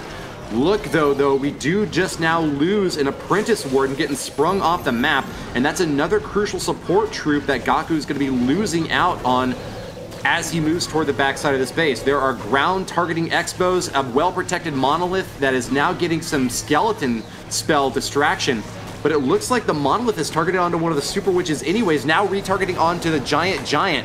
Dishing out a lot of DPS, but we are not worried at all about time. It is just going to be a matter of whether or not we can make it through these final defenses, Itsu. It's all about the last couple of defenses. I'm really surprised about some of the spell usage of Gaku. The Queen going down, the Royal Champion still having her ability and an invisibility spell, so maybe it's going to be enough for him. He's able to dodge a couple of those giant bombs with the delayed Royal Champion ability, but it's not enough. RC is eliminated and Gaku has been repelled yet again! Incredible to see such fantastic base design, denying the best attackers in the game. And that is just a testament to the difficulty of hard mode, where your offense is weaker and your opponent's defenses are stronger across the board. But a 91% 2-star is going to keep this percentage game very tight, still in Vatic's favor. Yeah, I think he could have maybe been a difference maker if he would have invested the last skeleton spell a bit better, because whenever you're using a skeleton spell to distract some defenses, you have to be really careful about where you're deploying them, because you can distract defenses which are more single target defenses, like the Monolith, as well, for example, the merged cannon, even though it has the bounce, it's still working quite nicely against that defense. But if there is a multi-arch tower, a multi-inferno tower, such defenses around them, then you have to make sure that you're deploying the skeleton spell outside of their range. And Gaku unfortunately placed the skeleton spell inside the range of the backhand multi-inferno tower, which pretty much gave him no value whatsoever on the backhand, even though the concept here, the thinking behind that he could distract the Monolith, was such a nice nice idea there. But we're in the next attack and we have another Root Rider attack in here with the attack of Nachoa. Very well said, Itsu, and there's a reason why you're my favorite Bar, or as we say in German, explanation bar. We're hopping into the attack now from Nachoa, who's going to be using another deep entry with Royal Champion and Spirit Fox. Popping invisibility spells and did bring a recall to try to pull her back, but man, she has taken a ton of damage from traps early on here, Itsu. Trying to get some more speed as she pops her ability now, but oh man, she has got a lot of work left to do. Electro boots are whittling away at those CC troops, and the recall happens right in the nick of time. Nachoa. I think he's pretty happy with that. What would you say, Itsu? Yeah, the value is looking amazing. Really, really great job there with the Royal Champion charge. But it's not all about as well with the traps and how things are working out for him when it comes into the protection of those healers. That is such an important thing for the attackers, keeping the healers alive. And with the Town Hall, with all of those air traps, it can be sometimes a really challenging job of keeping them long enough alive. The red mines are getting triggered by the... Oh my, there are so many red mines, and all of them are gone to really keep those healers safe. That is so terrifying to see traps exploding right in your face, especially this early in the raid when you need to keep those healers up and alive. Bombs triggering, but they are not going to deal any damage thanks to the Eternal Tome's protection. and we're seeing those multi-target Infernos and Monolith. The key defenses on the backside of this base still holding strong. Nacho holding on to his Barbarian King's ability and the Queen as well, ready to pop when it matters most. Doing a good job of blocking out in front of those heavy, high hit point troops by using Valkyries to soak shots from the Monolith. They are now going to be swinging those axes all around and dealing maximum splash damage on the interior of this base. Nacho seems well positioned to have the highest possibility of a 3-star of any attack so far this war. Yeah, and there's still so many troops alive on this outside. I mean, yes, there's still quite a bit of base left, but as well, with the Queen ability used, the King ability still left to be used, this is not looking too bad on the power end. The only question or the only fear I have is really the time, because the Throne Tower is staying up at the core, and that is out of reach for most of those defense or most of those troops. But remember, if he's timing that spiky ball correctly, then Throne Tower should drop from it. Only 17 seconds left, and he's got 12% of the space. He's got to pop that ability quickly and get maximum effect. He did see a little bit of repairing work getting done on the multi-target Inferno because that builder hut is still activated. Pop the ability, you gotta get in there quicker. No! Another time fail, Itsu, and Nachua is sent packing with a 2-star, 96%. Oh, that, like, both teams are really struggling in this match. They're falling short with their approaches, they're falling short with their attacks, and the concept of the attacks. Time is such a big factor. With having the heroes dealing so much less damage, this can really backfire within those attacks. And well, now it's back to Navi. We're still waiting for the first 3-star in this matchup. We have seen so many 3-stars happening in the earlier matches, and this match seems to be completely different. But it's still close, because it seems like that both teams agreed that they won't 3-star as much. So it is still super close between them. 5 attacks down and only 5 left to go. Let's see if Kazuma can be the one to deliver this triple. He has been on a 3-star tear, tic-tac-toe with 3 triples in a row out of the last 3 wars. Will he be the one to end our misery and deliver the first 3-star, or is Simon's base gonna be too much for him to handle? We will find out in a matter of 3 minutes, as we will soon see a Royal Champion diving in with the Spirit Fox, only 4 invisibility spells brought and no recalls at all. Wait, I think this... Is this not going to be a classic Royal Champion charge, it feels like, when it comes down to the recall or something? Because he is investing the Royal Champion with a charge, but no recall. And he is having as well a blimp right now with a lab. This is looking like a complete out-of-the-box attack, which I love to see. He's really trying to have a unique approach to this. But he's maybe not having enough invisibility spells, because that Royal Champion is struggling a little bit right now. And shut down by the enemy poison tower.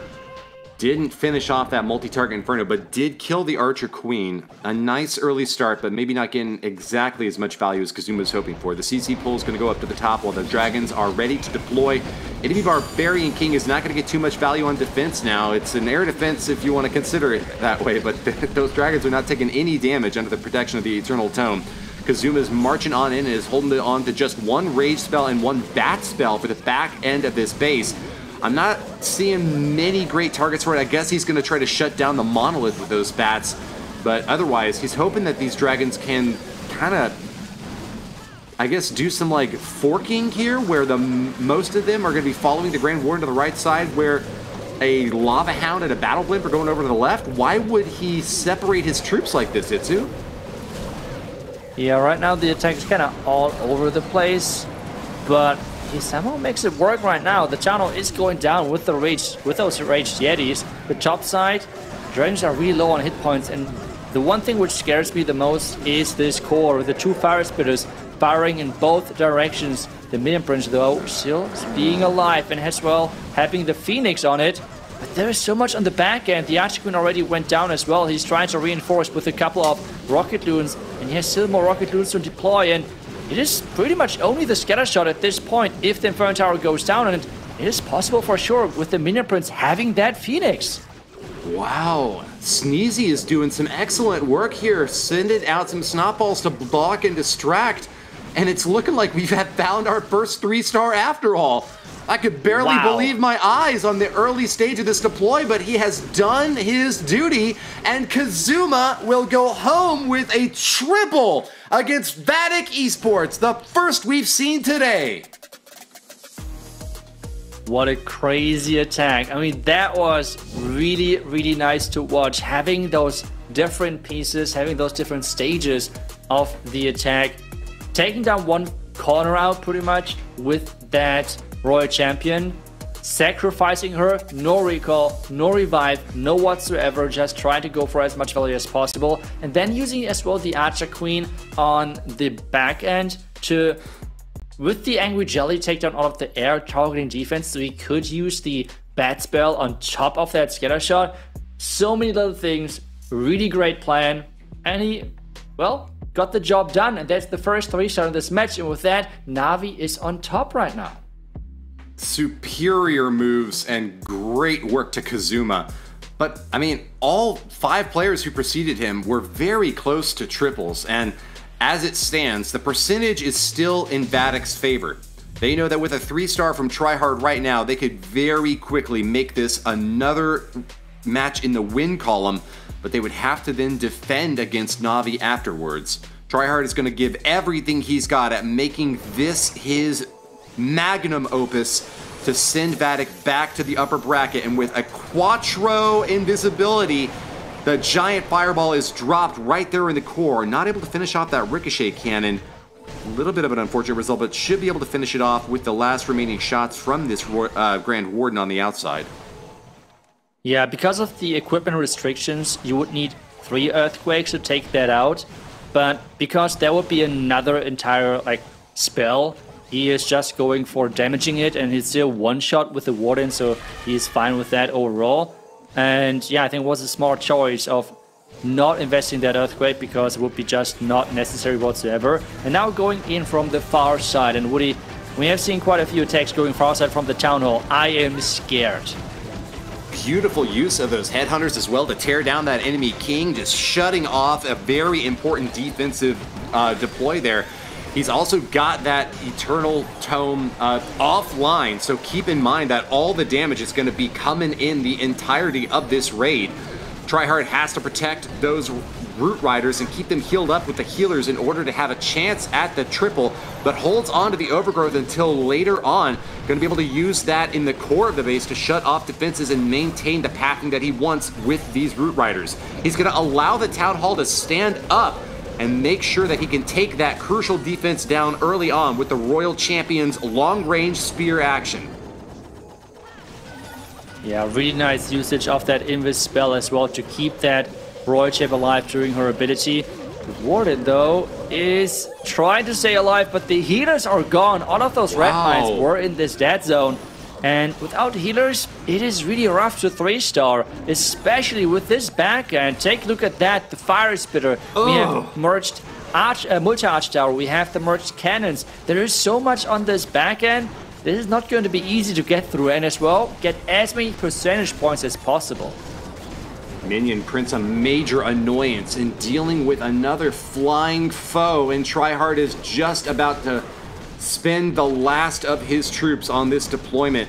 Not only did he miss the triple, but he is pretty far down in percentage and needs to hope and pray that this Archer Queen can get further into this base and deal with this percentage deficit.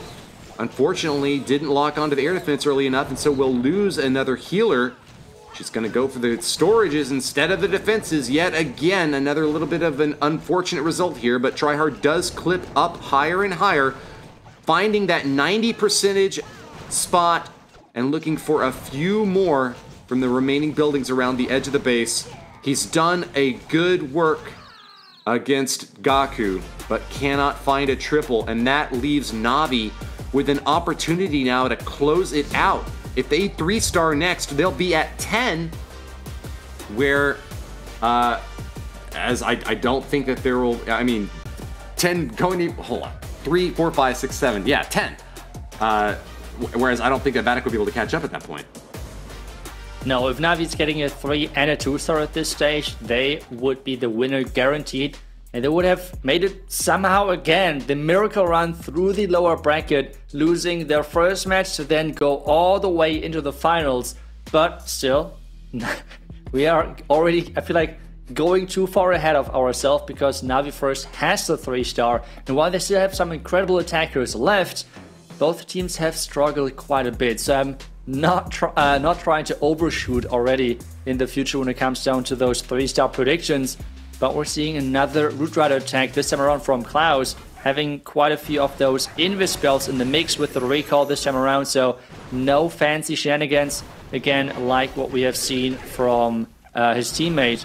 But he wants to get as great of a cut as possible and is investing right now a lot of those spells. We still see a little bit of a percentage lead for Vatic, even if Navi were to triple on this attack.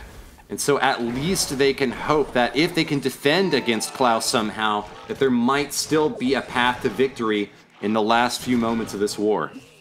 Klaus sends in his Archer Queen out the right side and supported with a Unicorn, holding on to 5 healers ready to deploy to support the rest of this raid. It's going to be 5 Root Riders out in front with some Valkyries as well, tanking blows for the bulk of this army.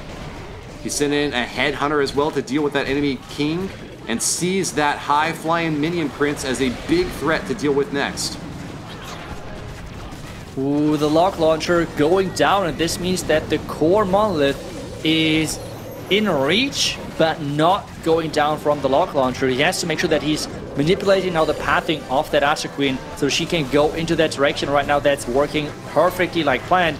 At the same time, we have the Root Rider starting, so a lot of multitasking is needed at this stage of the attack. The monolith finally going down, and with that, the pathing towards the Town Hall is created. But there's just so much space left at this point. Vatic needs a defense here now to hold Navi at bay. In fact, Vatic needs a defense and then a 3-star to follow up if they want a chance at getting the win. Hoping beyond hope that they can deny one of the best attackers in the game, still holding on to his Royal Champion ability and a final 3 spell to use against the last end of these troops. He's facing off against a mighty amount of DPS being dished out by ground targeting expos and still has a Fire Spitter and a Ricochet Cannon to deal with on the back end. Poison spell adds insult to injury, rubbing salt in Klaus's wounds, and it seems like there is not going to be much left of this attack.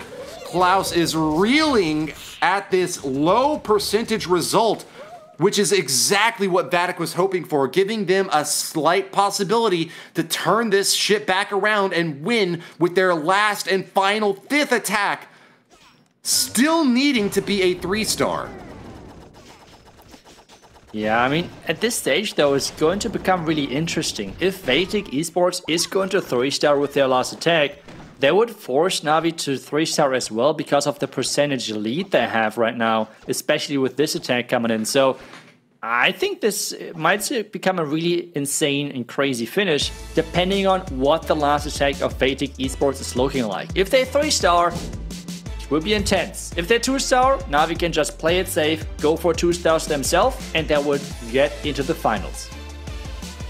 This is absolutely an insanely close follow-up now. Klaus coming in with a 2-star, 83% drops Navi's chances of winning on a percentage tie.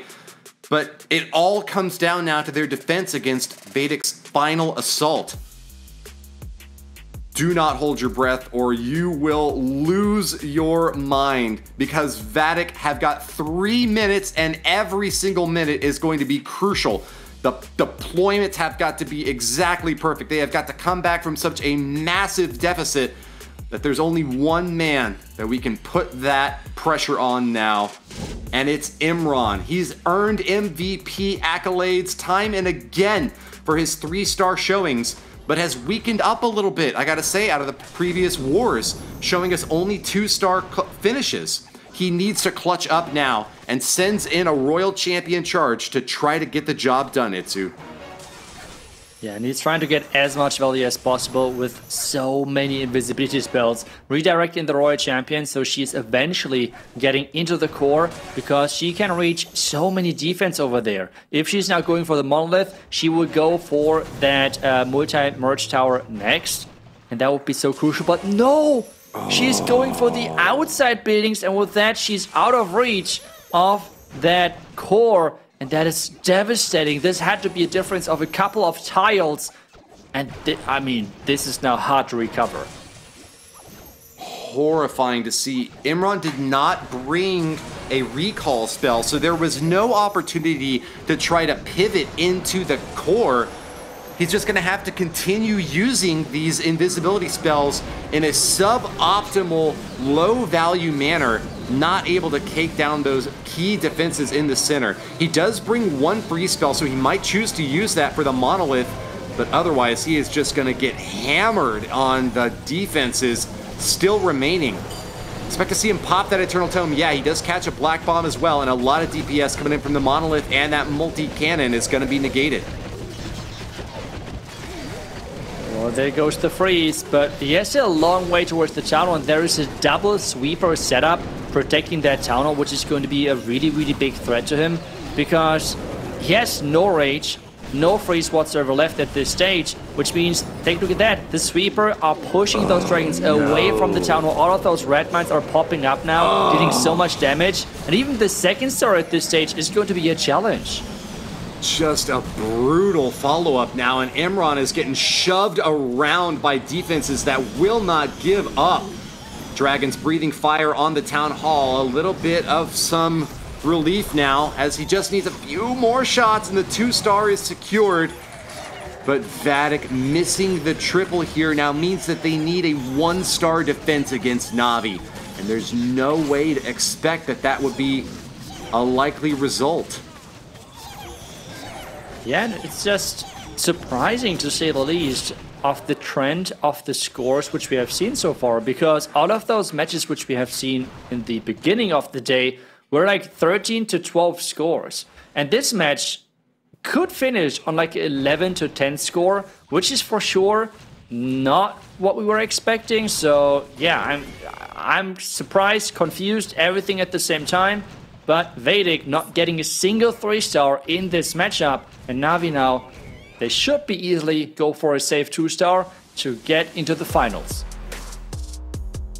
Well, it's all they'll need, and I guess that the lesson that I'm learning from this is that it's been the defensive base building that has carried these best teams to the last stages of this tournament. The lower bracket is terrifyingly difficult to run through, and with Vatic being kicked down there by Dizi, they are finding what seems to be their end against a former World Championship team, Navi, who are ascendant and just need to put one more solid attack up to confirm their return to the grand finals against Dizi. Yeah, there's not much in between of Navi and the finals right now, and to somehow get one step closer to the miracle run through the lower bracket, the Navi special ability, I don't know, it's just really crazy to think about with how the tournament have started, not just this weekend, but as well the weekend before, because they have done the exact same thing, go through the lower bracket to then make it to this weekend. But we have stars, and let's take a look at how he's going to secure the second star as hopefully as safely as possible. If he's going to clear out the bottom corner and then start from the left side on the far side of the town hall, I'm going to lose my mind. No way would he do that to his teammates at the moment when they need it most. We have seen mistakes like that happen though in the past. There have been opportunities for an easy 2-star to clinch the win, where players just push it all in nonetheless and stick to their original plan and wind up getting 1-stars. Let's hope that that's not the case here for Stars' sake, as he starts off with a charge onto the bottom side, gets a massive chunk of that corner out, and will pivot now over onto the right corner with his Archer Queen now deployed and ready to set up the rest of his troops along this top side position. No, he's gonna keep him down there on the right, in fact, I'd assume. Yeah, but he's having the pathing set up into the, or behind the town hall to make sure that he's getting that second star secured. So I feel like this is a really, really solid and safe approach for the goal, what he's going for. At the same time, I feel like that approach has chances of 3-starring, even though with the multi-inferno towers out of reach is not going to be the highest likelihood. But still, I feel that this is exactly what he has to do in this current position to give his team the highest chance of not 3-starring, but as well just winning the match. That's what it's all about at this stage. There goes the first star, and at 50%, Navi will secure the win against Vatic Esports. There's hardly anything left in their way to stop them, and there it is! Navi return to the grand finals, victorious over Vatic Esports, and will be marching back to the top to face off against Dizi in the last matchup of our month. And what a match this was. Really unexpected coming into this match with how the teams have performed so far. But Navi just ice cold performing those attacks and, well, getting the 1-3 star. This is what it sometimes is all about in hard mode. Just getting this 1-3 star. But he's still trying to push all the way because this can still go all the way with having the Queen ability still left. Using the Ice Golem to tank that back end merged cannon. Archer Queen ability has been used, which means we have the Giant and as well the Archer Queen clones out and try to recover. Congratulations to Navi, sweeping back through to not only secure the victory, but to give us another chance at a possibility for a triple. Just one multi-target Inferno stands in their way, and with the free spell drop, it looks like they're making a march toward the end of this base. Archer Queen or the Giant, one or the other will finish it off, and Stars finds his triple. Congratulations to Navi, and also congratulations to the viewers out there who successfully predicted the outcome of this match, upsetting a unanimous pick from the casters. Navi could not be more excited and more proud of this victory, now knowing that they just have one more opponent that stands in their way against that golden ticket opportunity. Yeah, what a great showing. I mean, it's getting late for them, but they are doing exactly what they have to do to get into that finals. 11-10 is going to be that score in the end for this matchup, which is not the highest when it comes down to the triple. But again, it was a close one. Again, only 1 star in between those two teams, with Vatic in the end, I think, still having that percentage lead over Navi. They were just missing this, well, 1 triple overall.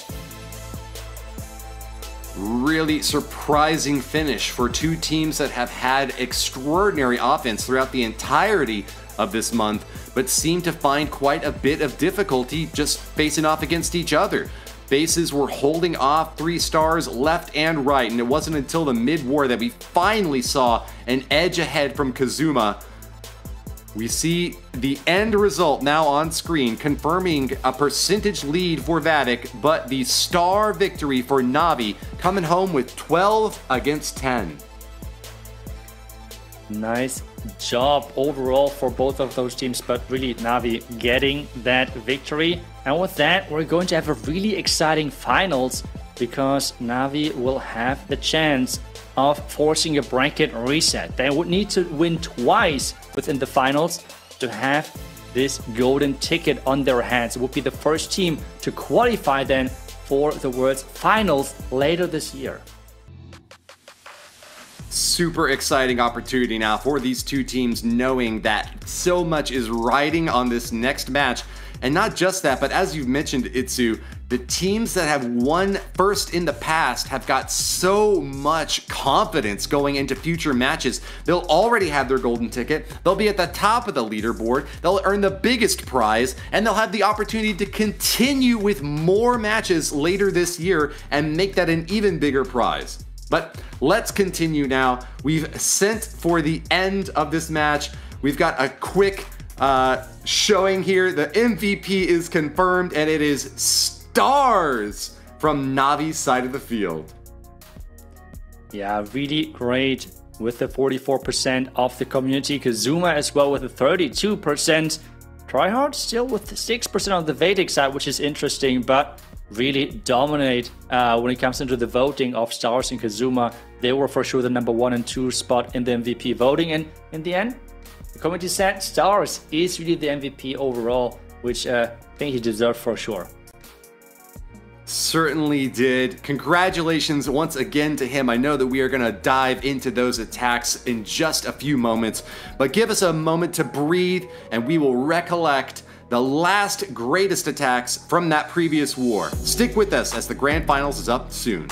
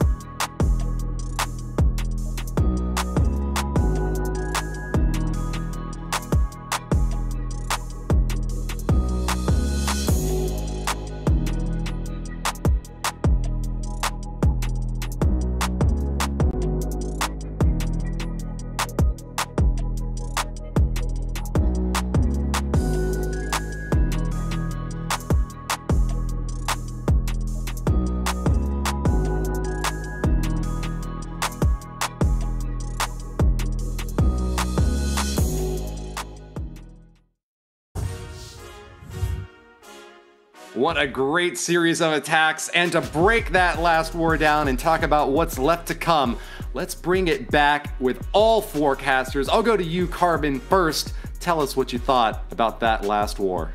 It's just that Navi is just a powerhouse in the lower bracket, and they've done it time and time again. They get sent down to the lower one and then just keep winning. I guess they just feel more comfortable in the lower bracket at this point. It's so impressive to see. And now we have potentially one more match, maybe two, if the bracket reset, from giving away a golden ticket and knowing the first team that is going to be competing in the World Championship later this year, as there's going to be a total of 8 teams. Bash, what was your thoughts on that match? I don't know if comfortable is the right word there, because they looked stressed throughout that. It felt like both teams' nerves were getting there, and Vatic just felt off today, man. It just wasn't their day. But props to Navi. Their defenses were strong and held Vatic back. But I wanted to take a look at a specific attack from that war. It was an attack that was a little bit odd. We're going to take a look at Kazuma's attack here, because this one was very, very interesting. It started off really good. He starts in here with the Royal Champion charge. He's going to look to just take this little section of the base out here, and that was pretty smooth.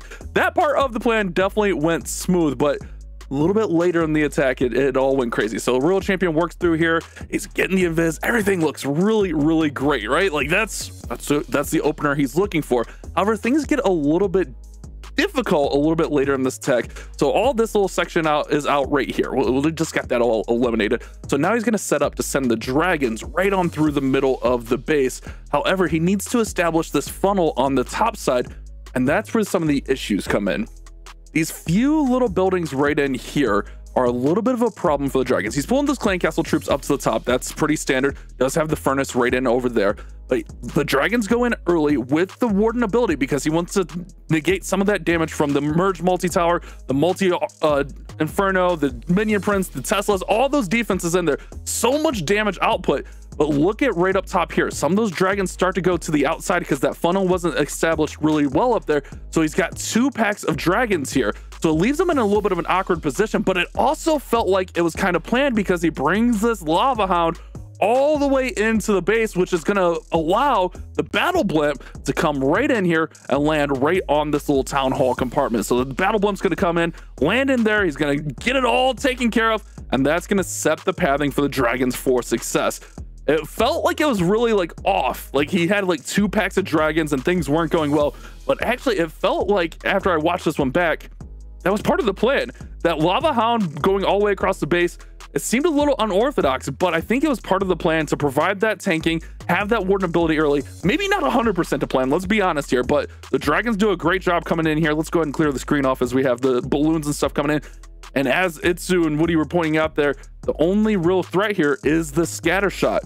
multi-inferno is going to go down really soon right there. It goes down right there. And then all he's got to do is worry about that scatter shot. Once he gets the scatter shot down, there's nothing that can target all these air units. So it was a little bit unconventional.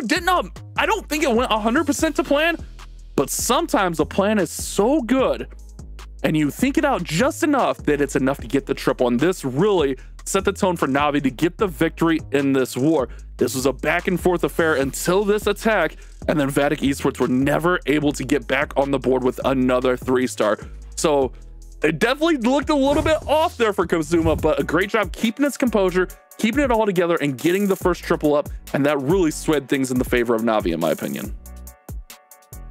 We'll be at an exciting war to finish off our lower bracket and confirm all of the best held suspicions of every Navi fan out there that the Navi lower bracket buff will hold once again.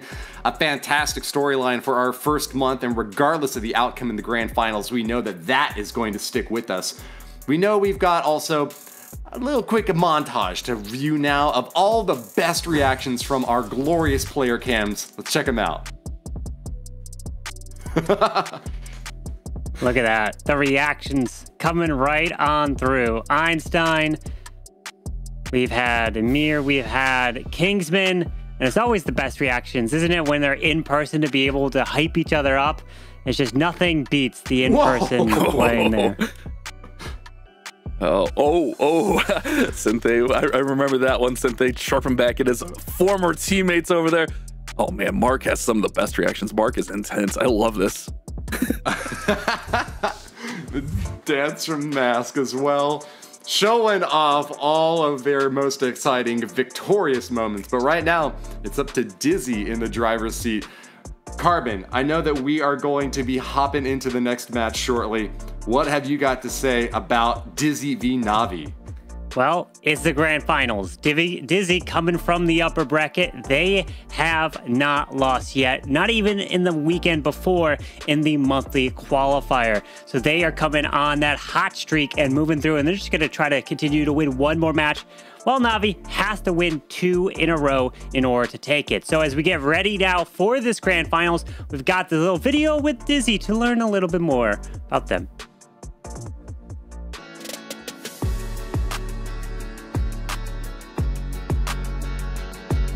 It depends on the day, but on the average, I play Clash of Clans 4 hours per day. When I'm not playing, I love to listen to music or relax, and when I have time, I also spout a little bit.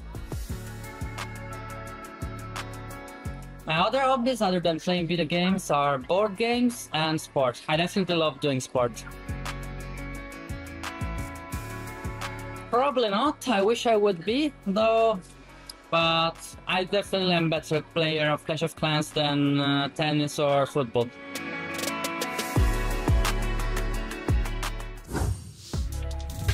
And there we go, learning a little bit more about Mask for Dizi, as they are 1 win away from getting the first golden ticket here as we are prepping for the grand finals here, Bash. But it's you and I right now. We've got a special guest to introduce and welcome here to the casting desk, and the one and only Coco is here to talk with us. And first, Coco, we've got to get your thoughts on this weekend so far. How have these matches impressed you? What's been your thoughts?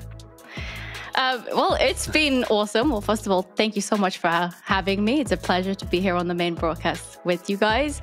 I mean, we've been watching the entire finals over on my stream with my community, and I just love being able to break it down with them and have a chat about them. And we've had some really good matches yesterday, and honestly, they just got even better today. Yes. Yeah, the matches have been absolutely insane today. These lower bracket especially, I mean, we're going to hop in and take a look at the bracket here, but what do you think of all these lower bracket matchups being so close throughout, with the exception of that last one? Vatic definitely feel off today, but Navi, what do you think? The lower bracket buff, is it a real thing, Coco? Well, the entire bracket in the tournament has been completely stacked from the very, very beginning, which means the lower bracket of it is just going to be even tougher to get through. Navi have been putting on a fantastic show in the lower bracket, and we know that they can win from the lower bracket because they did it in 2022, taking the grand finals from there. But that being said, like when we look at the time that it is for them, it might be like 5 or 6 a.m. for them. They've been awake all night, so it's going to be a real test to see if they can get that final push to the very end. Dizi, on the other hand, like they made it through the upper bracket. They have the extra safety net. They can afford to lose that one match in the finals, but they're carrying a lot of momentum. We'll see if they can keep that up. Mask as well. I don't know if you've mentioned that, but he came out of retirement, and he came out of retirement with a bang. He had the second highest hit rate. He's been performing pretty decently as well after taking a whole year out. Yeah, Mask has been doing fantastic, but you know what none of us have been doing fantastic on is our predictions. Well, think about the predictions who you're going to think of picking, but before we get your thoughts on that, let's introduce the lineups here for Dizi, which we have Cynthia, Hawk, Mask, Fluxy, and Darkstar. This is the grand finals. This could be the very last match of the April monthly finals. If Dizi wins, the golden ticket is theirs. But if Navi takes it, they'll have to force another match, and then Navi could be one win away. So Navi's going to have to force that through the lower bracket. It's tough, but it's been done before here, as it's going to be a fantastic match here, Bash. Yeah, it's going to be really, really crazy. But I think also on that roster, we should show the Dizi builders, because their defense has really carried them throughout there. Not saying that they can't put up stars, because they've gotten some triples, but I think defensively, they are one of the strongest teams out here. I mean, what do you think is their strong suit, Coco? I would say both. I mean, they had really high hit rates throughout the tournament. Mask not being the only one who's performed pretty well, but they definitely have some really strong builders. I think it's going to be a great combination of the two. What worries me, though, from like the Navi perspective going into the finals, if they've used so many more bases to get to the finals. Absolutely. That is a thing you have to think about. Dizi, the shortest route to this grand finals, while Navi's taking the longest route to the finals, as they have Gaku, Klaus, Yada, Kazuma, and Stars. And if you're taking a look at the bottom timer down there, 1 minute away before we are getting into this match. So get ready for the grand finals here. And Coco, before we are jumping into this match, I gotta get your prediction. Who are you picking to be winning the golden ticket? It's a tough matchup, but I say the momentum might give Dizi the edge, especially with the amount of bases that we've already seen from Navi. I don't know if they have any hidden behind the scenes that they have been keeping just in case. So that would be my prediction. So we'll just see if that works out or not. Well, you're taking Dizi. We'll see if they're able to ride through that momentum. So, Coco, thank you so much for joining us here on the broadcast, and enjoy the rest of the grand finals. If it's either this one or we're going to have a bracket reset with your community, I'm sure we'll be talking to you sometime soon in the future. So appreciate joining us here today, and enjoy the matches. Thank you for having me. Absolutely. Thank you so much, Coco. So Bash, we are getting ready now for this finals.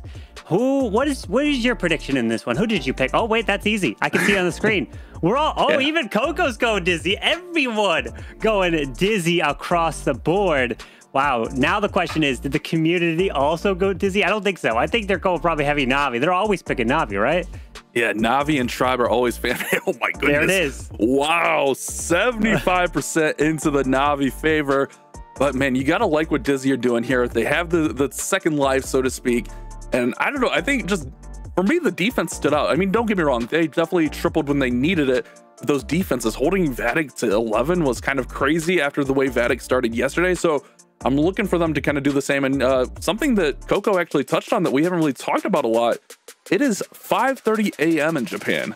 That is one of those little X Factor things, and yeah, you can kind of reset your sleep and stuff, but that throws you off for sure. And it looks like we're gonna have Gaku of Navi going up against Senthei's base to start us off. Carbon Fend, it's gonna be our grand final. Two of our top teams in Clash Clans Esports, and here we go.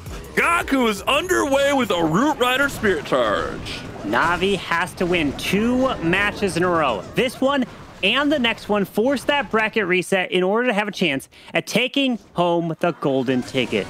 They've run through the lower bracket, and this is the match that they've been wanting to make it to. Good luck as Gaku is sending in the Royal Champion through this bottom side. Look at that Spirit Fox still alive here. If he's able to pull through and get that Monolith, no, there's no way he can get that Monolith. There's only one Invis left, and then he'll have to pull that RC back with that recall. Yeah, but he might be able to get the scatter shot here, which would be a big pickup. The heavy hitting defense. Spirit Fox is going to go ahead and activate one more time before being taken out there, and then the recall spell is going to bring that Royal Champion back into his back pocket. He does have that poison spell on the furnace, and it's kind of like old school Clash where you poison those clan castle troops and they would just sit in it because that furnace is a stationary unit. So getting that furnace out early, identifying that he pulled that out is a great play.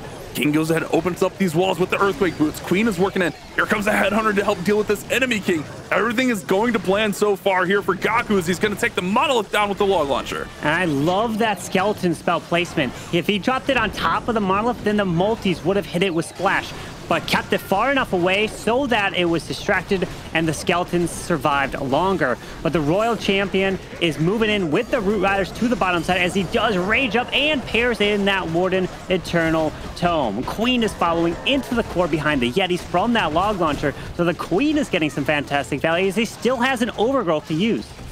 Lots of value to be had here, and there goes that Overgrowth that you just mentioned, Carbon. It's going to shut down that top right side of the base. Plenty of Root Riders here should be able to make their way into the Town Hall. He doesn't have a whole lot of offensive units left, though. He does have some Super Barbarians, which are always amazing for that back end, but keep an eye on that merged multi-defense. That thing can deal out the damage, but he does finally get it down there with the Royal Champion Spears.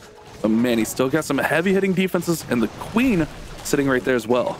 Yeah, and those Super Barbs all went in together so that they can tank the damage of the multi-arch tower. Royal Champion can continue to move in and not get hit, but unfortunately, their Root Riders have all disappeared, and this one is falling quite a bit short. Not only is it just getting a 2-star, but it's a low percent. Wow. One of the lowest ones we've seen here this weekend in the mid-60s, 67. Okay, he'll approach in the 70s as he has to clean up on the left side of the space with one more balloon. But this is the defense that Dizi's been strong and been known for getting in this monthly finals, and Gaku unfortunately not able to start off strong. So it's going to be a 75% roughly. Don't think the mini will take out the storage there, as Navi is going to look to hopefully hold Dizi to a low percentage in their first attack.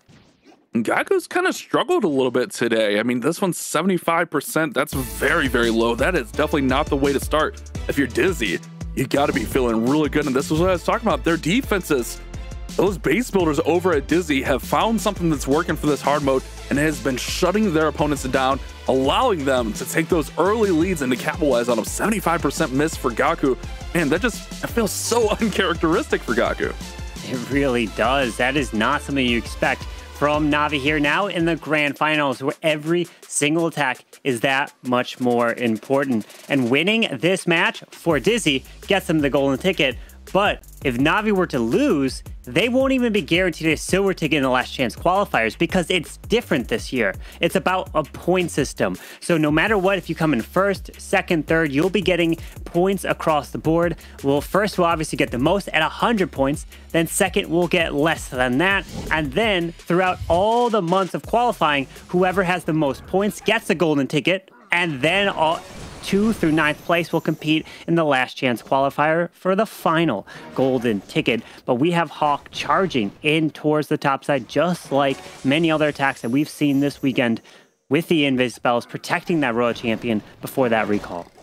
What'll be interesting to see is Dizi, if they want to, they can play in other qualifiers, so they can kind of take out some of the teams that might be their competition, so to speak, if they do get the golden ticket here. Whoever gets the golden ticket, they are welcome to play in the rest of the qualifiers. I mean, there's a lot of prize money on the line, but also you can take some of those points away from some of those other top teams. Hawk is making his way right through this Town Hall early. I love this early approach to the Town Hall, getting that major threat out of the way. Love the troop launcher in there. We've talked about that throughout the tournament. Just provides so many nice tanky units in there. Here comes the Furnace and the Ice Golems. Guys, if you're watching at home, take note. Pros are using 2 Ice Golems in a Furnace. something you might want to try out in your own clan castles. But the key in this attack was pulling all those red air bombs, which now these healers will stay protected, moving right past that town hall compartment, and the last troop getting launched from the troop launcher. And we see his Yetis coming in there as he continues his way around towards the backside of this base. Still has another invises to use. The skeleton spell trying to distract the monolith and the geared up archer tower there, as the world champion still moving in, grabbing that value. Finally is going down, but he's got the king queen still with abilities. They're looking pretty strong through here, but there's still quite a bit of base, so almost half the base still remaining. Still has plenty of support though, still has a rage spell, still has invisibility. Queen's gonna have to deal with that enemy king, which is always a problem because that enemy king's gonna deal 20% extra damage. Meanwhile, his queen's gonna deal 20% less, and he missed the invis on the queen. He was trying to just clip her a little bit so she could still target that king. So it forces out the ability, forces the action figure, so the giant now on the board, which isn't a bad thing. It's gonna provide a lot of tanking, but it's gotta get out in front of all these units. Yeah, with the rage now helping move his way through to the right side. Does have to get into this monolith. We do have the Sneezy Booger getting out in front, but the giant makes his way into the monolith, helps to take that down, move it across, but he's going to move back to the outside with these roots. At least there's one there that can open walls leading towards that scatter shot. With the king ability, I'm liking this as the queen is still alive. Oh, it's looking really good as Hawk is making his way to the final approach on this base, and he's looking to land with a 3-star for Dizi. Still plenty of force through there, just gotta get through that enemy queen, that merged multi-archer tower. That's gonna go down. It's just that multi-inferno, the last remaining base. But yeah, Sneezy's gonna come over and take it out with the boogers there. King's still beefy enough. Hold on. Oh, wait, look at the time. Look at the time, though. I 10 know, seconds. 10 seconds. The Sneezy can't die. Sneezy, don't die. King, you need to die. Oh my gosh, it's one Wait, no, there's a booger there. Oh, no. Oh, 99, Bash, Carbon. why did you have to say it? Why did you have to say it, Bash? Sneezy was looking so good. What do you mean? It should have got there. Sneezy was so strong until it wasn't. Oh man, that's a heartbreaker for Hawk. So close to the time fail. We'll have to see if that 99% time fail comes in to be a factor later in this war. But one thing that was mentioned, Navi, this is their 4th match today, just alone. There's got to be a little bit of fatigue setting in, not to mention they probably don't have a ton of unique bases left to throw here at Dizi, especially if they have to go to a reset. So Dizi are in a huge advantage where this is only their 2nd match today, their 4th match in total. Dizi have a huge advantage here. It's crazy that Dizi is got 5 players while Navi actually has 6 players because they got the 5 here plus Bash helping them out on the defensive side. Bash doing some of the jinx in there, like the 99%. Oh man, it's devastating, but it keeps Navi in it. If it comes down to the star count, all Navi has to get is at least that one more triple to have a chance. But Kazuma, who's gotten 3 stars before, he's going to be up next. I might be the best base builder with the Bash jinxes. I will say I've had a lot of jinxes throughout these couple of days, but it just goes to show how unexpected the hard mode is. You forget how powerful those extra 20% factors in so much on these defenses, and it can really just wipe out what looks to be a strong force. They can just disappear in an instant. Here we go with another spirit charge here for Kazuma. Went with the dragons in that last war, clutch hit, but switching it back to the ground and pound strategy here. Yeah, that world champion is gonna make her way. Looks to be to the right, unless he does make the air defense invisible with the arch tower, multi-arch tower. Okay, goes invisible again. A Tessa pops, which is gonna continue to pull the world champion to the bottoms. But notice that Spirit Fox is dead. Giant pumps, small bumps. As the RC got 1 invis left, goes to the left and not into this monolith. Oh man, if he could have got to that mono, that would have been crazy value. It's actually going to get this headhunter out. That'll actually be pretty nice. The electro boots will take that out and pulls the clan castle completely out. He can now poison that furnace and just let that poison work away for a few seconds, and it'll ramp up that damage over time. Meanwhile, the ice golems are going to come down to the bottom where that barbarian is. It's a great start. He could have maybe got a little bit more if the RC would have went to the monolith, but I don't think he was overly concerned about that. I think, let's see if he goes in from the left side or if he takes the far approach. I think the safer approach here would go in at that left side towards that ricochet cannon and get to that merged multi-tower first. Yeah, and that looks exactly like what he's going to do. Oh, look at this, Carmen. Angry Jelly on the queen. She's going to target those defenses. Yeah, defense to defense, fouled right behind that golem, but the defensive minion prince is over there as well, so the queen can clear him as the root riders healers are down to move their way in. Can Valks come back into the core? No, a handful are running off to the left side. It won't join in, but actually, wait, the wall's open, so they can come back. Okay, they're just kind of moving back around, but they does find the tornado trap, moving straight towards the core into the town hall. Did he just only have invisibility? What? I don't know what equipment he had on that queen. She went invisible, so he definitely had invisibility valve, but I didn't see any healers or anything pop up like that. All right, interesting play. Town Hall is down right through there. Second star should be secured any moment now. King's working through there with all the snakes. Still plenty of roots in there. The healers are pretty protected. So this is exactly what you want, especially as you make it towards the end of this base. But now with the Fire Spitter and the Inferno, oh, look at that. Warden ability just on time because Zuma timing it up perfectly here. Yeah, with the Yetis continuing the rage spell from the defensive side, but he's also got the ability of the Warden's Rage Gem, raging everything up through here as the King, trying to stay alive to the outside, up top. Root Rider's moving across. He's making his way to the backside of Monolith. We got a freeze, 5 Super Barbs left. It's up to the Raw Champion, continue to stay alive. There's the Super Barbs providing the distraction. The freeze out of the Monolith would be clutch here, but he's waiting while the booger of the Sneezy provided the distraction. He's moving in. Time is a ticket. Go. It's so close. I don't want to say anything, Carmen. Oh, it looks good. He's got the tanking. No. Royal Champion's got to get it down. Oh, no, the time 3, 2. Can we get a click on his queen? I want to see the equipment. What was the queen equipment? I missed it completely. Oh, that's 98%. Oh, frozen arrow invis. Okay. I was curious what that other equipment was. 98%. Another time fail in this matchup. 98% for Kazuma. 99% for Hawk. We had a 75 from Gaku, so that is the difference in this match so far, is Gaku's attack. So Navi is going to have to look to try to win by a star, because percentage is nowhere near on their side. So at this current rate, someone's going to get a triple. We would have a triple, a 99, a 98. Someone's probably going to get a 97, 96, 95. You know what? Might as well just start getting all the high 90s at this point. But remember, this is the grand finals. The pressure is here. More pressure is on Navi, since if they lose, they are eliminated and they don't have a chance at getting that golden ticket, which would go to Dizi if they take this match. Or if Navi forces the bracket reset, then Navi has a chance to try to win that golden ticket. But Dark Star is in, and let's see as he is trying to invest a Warden potential fireball, maybe? Let's see as it's going to be Root Riders, 6 lightning spells, a giant arrow for this queen, and no. Okay, so no Warden fireball. Just going to be the Angry Jelly to charge and grab some defenses, which will look to set that funnel. I wonder if he's going to go with a double zap on these poison towers here, or if he's going to zap out something else and go with that giant arrow. He's got a nice little setup here, and he can really get some really good giant arrow. He can maybe even get both multis and both poison towers if he lines up this queen's arrow just right. Let's keep an eye on where he does come in with that, because he's got a lot of lightnings. He's got 2 earthquakes, so I think he might try to weaken up 2 structures and then send that giant arrow right across the base. There goes the quakes. There goes the zaps. And let's see if that giant arrow comes in. Takes out the multis. Perfect play from Darkstar.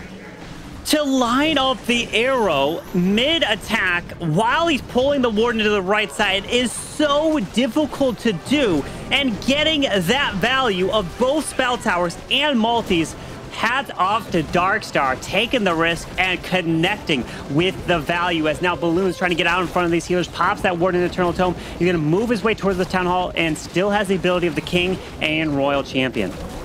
How do these guys see this stuff? He only has a few minutes to plan his attack, and he comes up with that beautiful play. He had a nice anchor point down there in the bottom corner that he could shoot a perfect diagonal across the base, and that allowed him to just take out some of those big, strong structures. Taking out 2 poison towers and 2 multi-infernos is crazy, but it is a heavy spell investment, which means he doesn't have as many spells here for the back end, but he's still got a lot of force. Royal Champion is in there, Queen is in there, still has King with ability, and everyone is packed together. The Queen already popped off her action figure, so that giant's in there. Royal Champion gets out a little bit in front, but now she's got the hogs with the hog puppet. A lot of base carbon. This one could still go either way. Yeah, with the Monolith to the backside, King's ability needs to be used at the perfect timing as he's continuing with the Royal Champion into the scatter. There's the freeze out, protect the RC. Remember, she will slowly gain health back, but I don't think it's going to be enough as the Ricochet Cannon now locks on her. She's dead. But Queen is stuck behind this wall, which actually is benefiting the Queen. So she stays away from the monolith as the other troops are slowly catching up to help protect this Queen. Remember, she gets a little bit of passive healing just for having that action figure equipment on. So it's not the worst position to be in. Action figure does get taken out, does have the King Spiky Balls. We just pointed out right there. King Spiky Ball launches through there. He's really just got to worry about this monolith. He doesn't really have anything to get over there. Oh my goodness, look at this. Minion Prince just doing work on defense. Oh, the Minion Prince picking things off. The two Yetis are there. The Giga Bomb actually can help with the Yeti Mites. Come on, Yeti Mites. Yeti Mites. Come on, Yeti Mites. Jump to the monolith. Oh, there's not so enough. Close. Oh no, the Tesla will pull some. It's just going to be a fail. It's just going to be a fail. The monolith. It's another 98, Carmen. Back-to-back 98s after a 99. We are 3 attacks in a row. 99, 98, 98. You said someone's going to triple. A triple's never guaranteed here in hard mode, and these guys are so close on all of these attacks, but that monolith in that final compartment, you just couldn't get access to it. Dizi is just racking up the high 90%. To think that even a 98, 99 is considered a fail. Yeah, because they're looking for the 3-star, and that just feels devastating there. But granted, they're in the lead. Well in the lead on percentage because of the 75% that came in from Gaku, the low percent there. So now Navi is going to have to look to get that 3-star to take the lead, and then force Dizi to have to finally try to turn around and convert for a triple. So pressure is eventually gonna be mounting as we're getting to the final set of attacks, as their attacker Yada is up, and you know he can definitely step up and deliver for that 3-star. Yada needs one of those signature mid-war 3-stars right now. He is one of the most clutch hitters on this Navi squad right now.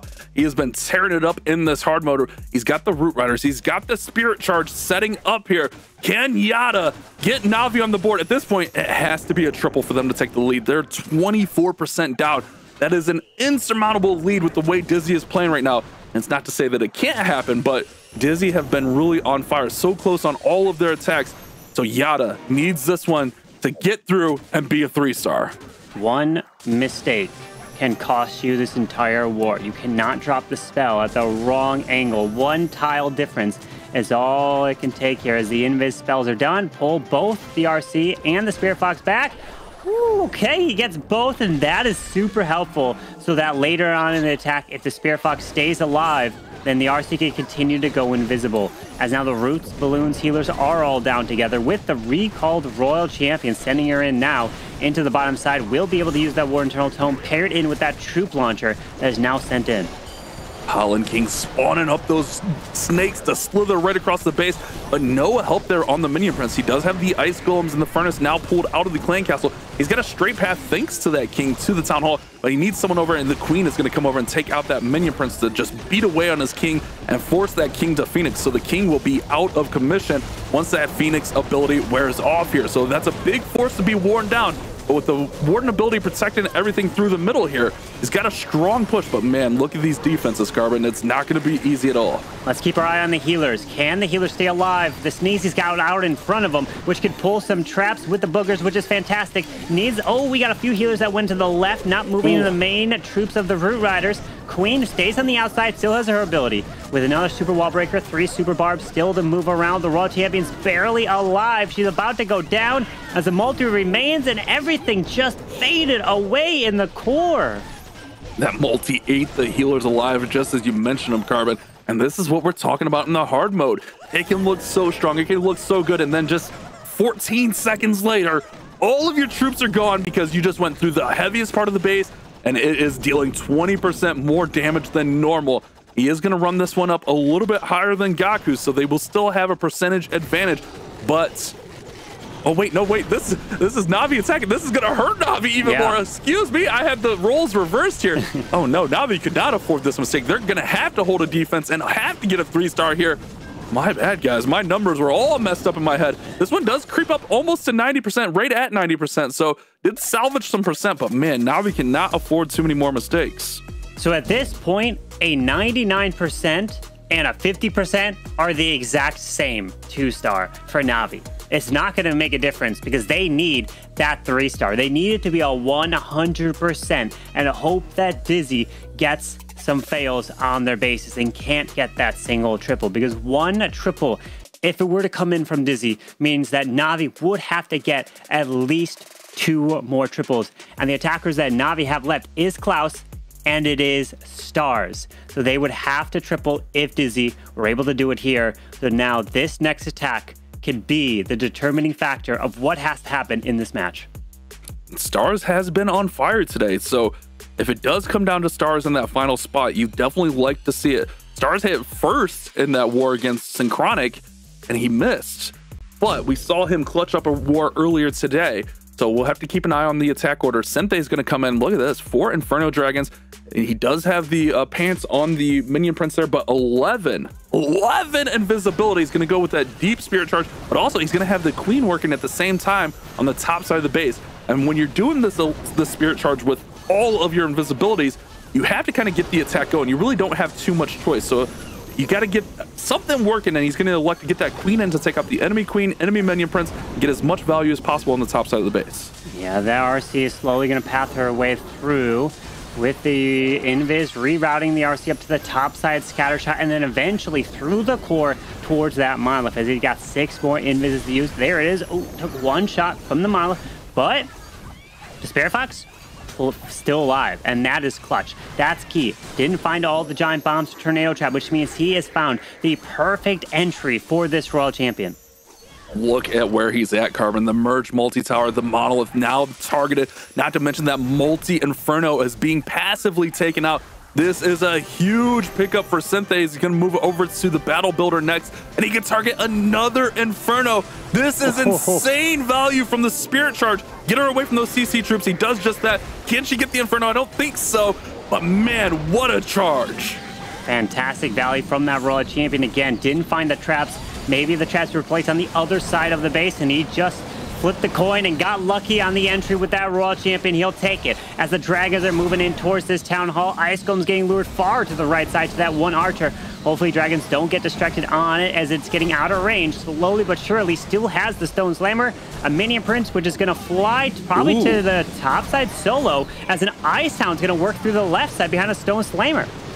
The Ice Hound will have that little freeze effect, allowing that Stone Slammer to get a little bit of extra value when it does pop. There goes it pops. That's going to allow the Stone Slammer to go over and get that multi-Archer Tower down. The Dragons finally get through that Town Hall. That Town Hall was so beefy. Here comes that Tech Minion Prince from the top side. He did that in the last war and had a lot of success, but the Royal Champion's coming over and causing a little bit of issues.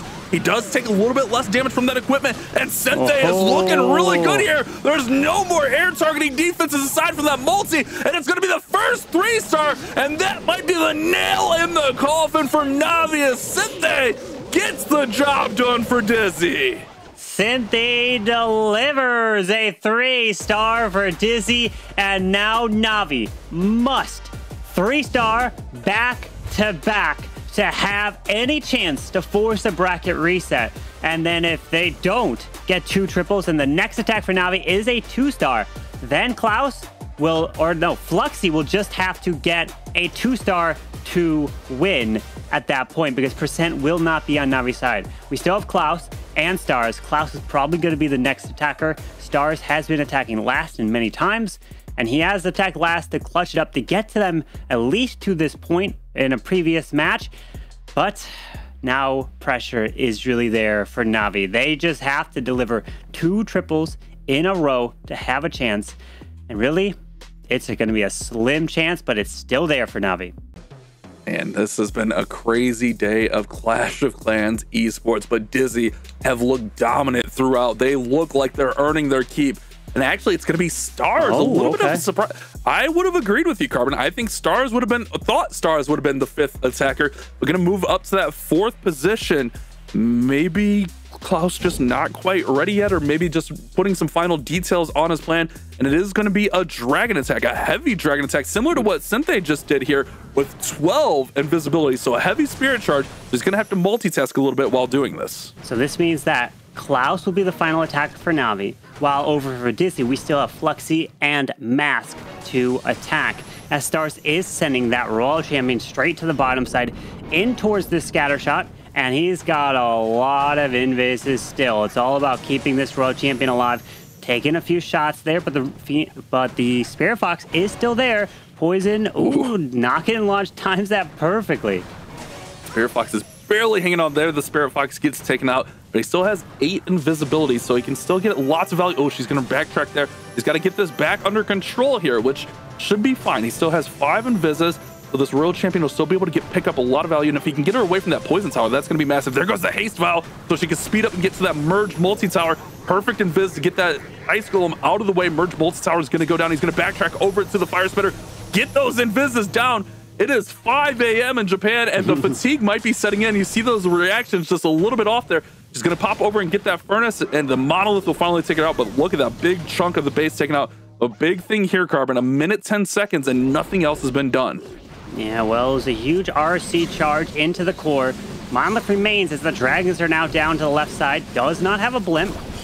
Selected that Siege Barracks. Is he going to end up dropping it? Yes, he drops it down by the Queen to the bottom side, as he's going to rely on these Dragons to path their way into the Town Hall to secure that, but get ready for traps. They're going to come on this back side of the Town Hall. There they are, as the Spitter is going to be hitting these Dragons with a Sweeper that's unfortunately pushing directly into the path of the Dragons.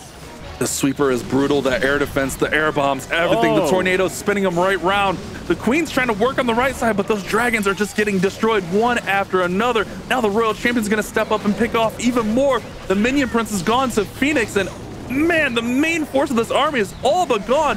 The last Dragon trying to work on the air defense. Sneezy's over there. Sneezy does get the air defense down. How's the Queen looking on the bottom side? She just went to ability. Action figures out.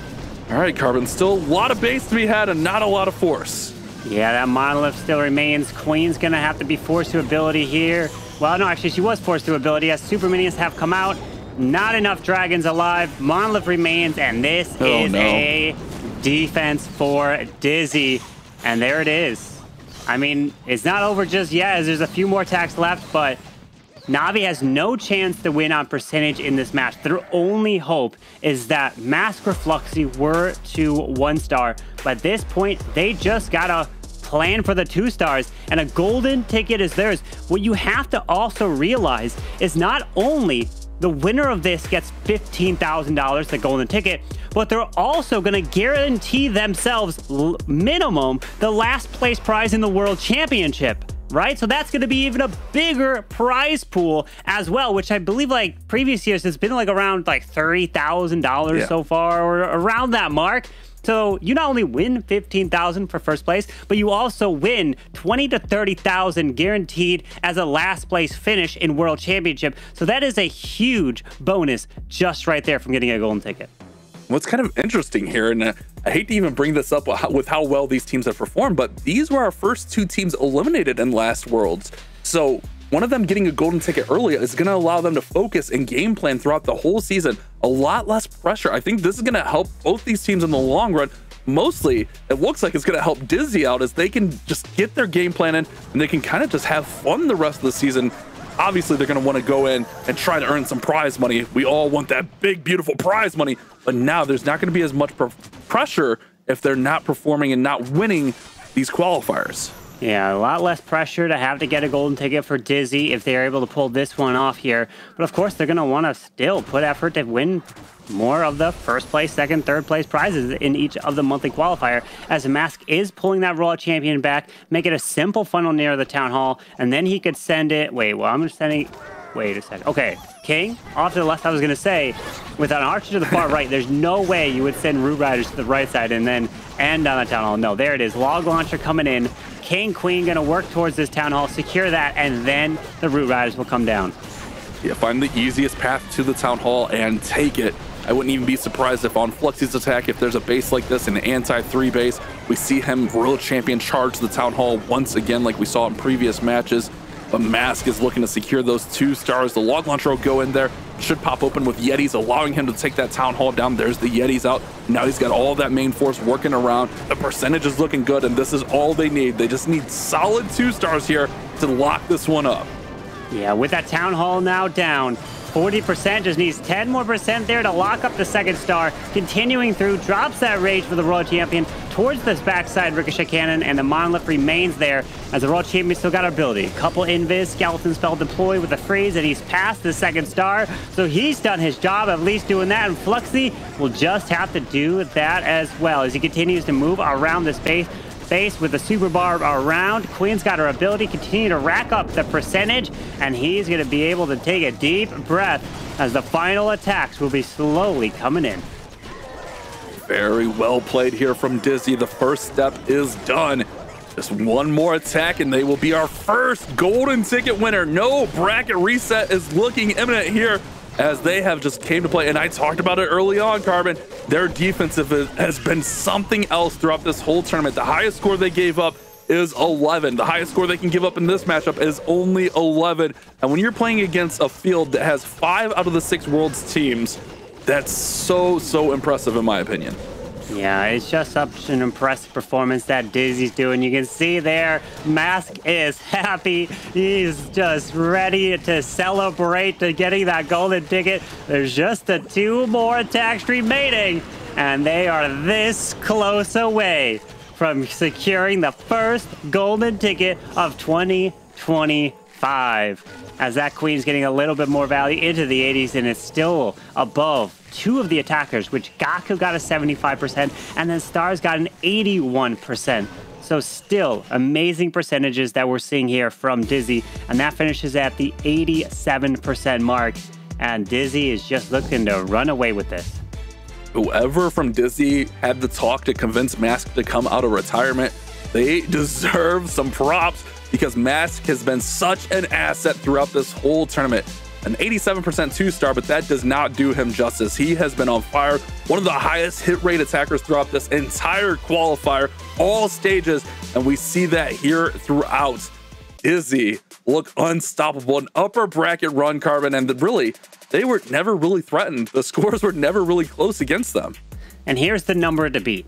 If Klaus triples, then Fluxy will have to get a 61% 2-star for a victory. If it's less than that and Klaus triples, then Navi would somehow barely hang on. So it's not just a 50% 2-star. You gotta get a little bit more than that. And obviously it would have to be a 2. But that is assuming that this attack from Klaus is a 3-star, because if it's not, then any 50% 2-star is a victory for Dizi. So Klaus, the best you could do is triple and put a little bit of pressure onto Fluxy. Alrighty, so there's still a chance, Carbon. There's still it's a slight chance, but Navi can still force the bracket reset.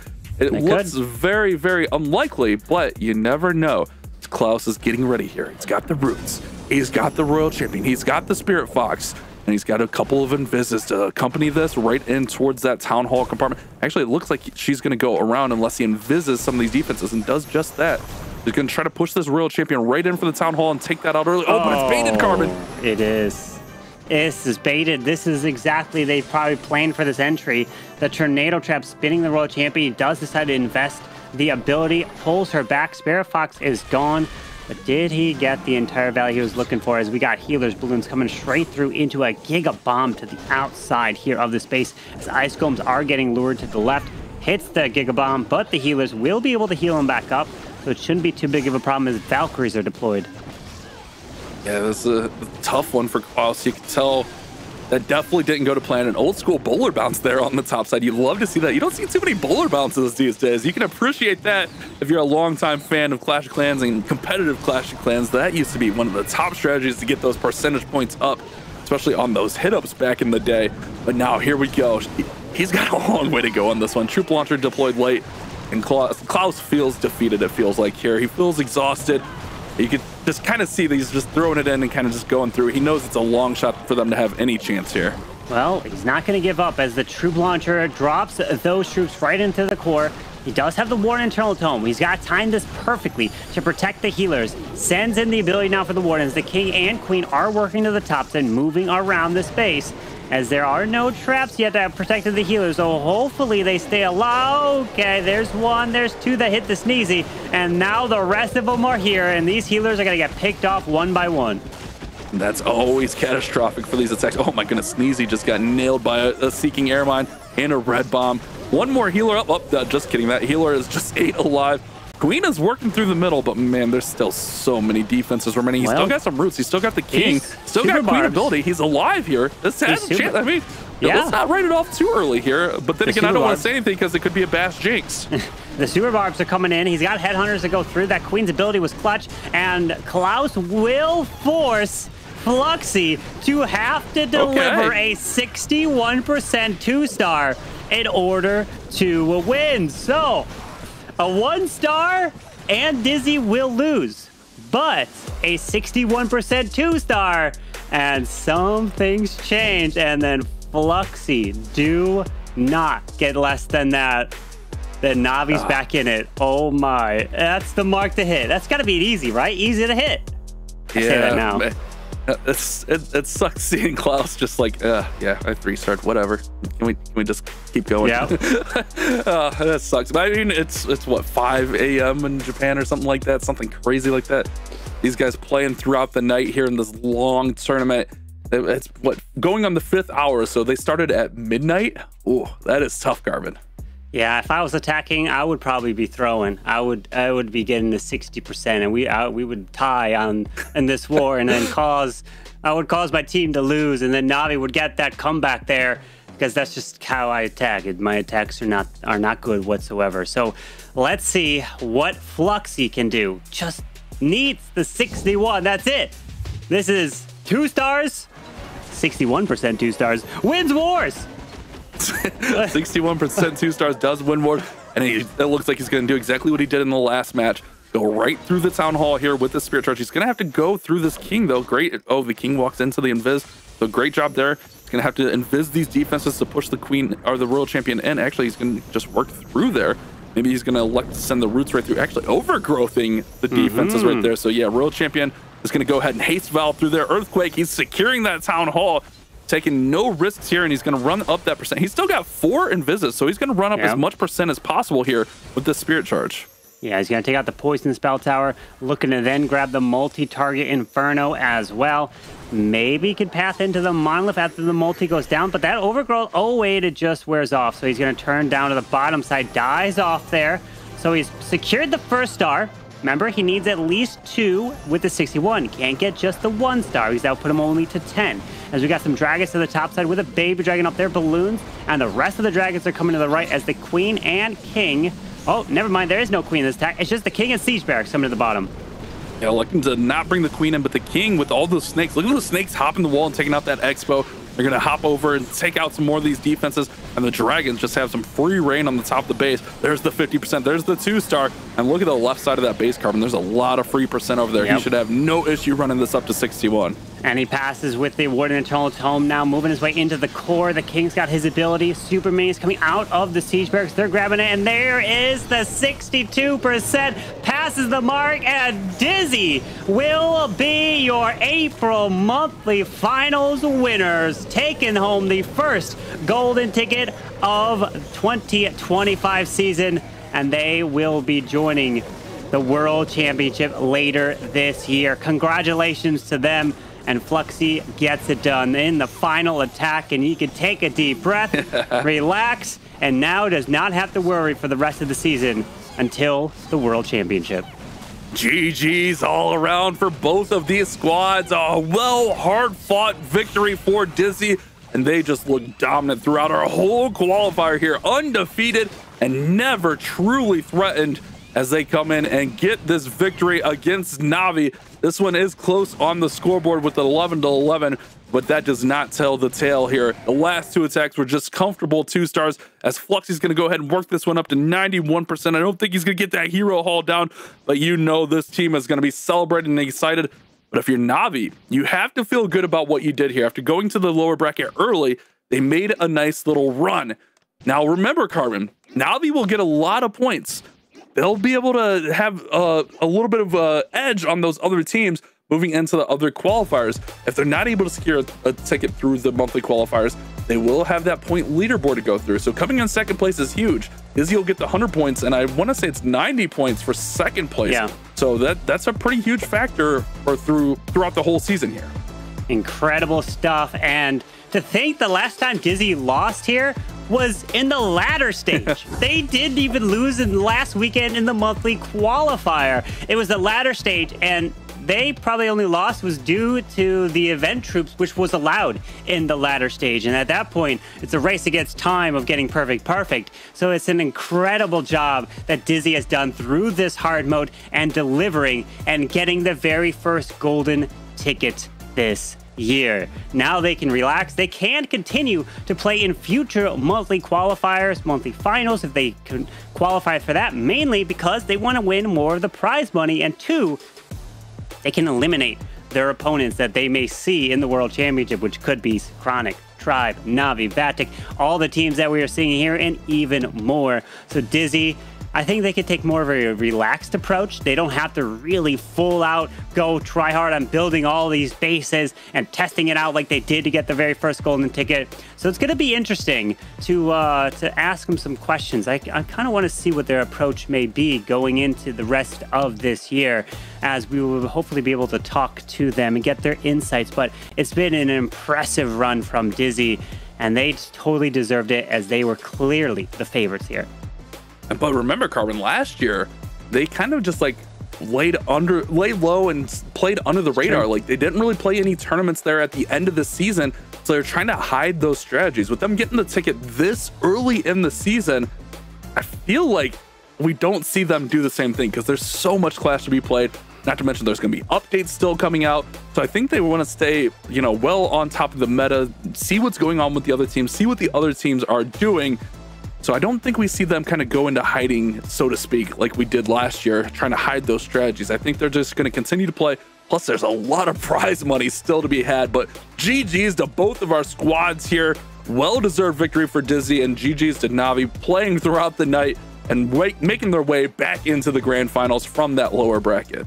Yeah, there's no reason for Dizi to hide whatsoever, because they're going to be wanting to win more of the prize money. And the only way to do that is they got to show up and compete. And they're going to be one of the top teams that are going to be trying their absolute best to be getting some more of that prize money and just show that they truly deserve to be at the top. And I alluded to a little bit earlier that we may be able to speak with Dizi, and yes, we are. So let's go ahead and welcome the one and only Mask here to join us. And let me just first start off, Mask, congratulations on earning the very first golden ticket this year.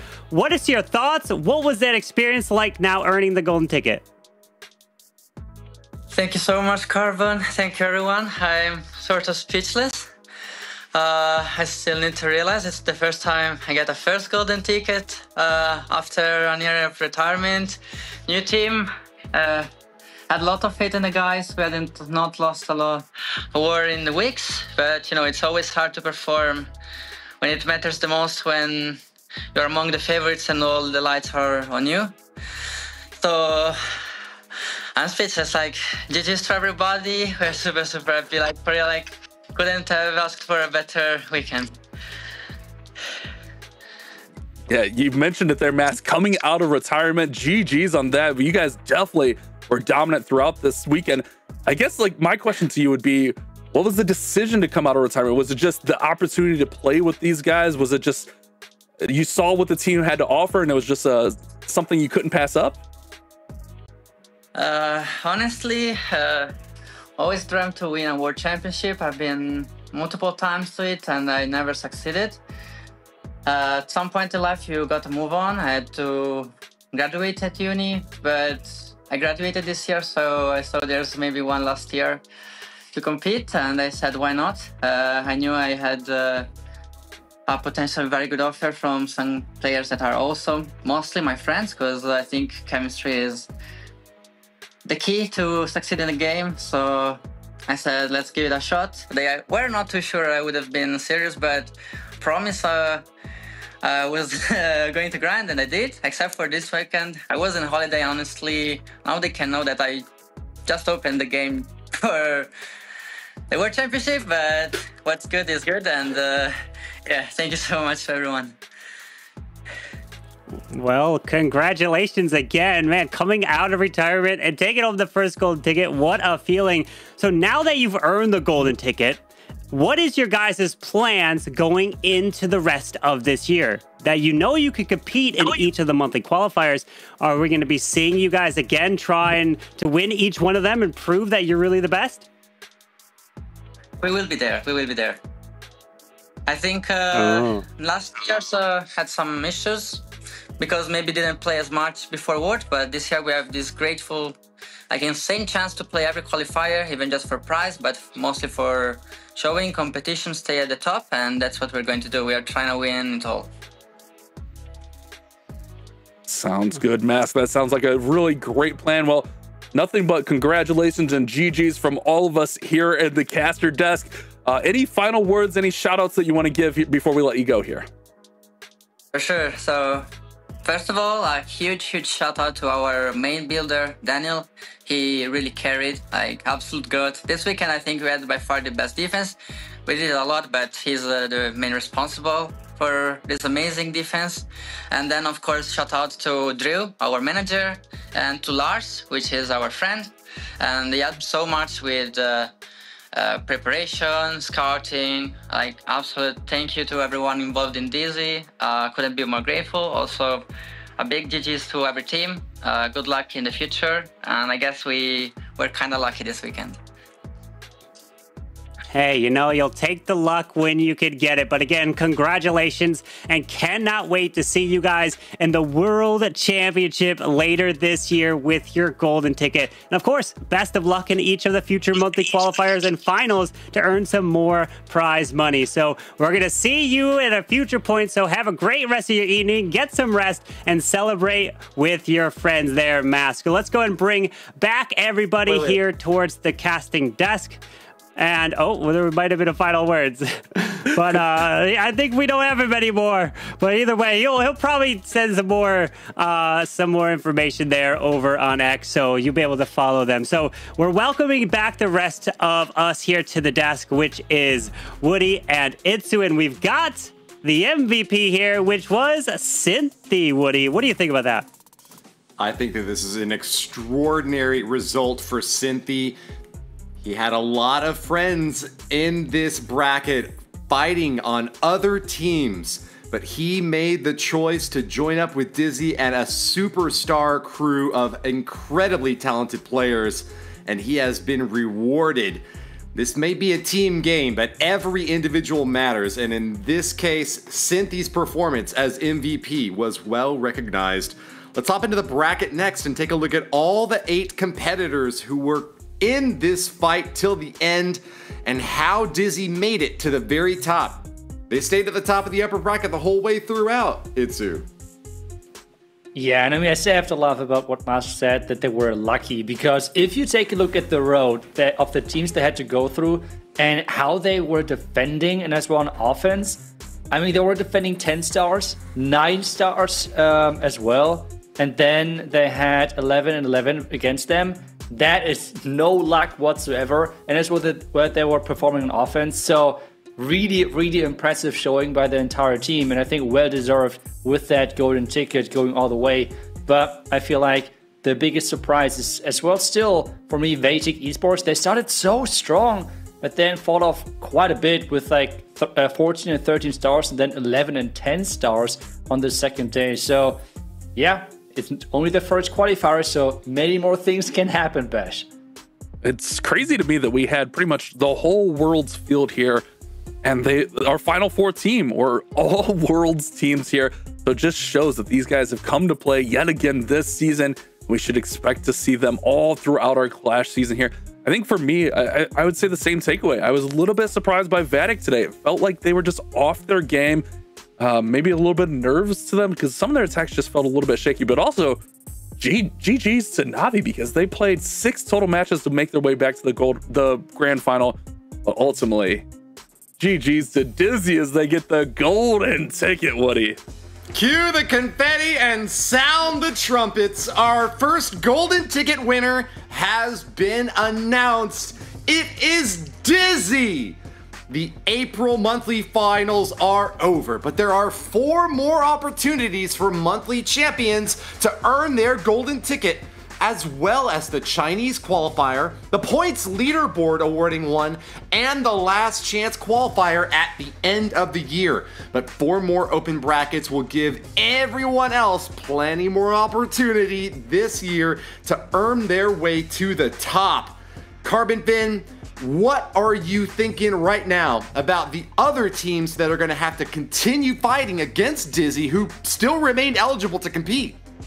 I just think it's going to be a hard road. Dizi is going to be a team back here again, trying to earn more prize money. The fact that they could do it is going to be a motivating factor to allow them to try to continue to get that prize money and to eliminate some of their future opponents to make the World Championship a little bit easier for them. So they kind of almost feel like they're controlling their own destiny at this point of who they could try to eliminate and prove that they deserve to be at the top of Clash of Clans. But remember, earning the golden ticket, it only gets you into the World Championship. You still have to win that and then try to be crowned the champions, Itsu.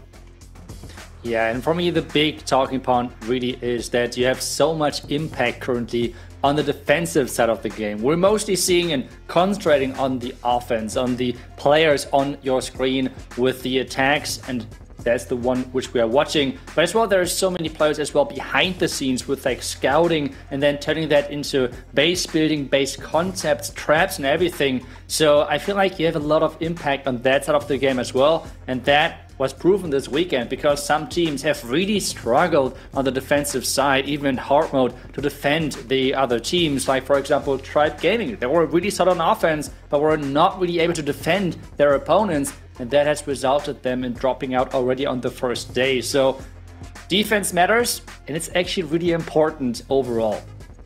And being able to predict your opponent, like we saw in that very last war. I mean, that baited entry to the town hall there is such a huge thing when these defenses are dealing so much more damage, the heroes are dealing so much more damage.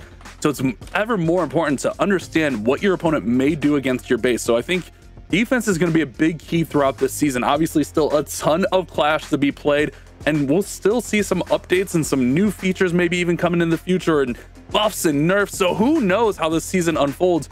But Town Hall 17, it feels like Clash Clans Esports is back with this hard mode in a very competitive way, which I love to see it.